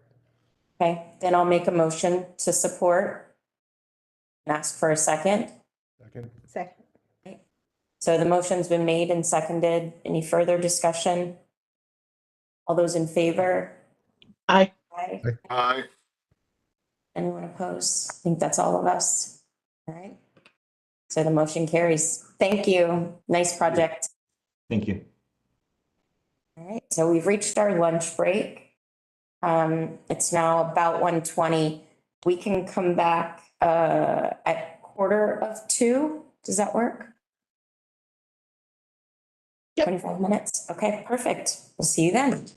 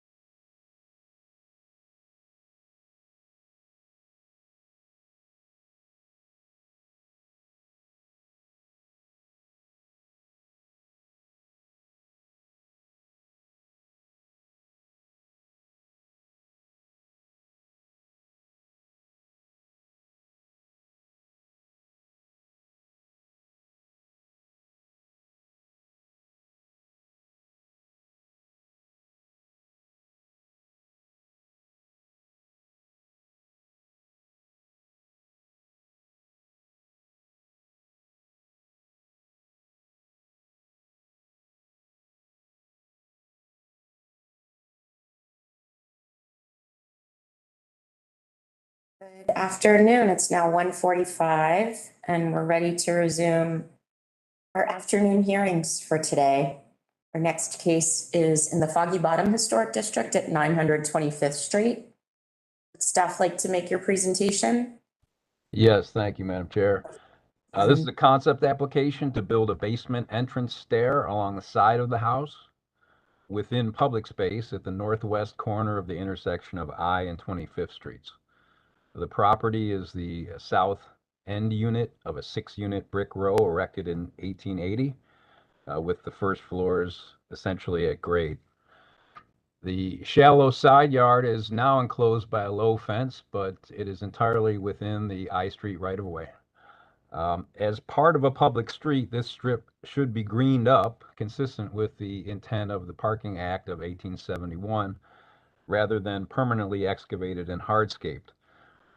As proposed, the stairs would require removal of a couple of birch trees and some foundation shrubs. Much of the unexcavated area would have to be paved first for a walk to reach the stairs and then for another walk around the stairs to the rear yard. And of course, there's the necessity for another fence or rail around the stairs itself within the existing fence. The preservation and design guidelines for basement entrances and windows state in part that, quote, new basement entrances should be visually discrete and subordinate to the main entrance, unquote. And, quote, it may not be possible to provide an exterior stair on properties where the first floor is close to grade, where the building is close to the sidewalk, or where the basement stair would be exposed at eye level from the sidewalk. In such instances, the extent of excavation may alter the relationship of the building to grade, overwhelm the site, or become such a prominent element that it detracts from the property's character, unquote. Quote, fences around areaways are discouraged because they're obtrusive and out of character with historic site conditions. Decreasing the depth of an areaway or providing an alternative means of protection can eliminate the need for fences around areaways and window wells, unquote. And finally, well, not finally, but what I'll quote as finally, while not all properties can compatibly accommodate a new exterior basement stair, basing the design of a new basement entrance on original examples on similar properties may provide a good model for this type of alteration, unquote. With regard to this last point, I walked around Foggy Bottom again with an eye toward identifying similar features at any others of the more than 135 buildings in this little historic district. I go into more detail in the written report, but my conclusion is that such a feature as this areaway can't be said to be characteristic of the Foggy Bottom Historic District.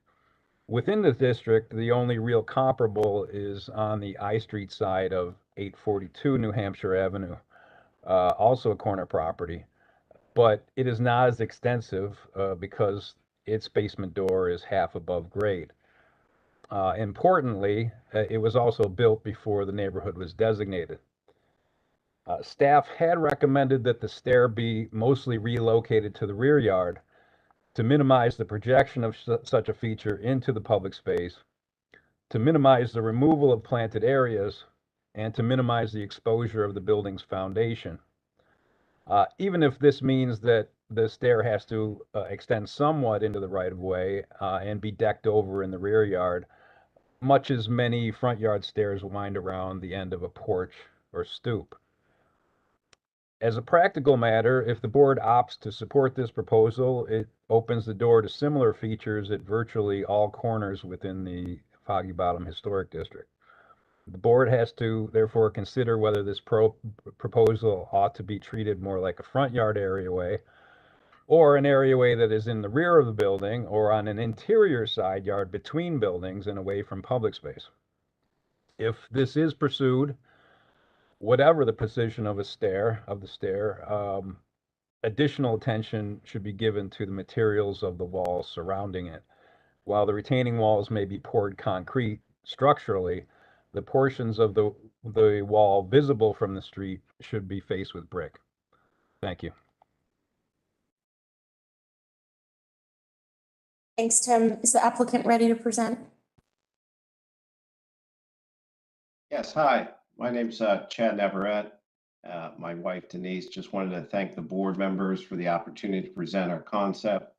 Thank you for Tim for his report. On the call again is my wife Denise here, and our owner of the design firm, Sandra, is on the call. So Denise and I moved to Foggy Bottom a little over 2 years ago, and we love the people we've met. We love the neighborhood, and we love the proximity to culture and history. You know, our long-term goal of this project is to be good stewards of the neighborhood and really to achieve 3 objectives. You know, the first objective is really secure the foundation and the structure for the next 100+ years. When we purchased the home a little over 2 years ago, we understood that there was about a quarter century of deferred maintenance, cosmetic, and structural, and we were prepared to, you know, make the investment to make it right. So we plan to address these issues, and this is literally the foundation project. The second objective or goal is really to have our parents who are aging and live out of town come visit for an extended period of time. And we'd like to see them come and go as they please of our home. The third objective and goal is really to establish a place where we can have more of a space for a home office to allow for both of our careers to be able to work from home. So what we did in collaboration with our designer, Sandra, as aforementioned on the call, and our architect who's kind of completed similar projects in DC and has worked in DC extensively, we proposed a design and concept that we felt was least visually impactful, one that would hug the side of the house. As you can see from the pictures there, it would, you know, hug the left side of the house. We would put trees around there, and, you know, we'd like to address, you know, maybe a few items that Tim talked about in his report. So there was a mention of a concrete walkway. We don't have any plans to put any type of concrete walkway in the front or the back. Today in the front of the home, you may be able to see in pictures, you may not, but when we bought the house, there are slate pavers, and we want to continue those, you know, minimally around the front of the house to the side of the house, consistent with what's already there. Also, we would like to relocate and reuse the trucks to minimize the visual impact of the railing on the side. So in the historic preservation and design guidelines, they suggest on page 5, they suggest the evergreens. We're open to putting that in front of the railing so you wouldn't be able to see it from I Street or from the sidewalk. Also, Tim had mentioned kind of the foundation. As we go down on the side, there would be a foundation. We're very open to putting brick, and in our latest design, we did work with Sandra and our design team to come up with a concept that allows for brick to stay, again, consistent with the historic neighborhood. We want to be respectful of that. Also, as we walk the neighborhood, we designed it consistent with, as Tim mentioned, 842 New Hampshire. It's the yellow house with the side entrance along I Street. So we believe that our side area would be less visible because you would not see the door or the window from the street. So that is kind of how we came up with the design. Denise, anything that you wanted to add? No, I don't think so. I think you got it all. Okay. So with that, we're open to questions or logistically going through our presentation for pictures, or how did you want to proceed? Yeah, you should definitely go through your presentation. Okay. Is Sandra on? I am. Oh, thanks, Sandra. Do you want to take over from here? Yes, I don't know if we need to go through this whole presentation. I think we tried to do 4 or 5 slides. I think that we may have sent sometime earlier this week. I'm fine with the abbreviated, but you just want to walk us through. Yeah, sure. Okay. So this is a good place to start. So in the front here, we have some trees. So really, if you're standing in the front, you would see nothing in the front and just, you would see along I Street, this railing, which would be 36 inches total, 6 inches of brick foundation and 30 inches of black railing that would be very consistent with a home that's 4 doors down that they used when they basically did, I think, a dig down and a pop up. And so this whole perimeter edge on the I Street side, as Chad said, you know, would be camouflaged with any type of greenery. Regardless of this situation and the steps or no steps or just egress windows, the 2 large birch trees and the roots are right up against the foundation. So any excavation is going to require the removal of those birch trees regardless of the stairs. They're just in the way and it's causing foundation issues. And so with that being said, we know we really need to focus on greenery, which is exactly what the Navarretes wanted all along. This common area is roughly 12 feet wide, and our steps in total, I think the run is about 18.5 feet. And they are the minimum required width-wise by DC, which is 3 feet 8 inches. We are not enlarging anything that we're trying to minimize kind of the footprint of all of it. One of the suggestions that Tim had early on today, and then when I had spoken to him earlier in this project, was instead of hugging this run of stairs right along the house, was to basically almost do like a perpendicular or an L-shaped staircase, which we looked at. We would really need to do an L because 12.5 feet isn't enough for us to get from the street down to the basement. So we felt like that would be even more obtrusive. And the pictures that we sent last night show sort of the backyard. And I think that probably better displays what we're trying to say. But I think a combination of Nandinas, other trees, evergreens, whatever the case is, I'm pretty sure that there are some people on the Historic Preservation Board, one in particular, you know, does and heads up the garden club. We, you know, would certainly welcome any thoughts about doing any native plantings to really make this green space green.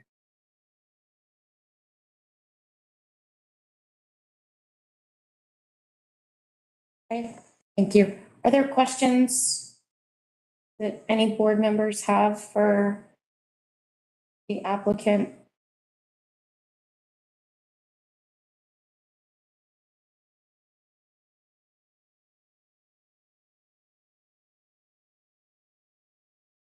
So Tim, I have a question for you based on the information you read, the quotes.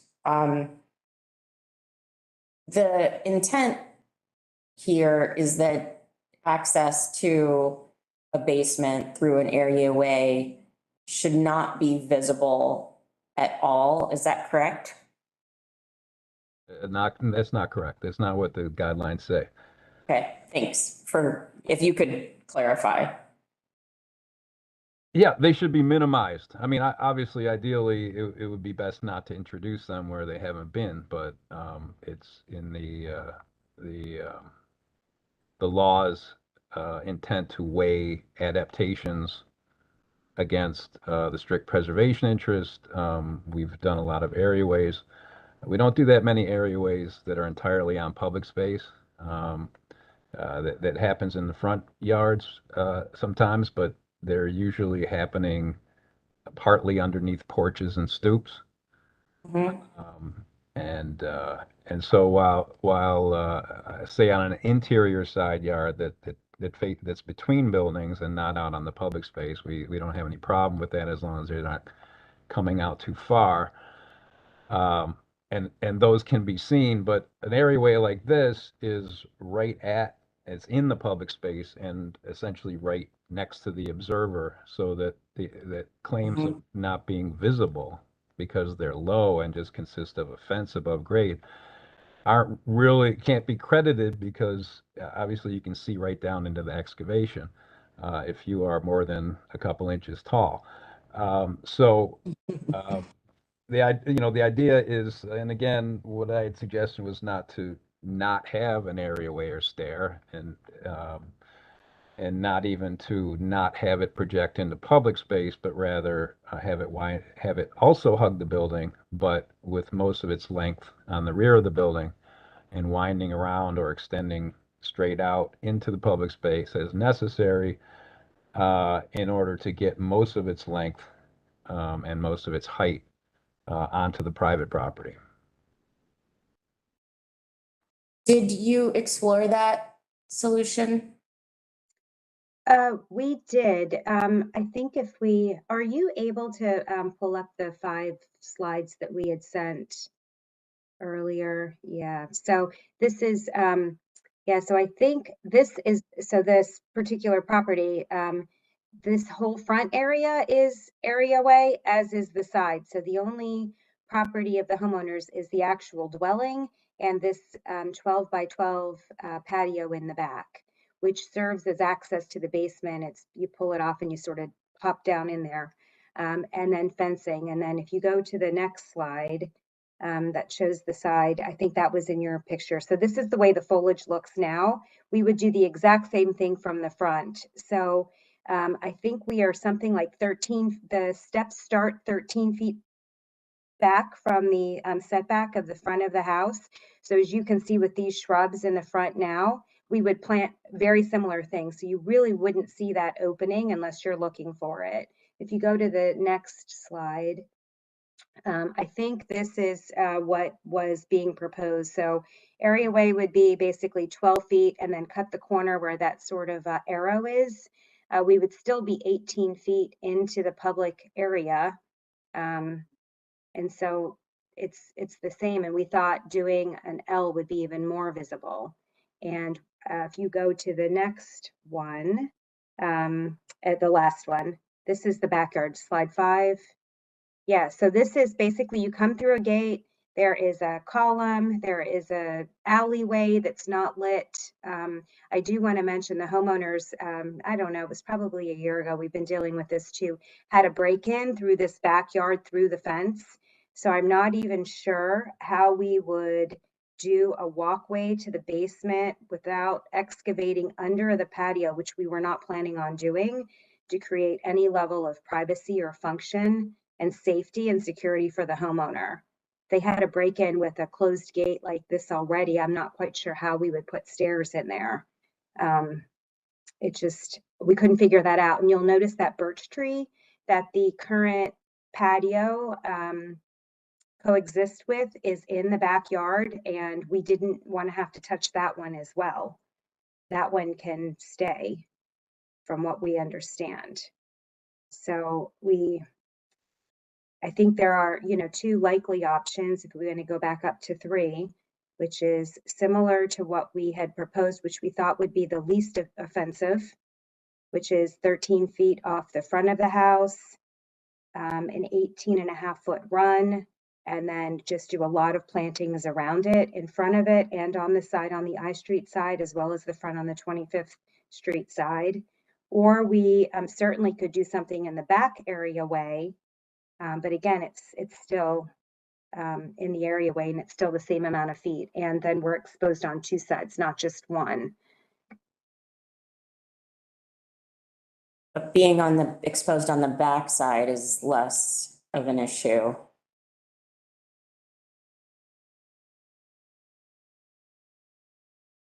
Is this the solution you were describing, Tim?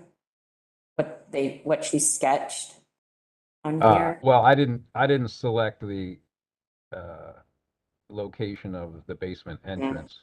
For instance, Okay. what I was proposing without drawing it out myself was to get most of the length of it in the backyard, even if that meant decking over the areaway in the backyard so that one can come out the doors and be on the rear yard grate. It would also provide some protection for the subterranean space. As far as security, I don't know that putting a basement door right out in the public space is more secure, but I guess there are different ways to handle security. Certainly. Yeah, I think, well, from the front, you would have to come through the, you would go through the gate to some extent. On the back, that alley is dark, it's not lit.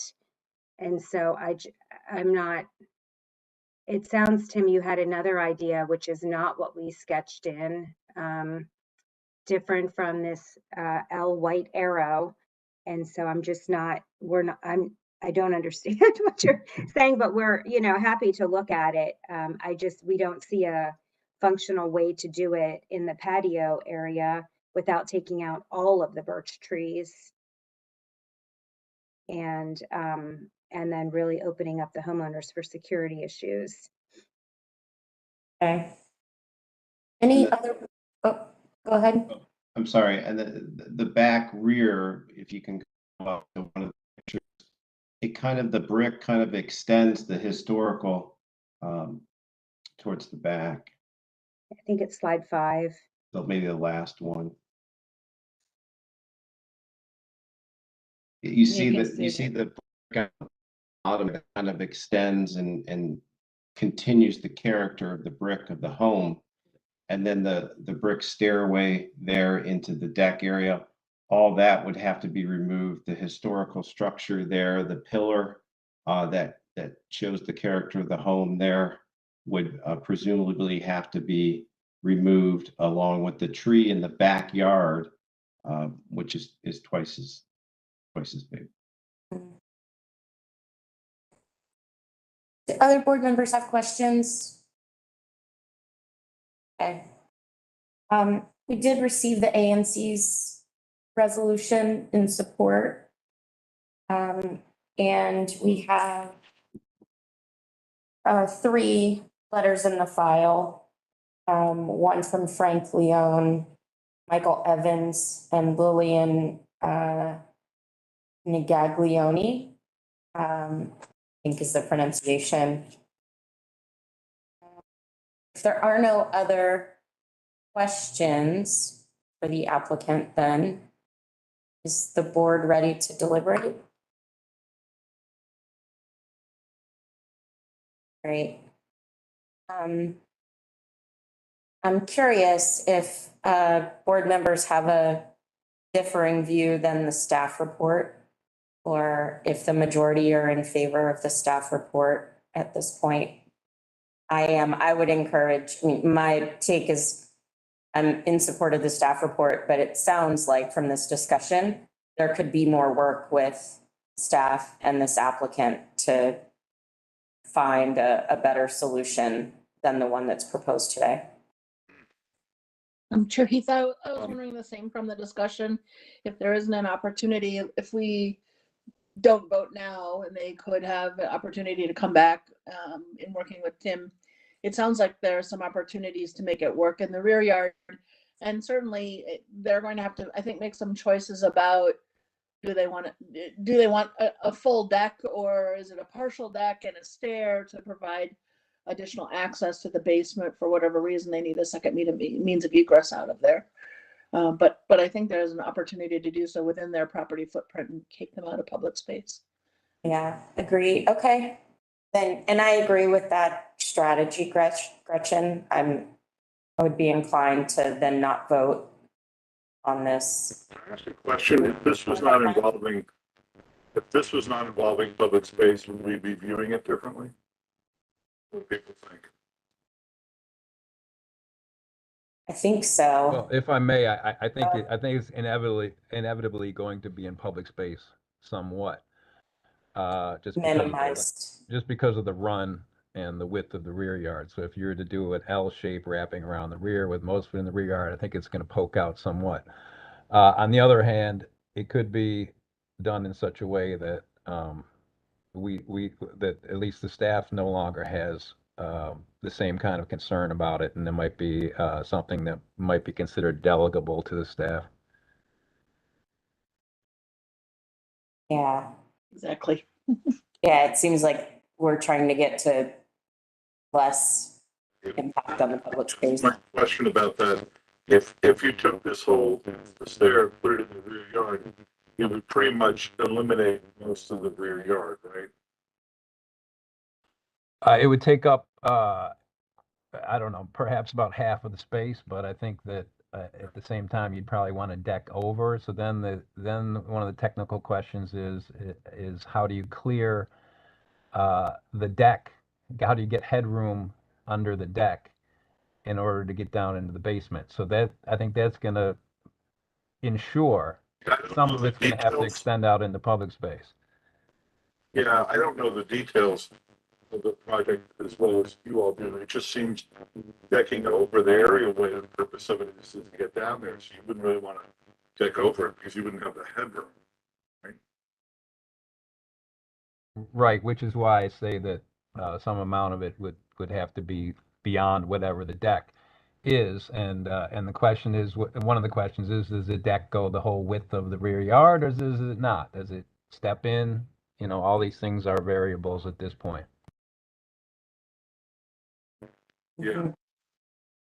Well, I'm happy to work with Tim offline. I know it's a pretty full schedule today, so we can design something that really does sound like it's going to potentially be a precedent going forward in Foggy Bottom.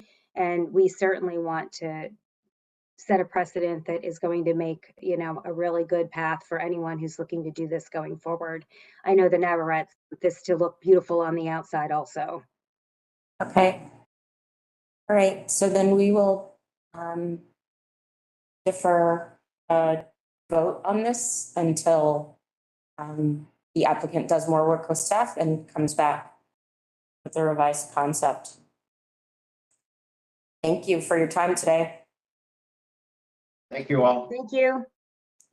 We're shifting gears to the Anacostia Historic District and a revised concept at 1605 to 1607. Yes. Samania. Hi, how are you? Good afternoon. Good. How are you? We made it to Yes, yes. Now I just want to say before we start that I do understand that the ANC needs more time to weigh in on this. So our plan for this today is to hear about the revisions, take testimony, because we do have a few people registered to speak, but we will not vote on this today so that the ANC has an opportunity to weigh in. Yes, the ANC had their executive meeting, but they want to make sure the public has the opportunity to hear it at the general meeting as well. So they have, the ANC commissioners have seen and heard of this project. And so we are ready to just get that taken care of. But I will go through the staff report quickly and then let Will to finish up with their project. Perfect, thank you. No problem. This is 1607 through 1609 Good Hope Road.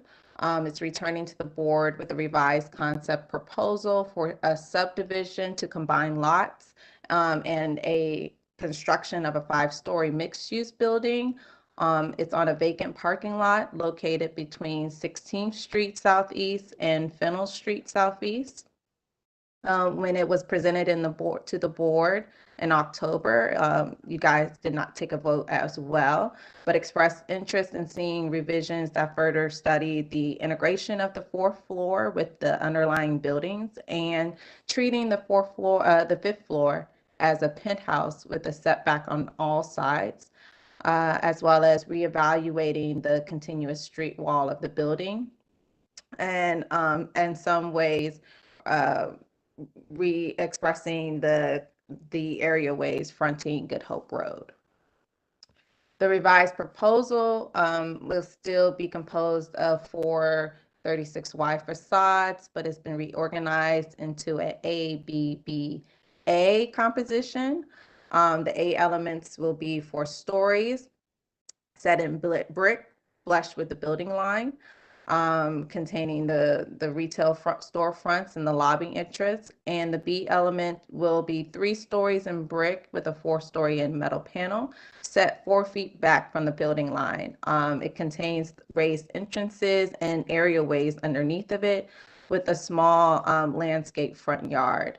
The 4th floor of the B units will be slightly set lower in height, And each of the facade types will feature punch windows, balconies, inset balconies, detailed cornices, and large openings on the ground level.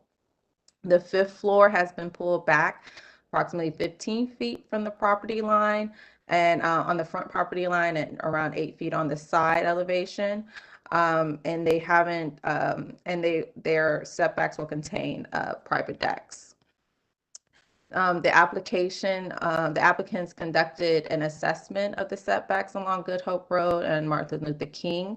Their study illustrated kind of a variety of historic and contemporary conditions along the pattern and of front facades on MLK, and more varied context of buildings that are set both flush and set back from the property lines on Good Hope Road. They use kind of this idea to inform their redesign and break down the size of the buildings to a more contextual design. The areaways and the window wells are still not typical, as we spoke last time about the project, for Anacostia commercial streets and are not prominently found on primary elevations.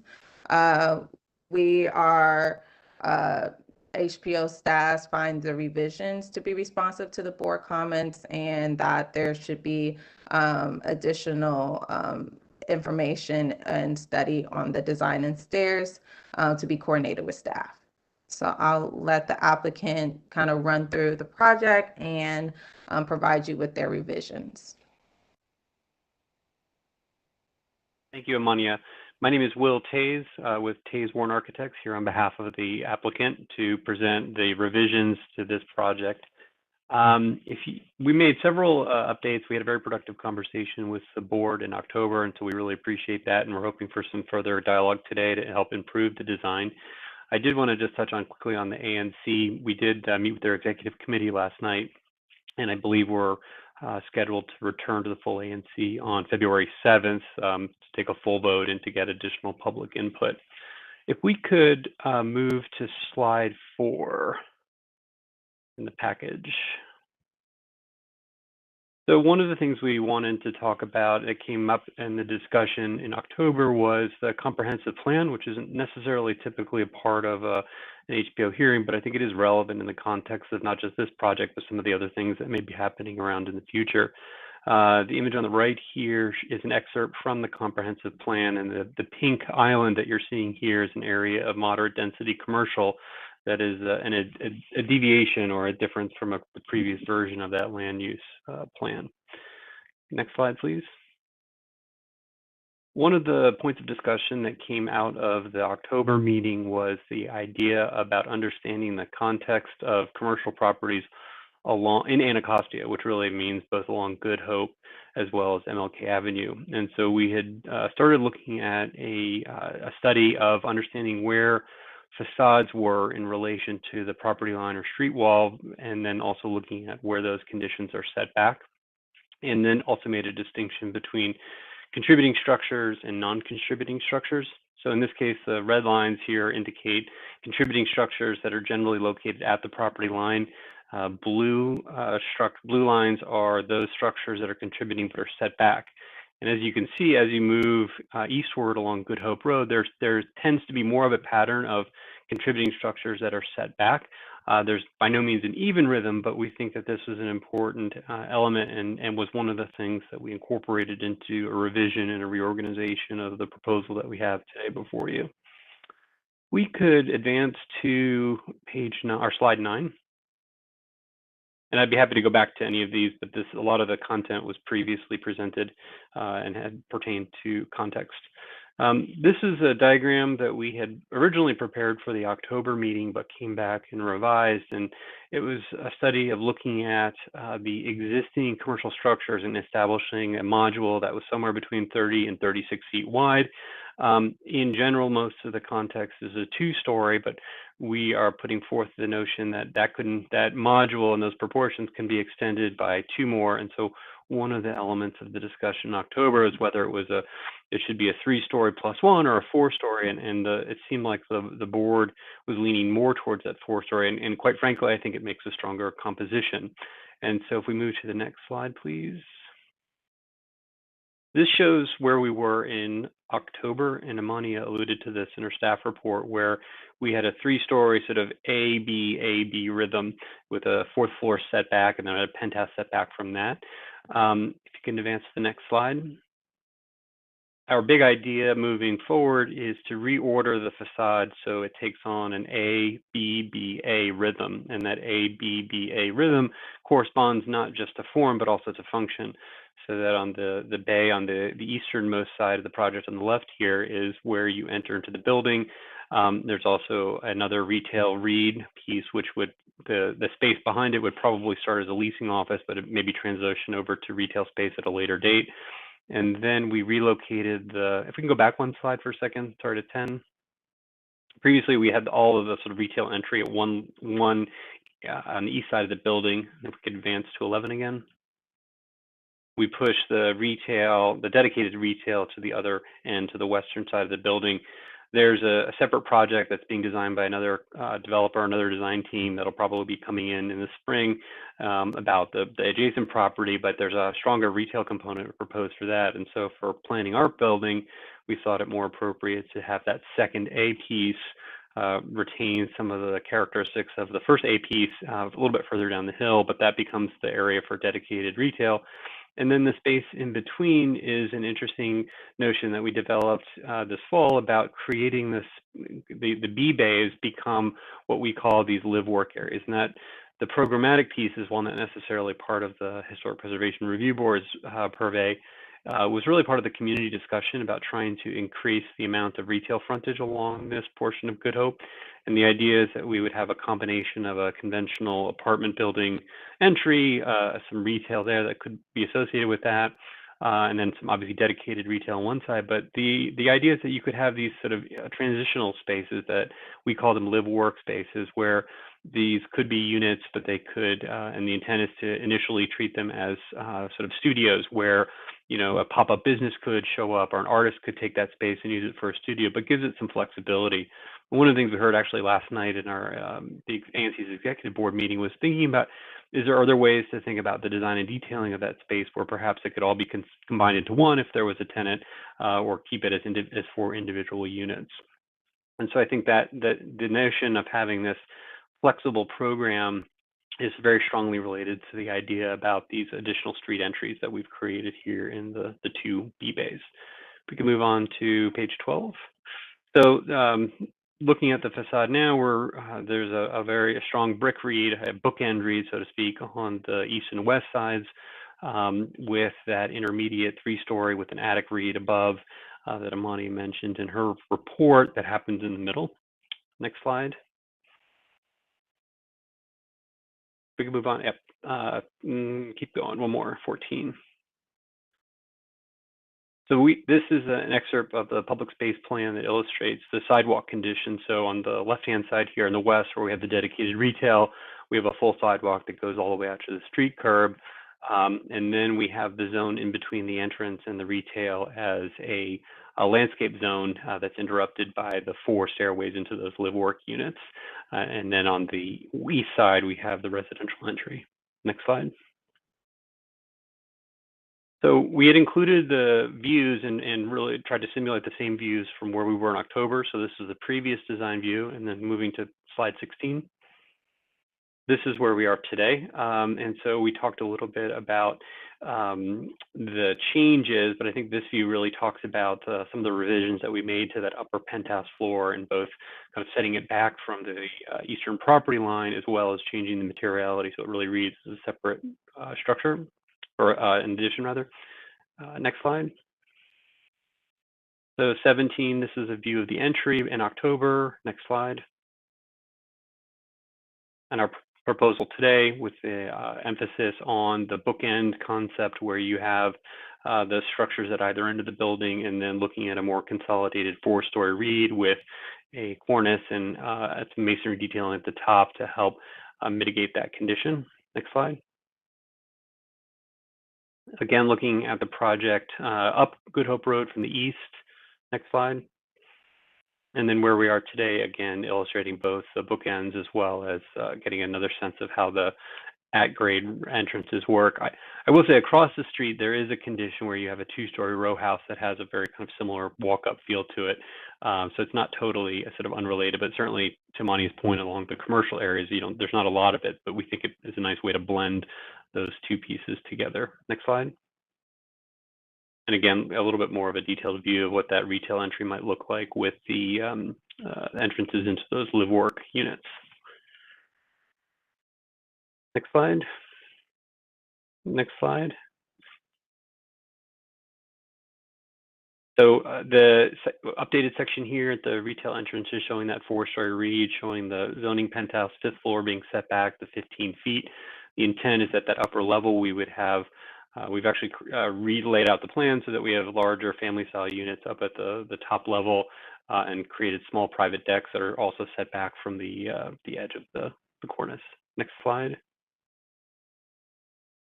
And then looking at the section through those live-work units where you have the stairs that take you from the ground floor down to the sidewalk, and then we have a unit below with a small window well.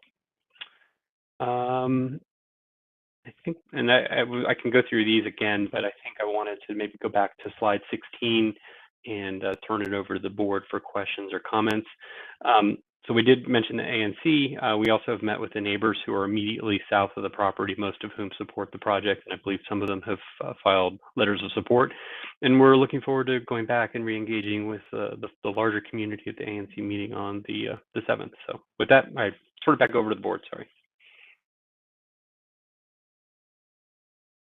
All right, thank you for that presentation. Are there questions from the board at this time?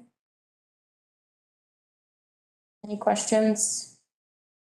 Yeah, I have a question on the setback of the middle section above the 3-story piece. I guess they're colored gray, I suppose.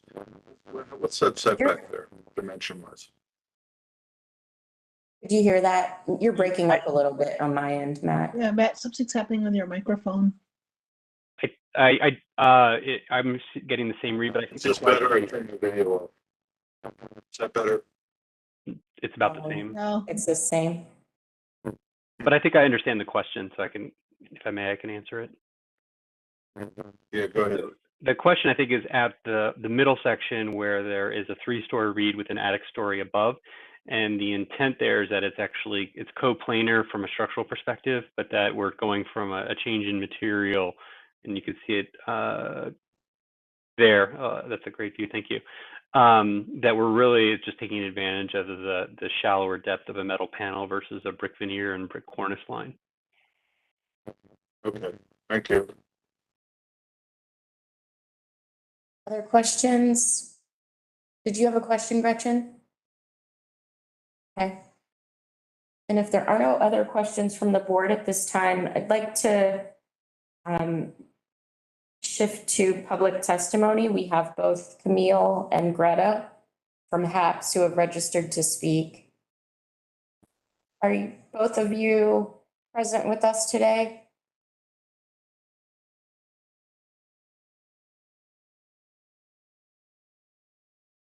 Yes, hi, this is Camille. Yes, I'm present, but I'm not sure if Greta is able to join. Okay. Do you want to go ahead and make your statement then, Camille? We'll see if Greta joins. Yes, I'm happy to make my statement. I think, thank you. We're very excited about the development scenario. We're very pleased to see, it needs some change, and there are a lot of elements I think in the project we like. I mean, the use of bricks, and I think there is some efforts, but I think overall, when we look at compatibility with the historic district, one thing we really have to look at is massing, scale, and height. And I think we're still concerned about, how big this building is. I think sometime on the drawing, I don't think it's very fair to represent the adjacent lot as if it's going to be a 5-story building. I mean, let's be honest, this is going to, we're going to have a giant building popping up there, 5 stories, and the design I'm seeing for me doesn't really address the same concern we had about massing from last time. I think it looked as big as before. So that's, I think my honest opinion. I don't know if you are familiar with some of the studies that were made when the historic district was created in the 70s. There is a book called Ode Anacostia, and really they point out at this type of big development along the commercial corridor, as being one of the main danger for the character of the area. So yes, we want to see development there. We understand that this is not going to be a 2-story building, fine, but 5-story, it looks quite massive. That's my main concern. I think as we move forward, regardless of what the board decides and the applicant in the end does, I think we will have to look at really closer at the materials and details, because I think it matters a lot for the execution. So I think as we move forward, I think it's good if the applicant can, in his application, provide a bit more details on the material, what is being proposed. We've seen some very good buildings like Gateway 1 at the corner of MLK and Good Hope. I think materials are great. We had Maple View Flats. It is not that good, and it's already aging poorly. So I think that's going to be important for such a big building that's going to be transformative, and very visible, to give that level of attention. One other comment is I would recommend they treat the sides of the building, as an entire part of the development. Right now, the side, when we face the building, the right side, it looks like eventually there will be a building there. And from what I'm seeing from the drawings, there could be some materials that are not brick, or maybe some possible fiber cement, I don't know. This is going to be very visible. And there are no warranties that the laundromat side will have a building there anytime soon, or that it will be a 5-story building. So that's going to be on the corner of 16 and Good Hope. This building is going to be very visible on the side. So let's give adequate attention to all sides of that building, because this is going to tower in the neighborhood. So please, we want it to look good from all perspectives. So I think those are the main comments. I'm sorry, I know we always come back with this issue of massing size. I think it's important, for the character of the area. Again, we're very much in favor. We're very supportive about the development. We just, hope we can, maybe get some things that will blend in a bit better. But overall, otherwise, I think that, those are my main comments. Thank you. Thanks, Camille. Just one last check to see if Greta has joined.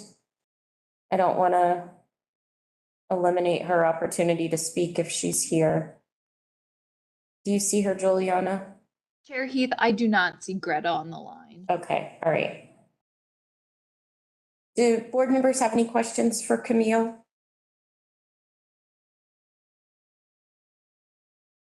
Okay. Then,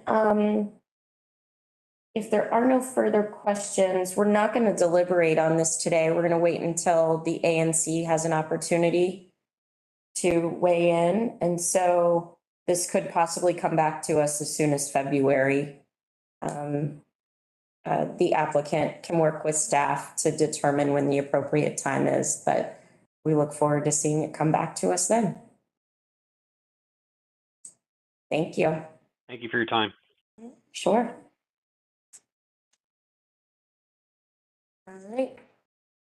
And next application is 1720 Q Street, Northwest.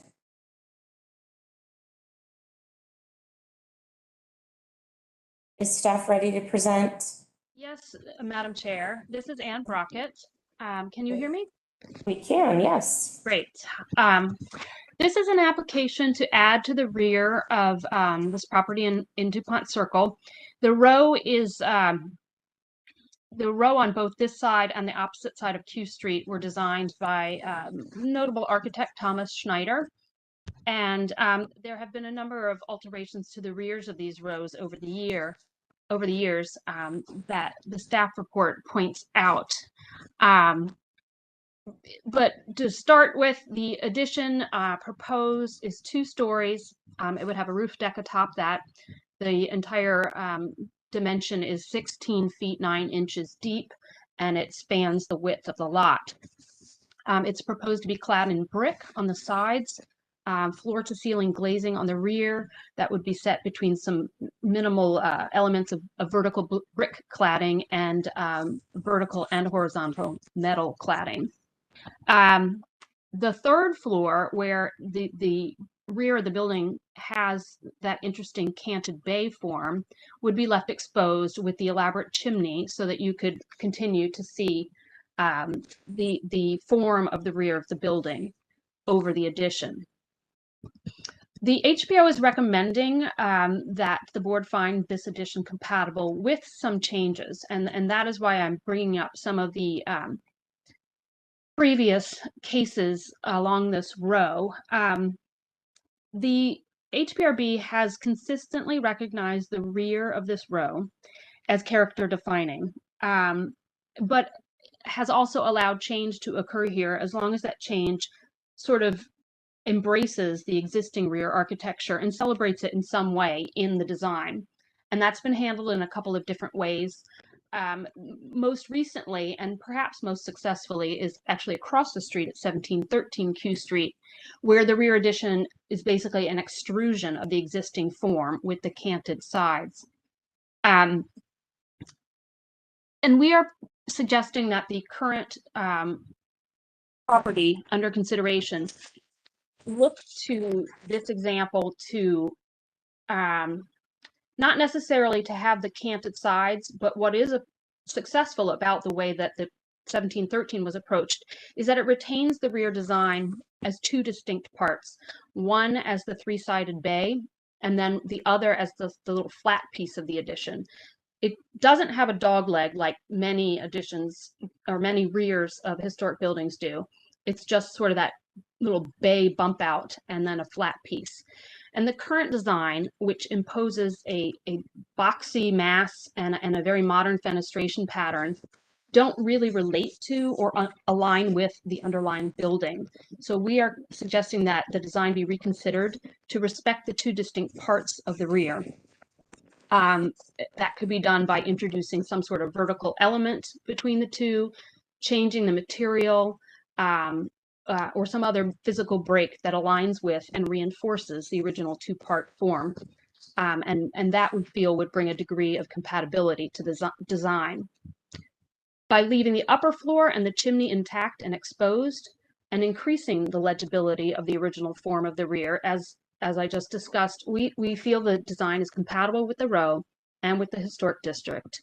And we will, of course, work with the applicant and the architect on refining the final refinements of the design regarding meter location, HVAC equipment location, the design of the rear elevation, and a proposed fence and roll-up garage door, which will actually serve to block the view of much of the addition, but still, we do feel that the addition itself needs to be reviewed without looking at it as if it would be entirely blocked by that fence. So we are recommending that the board approve the concept for a two-story addition with refinements as noted in the staff report as consistent with the act, and to delegate final approval to staff. Thank you. Thanks, Anne. Is the applicant ready to present? I am here. Great. And when you do, it would be good if you could reference what Anne has mentioned regarding the proposed modifications to make this compatible. Okay. My name is Jennifer Verbeck. I'm with MCD Studio. Myself and Matthew McDonald are the architects on this project, representing the homeowners John Stickman and Hina Sheikh. We're working with them on a renovation, as Anne said, to this 1891 brick and stone Richardsonian style row house. As we all know, this row in Q Street is, beloved for the Richardsonian style, which is very, very prevalent on the front with the rough faced ashlar stonework, the arches and the towers and the conical roof. For those reasons, we are not touching the front at all. But because we are an interior row home, we only have the 2 faces to handle any sort of light and air movement in the house. And so we've chosen to approach the rear to kind of maximize the light inside of the home. So we are proposing to do a 2-story plus cellar addition on the rear of this home. On top of that addition would be a roof deck that would be accessible from the 3rd floor. So the roof deck is not on top of the entire house, it is in the plane of the 3rd floor of the home. We are proposing to use brick at this addition as a nod to the existing historical material. However, hearing Anne's comments, that may be something where we could work more materiality to separate the 2 zones, as she's calling out in the rear, as an option. We feel that the alley behind Q Street and Church Street has a very varied tapestry of additions and decks and accessory structures on both sides. The addition that we have proposed is very similar in scale to the styling and the size of the addition that was on 1724, which is just 2 doors down. We met with the DuPont Circle Conservancy on January 10th, and they are supportive of our application. We met with the ANC on January 11th, and they were also in support. We have received almost a dozen letters of support from various neighbors, including a letter of support from the immediate neighbor at 1722. That is the house that is currently under construction in some of the previous photos that Anne had shared. The homeowners, John and Hina, have had several conversations with the neighbor at 1718, who just had some questions about our addition and how it would interact with her existing addition. So we were working with her so that she would have a better understanding of the formal scope of this work. She has an at-risk window on the property line that would be affected as part of this renovation. But to date, we have not received any formal opposition to this proposal that we are aware of, and I did not see anything hit the files this morning on Box. In terms of the additions that Anne has referenced in the staff report, at 1742, a 2-story addition was approved, but did not end up moving forward. At 1746, a 1-story addition was approved, and that does not have any kind of bay or canted form. While 1713 Q Street across the street does have a proposed canted rear, it appears from the application that it's a stacked addition rather than a footprint addition, because it's on top of the existing footprint, whereas we are proposing to add new footprint.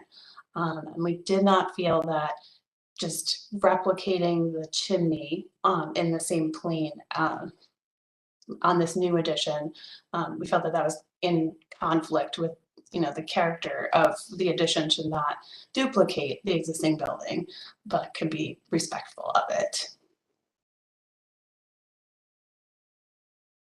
One last point is that we have taken great pains to save the 3rd floor, to replicate, to maintain that undulating chimney form that really makes this side of the block special.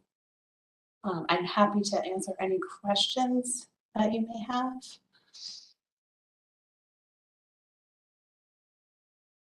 Thank you. Are there questions from board members? All right.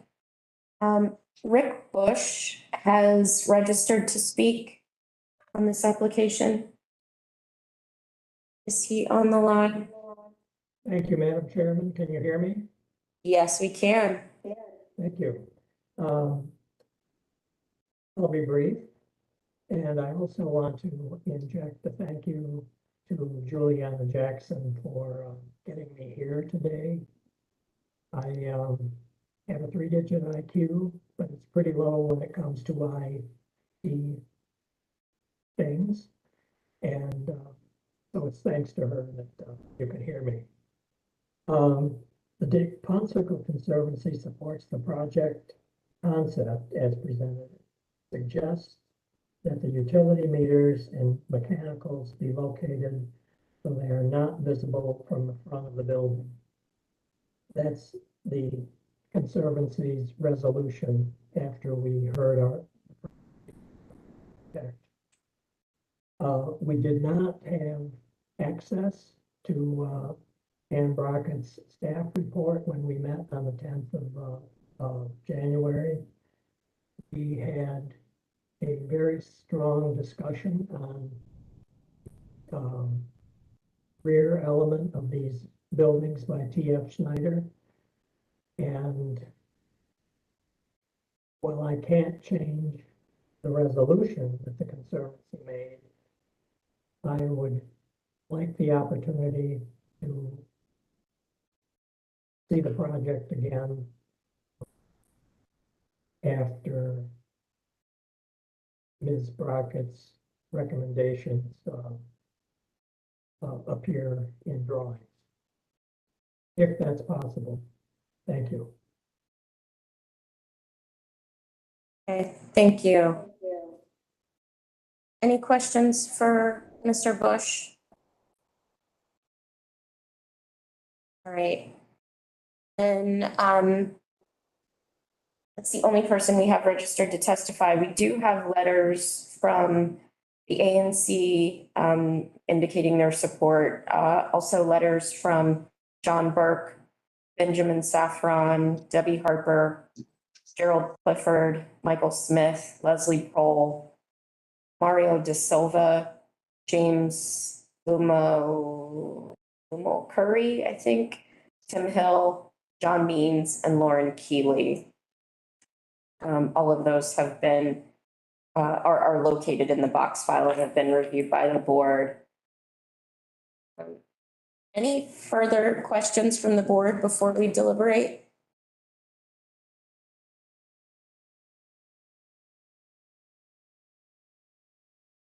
All right. And I will ask board members to turn on their cameras so we can discuss.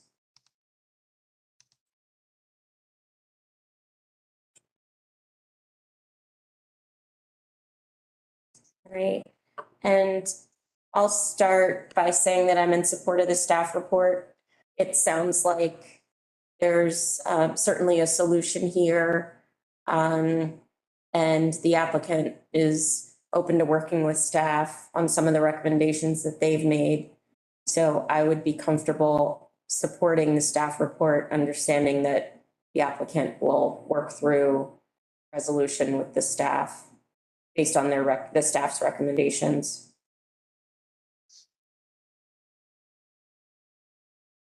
All right, then I'll make that a motion unless, did you have something? I'll second their motion. Second, yeah, I was just saying agreed, Madam Chair. Okay, perfect, thank you. All right, so all those in favor signify by saying aye. Aye. Aye. Aye. All right, anyone opposed? Then the motion carries. Thank you.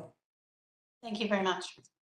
Sure, and we've now reached our last application of the day. This was originally to be on our consent calendar, but we did have someone wishing to testify on this, I believe a neighbor. And so 637 A Street, southeast or northeast? I believe southeast. Okay.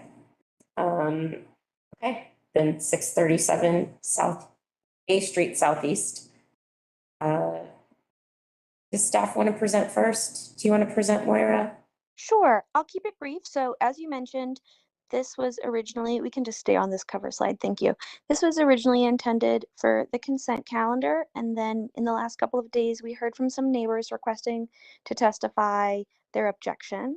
I also wanted to note while I'm thinking of it that last night we received a late letter from the ANC commemorating their unanimous support for the project.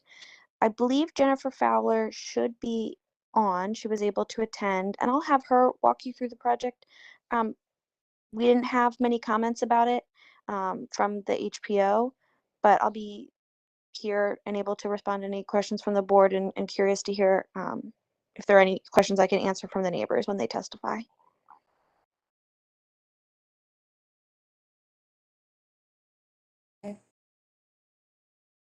Does The applicant want to present? Okay, good afternoon, everybody. I'm Jennifer Fowler with Fowler Architects. I'm also joined by Julie Guton. She's on the call. If we have any questions, she's the homeowner. So this is a proposal for a two-story carriage house at 637 A Street Southeast. It is a wood frame house. You can see on the photo that you can see on the screen now, there are two sister houses, 637 and 639. And this is all at the rear, and this is actually sits on Brown's Court. So the alley behind the house is Brown's Court, which I'm sure you're all familiar with, has many row dwellings, alley dwellings. And this picture to the right at the bottom is the rear facade. There you go. Thank you. Next slide.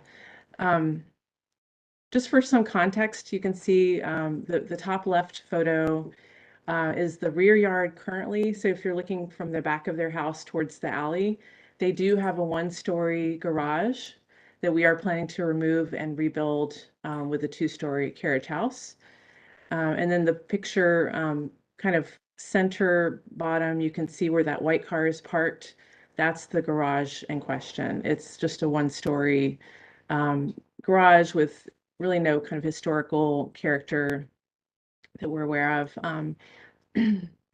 And there's also some context photos of other structures on the alley. On the top right, you can see some two-story garages that are all mostly living spaces that are a couple of doors down from the proposed garage. So there is a lot of two-story structures here. There are actually 21 existing dwellings on the alley. Many of them are Brown's Court single family alley dwellings that have been, that are on the base maps. So this is definitely in keeping with the context of this alley. And it's also a 30-foot wide alley. Just wanted to point that out. Next slide, please.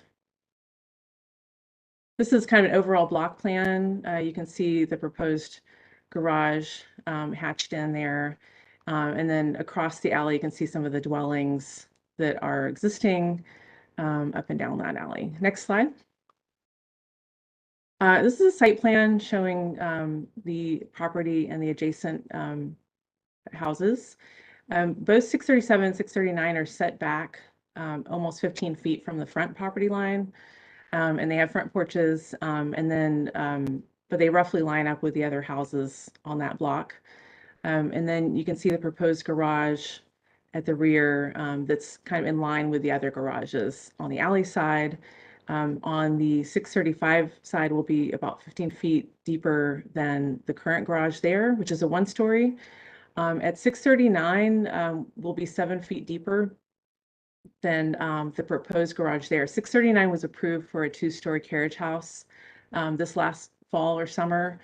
Your board approved it on the consent agenda for a two-story, 20-foot tall, 29-foot deep garage. So that's what's reflected on the site plan. This is actually under permitting now. Next slide. This is existing garage plan showing the demolition. Next slide. We have proposed plans. The goal of this project is to create, first of all, on the first level, potential for tandem parking as the parking's gotten more difficult. They're very close to Eastern Market. So they wanted the ability to park as needed, but also kind of creating some workspace, space for bicycles, that kind of thing. But the primary driver of the size of the structure is to build a one-story accessory apartment on the second floor. And they really felt strongly about creating a one-bedroom with a separate living space, that would be kind of very livable space, but also it would make financial sense to put this investment in. It would kind of give them the return on their investment over time as a rental, should they decide to rent it out in the future. So that's the driving force behind the size of this addition. The garage at 639 was slightly smaller. It was only 72 square feet smaller when it was approved. This one's a little bit deeper just because the lot is narrower. Even though they're sister houses, their lots are almost 2 feet different in width. So 637 is only 18 feet wide, where 639 is just under 20 feet wide. So it's just a slightly different different shape of garage that we're proposing, that but it is very similar to what was approved by your board. Next slide, please. Roof plan here. Next slide. And then you have your elevation. So on the top right, the alley elevation, we have a garage door with a row lock header. This will be face brick, and a pedestrian door leading to the stairwell going up to the second floor. And then we have 3 kind of double hung punch windows on the second floor, and a simple cornice at the top. On the alley side, we have a French door at the yard, and then also some aluminum clad double hung windows facing the yard. And then on the left, you can see the views kind of from the sides. The bottom left would be the amount of garage you would see beyond what is to be built at 639. So with that, we just wanted to reiterate that the ANC was in unanimous support of this project. We also received a letter of support from the Capitol Hill Restoration Society, who found it compatible. And we have a letter of support from 639 A Street. So it's been partially well received. I know we do have some neighbors that have concerns that you'll be hearing from today. But with that, I will leave it open to questions. Thank you. Great.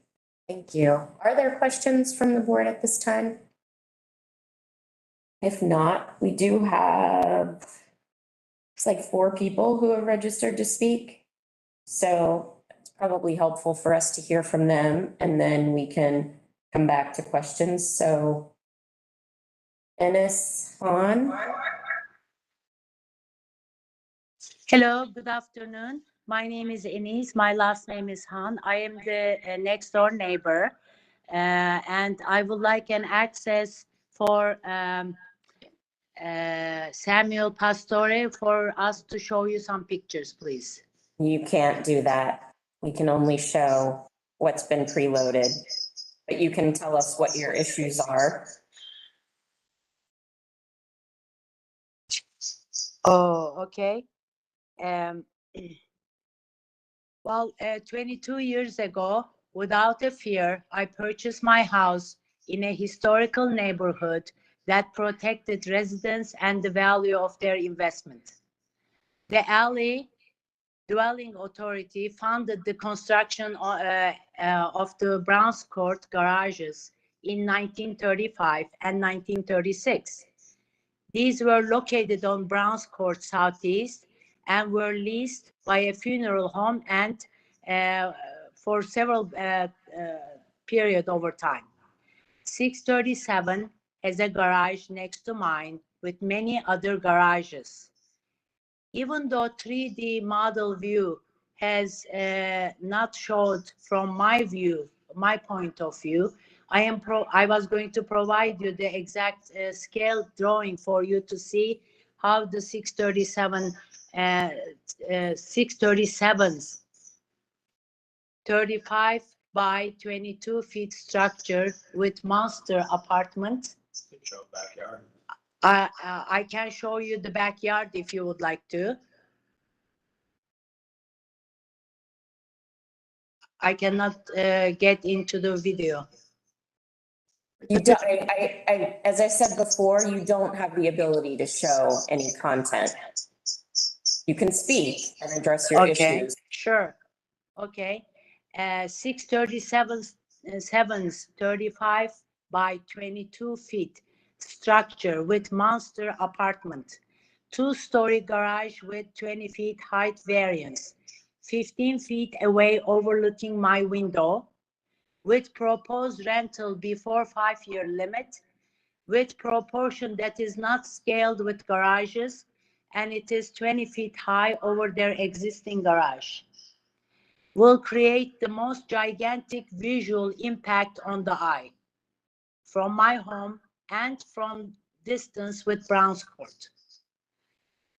It detracts with height, with proportion, with red brick block structure, with compressors on the roof.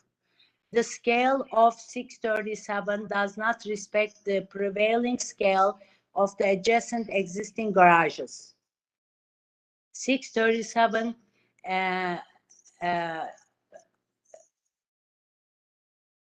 will be massing, does not respect the massing. It detracts from the character of these garages and surrounding homes. Please take me into consideration when you are making this decision.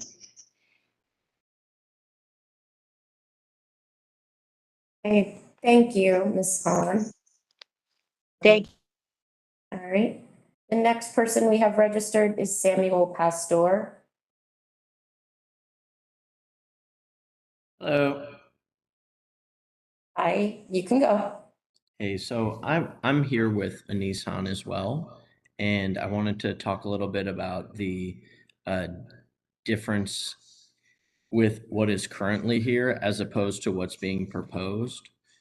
And I know that we looked at the diagrams from the top earlier, but that doesn't really take into effect what the visual change will be. And being a lifelong Capitol Hill resident, this is a pretty large change, and not just for this specific location, but if we continue to just agree to these type of changes, what's the point of having a historical review anyway?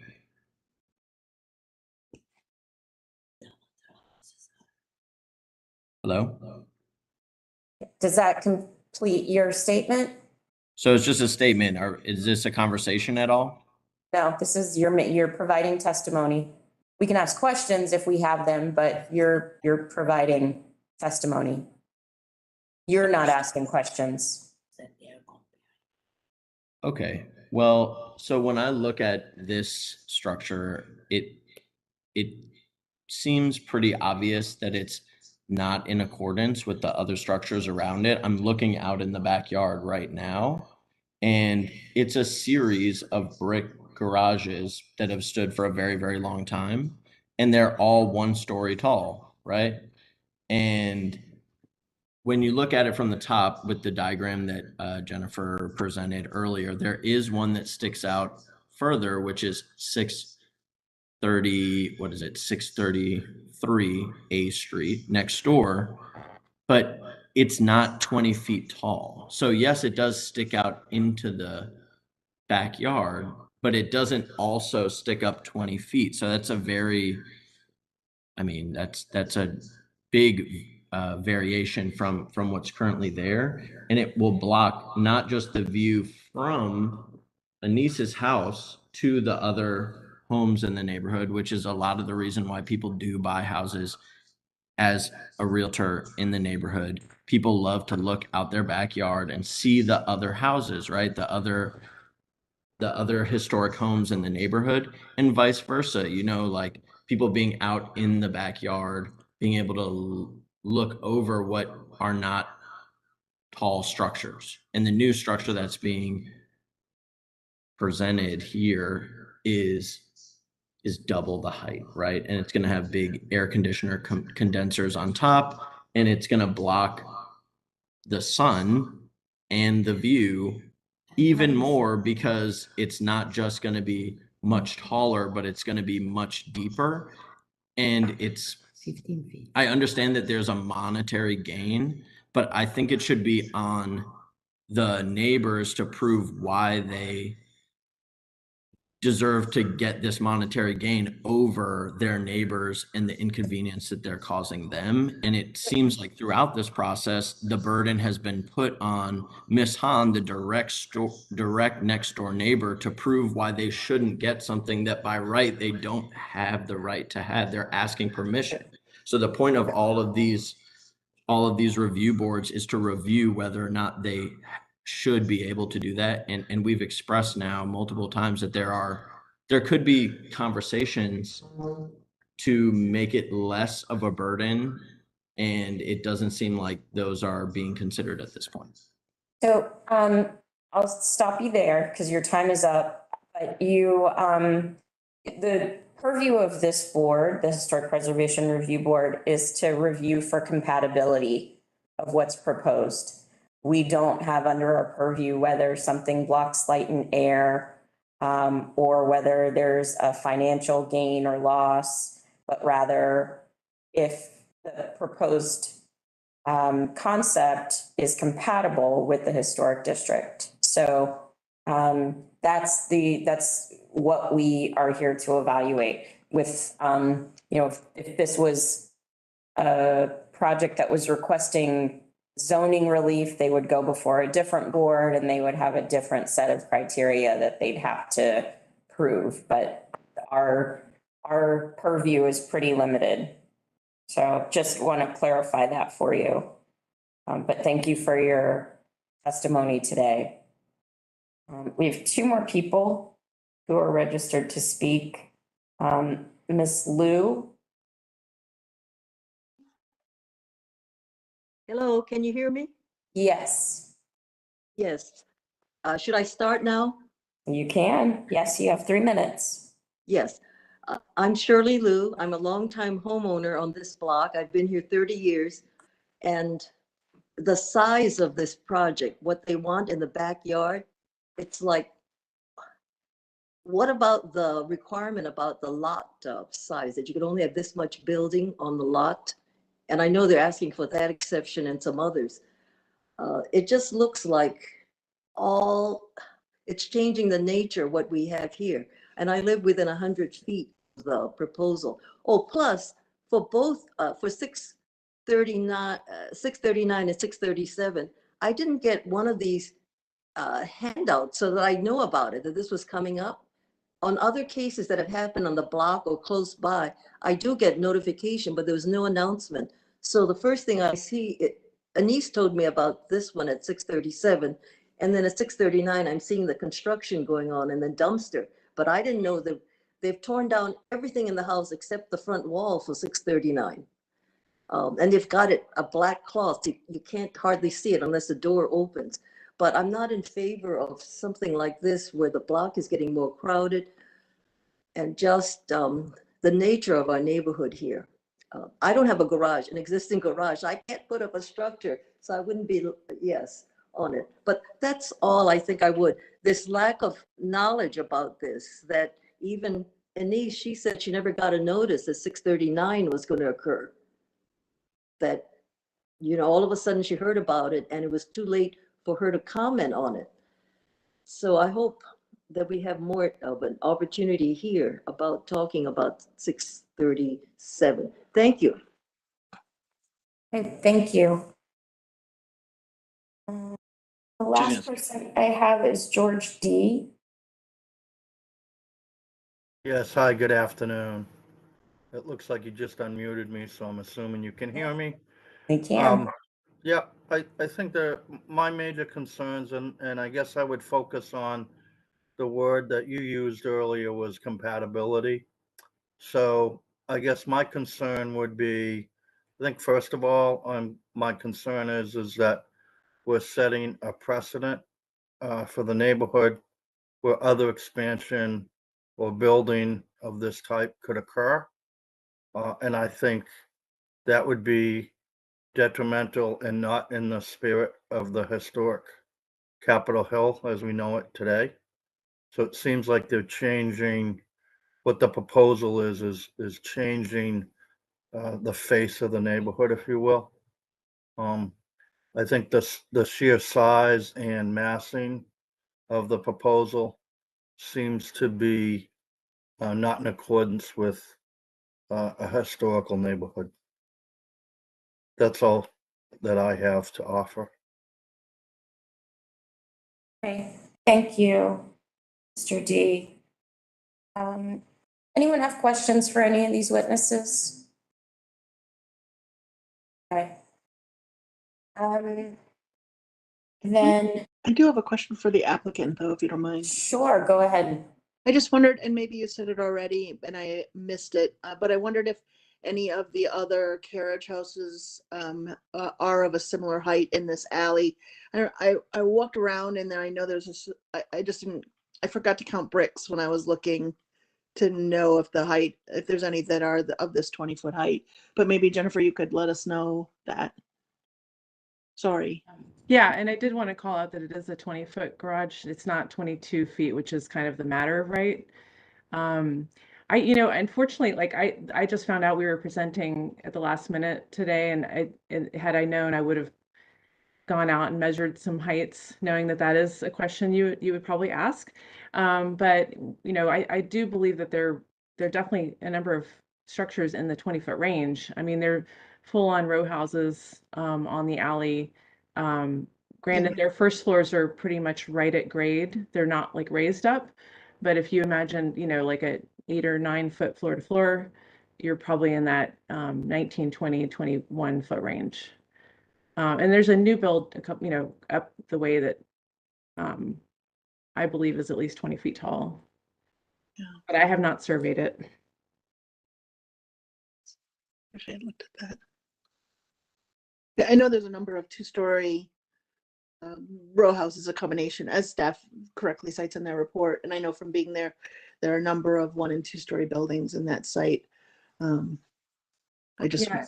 if they were And the one-story garages that are, I know we've been in front of you for other cases with an intact row of original 1-story garages, where that was definitely a concern of the boards. In this case, you have like a lot of different height garages, and the ones that are kind of in this stretch are not necessarily matching or particularly historical. In fact, if we can go back to the slide. C-2, right? Yeah, I think it's probably the second. And I guess control. Photos.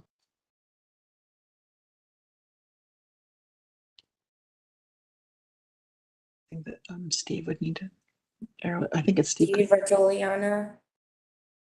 Can you go back to the slide with the photo, the alley photos would be helpful. Yes, C-2, I think it is. There you go. Yeah.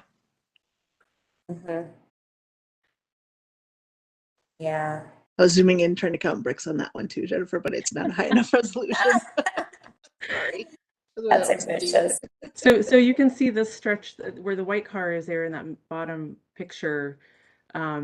They're all kind of slightly different heights. They're different materials. The one to the right of it, that's already slated to be removed and built 2 stories. There's to the left, you can see the beginnings of the Browns Court dwellings. And then on the bottom right side, you can see that there's other 2-story that I think have to be at least 20 feet. So yeah, it's not a real consistent block or row of intact matching garages. But I'm happy to survey the heights of the other garages if that's helpful for staff following up with this. Or maybe Moira happens to know. No, just off the, on an off chance, she may have looked at them. I wish I were that all-knowing. I'm not. I was looking at the alley under some of the categorizations that Jennifer's described. Sort of, do these look as though they are, an intact overall undertaking? There have been some alleys where we've looked at 2-story alley buildings where you get to the interior of the block and there's remarkable architectural consistency of the 1-story garages. That was not the case here. There's a variety of heights and materials. There are existing 2-story historic buildings. There's approval for new 2-story historic buildings, and 20 feet is very standard for the board's previous approvals for 2-story alley buildings in this historic district. And in recent years, because of zoning regulation revisions, the board has been able to approve buildings at 22 feet. So this is very much in line with numerous previous board approvals, and that was how I evaluated it. Okay. Thanks, Maura. The other thing that I will point out is that we do have a letter in support from the ANC and also from Capitol Hill Restoration Society, who would understand the context and compatibility of this, certainly. Any other questions from the board? Okay. I do appreciate the community members taking the time to participate in our hearing today. That is the reason that we moved it from consent to our full agenda, so that we could hear this and hear from them. However, as I said previously during testimony, when we evaluate this proposal based on compatibility, this certainly meets the criteria. And so I'm in support of this application and would make a motion that we support the concept unless other board members would like to propose another point of discussion. I would second your motion, and then maybe only add that if there is a zoning variance that is required, that we reviewed it for preservation compatibility, not for zoning density and other zoning issues, which seem to be the primary concerns of the neighbor. And let the neighbor know that if there is zoning variance required, that they would have the opportunity similarly to testify to those particular zoning issues, which are the purview of the BZA. Sure, yes, thank you for adding that, but certainly they would have that opportunity should this require a zoning variance. And they should be noticed if that happens. So, so the motion, was that a second, Gretchen? Okay, any further discussion? And all those in favor, say aye. Aye. Anyone opposed? Great, so the motion carries. Thank you. And thank you to everyone for your participation today. Thank you very much for your time. All right, see you next month. Bye-bye. Bye-bye.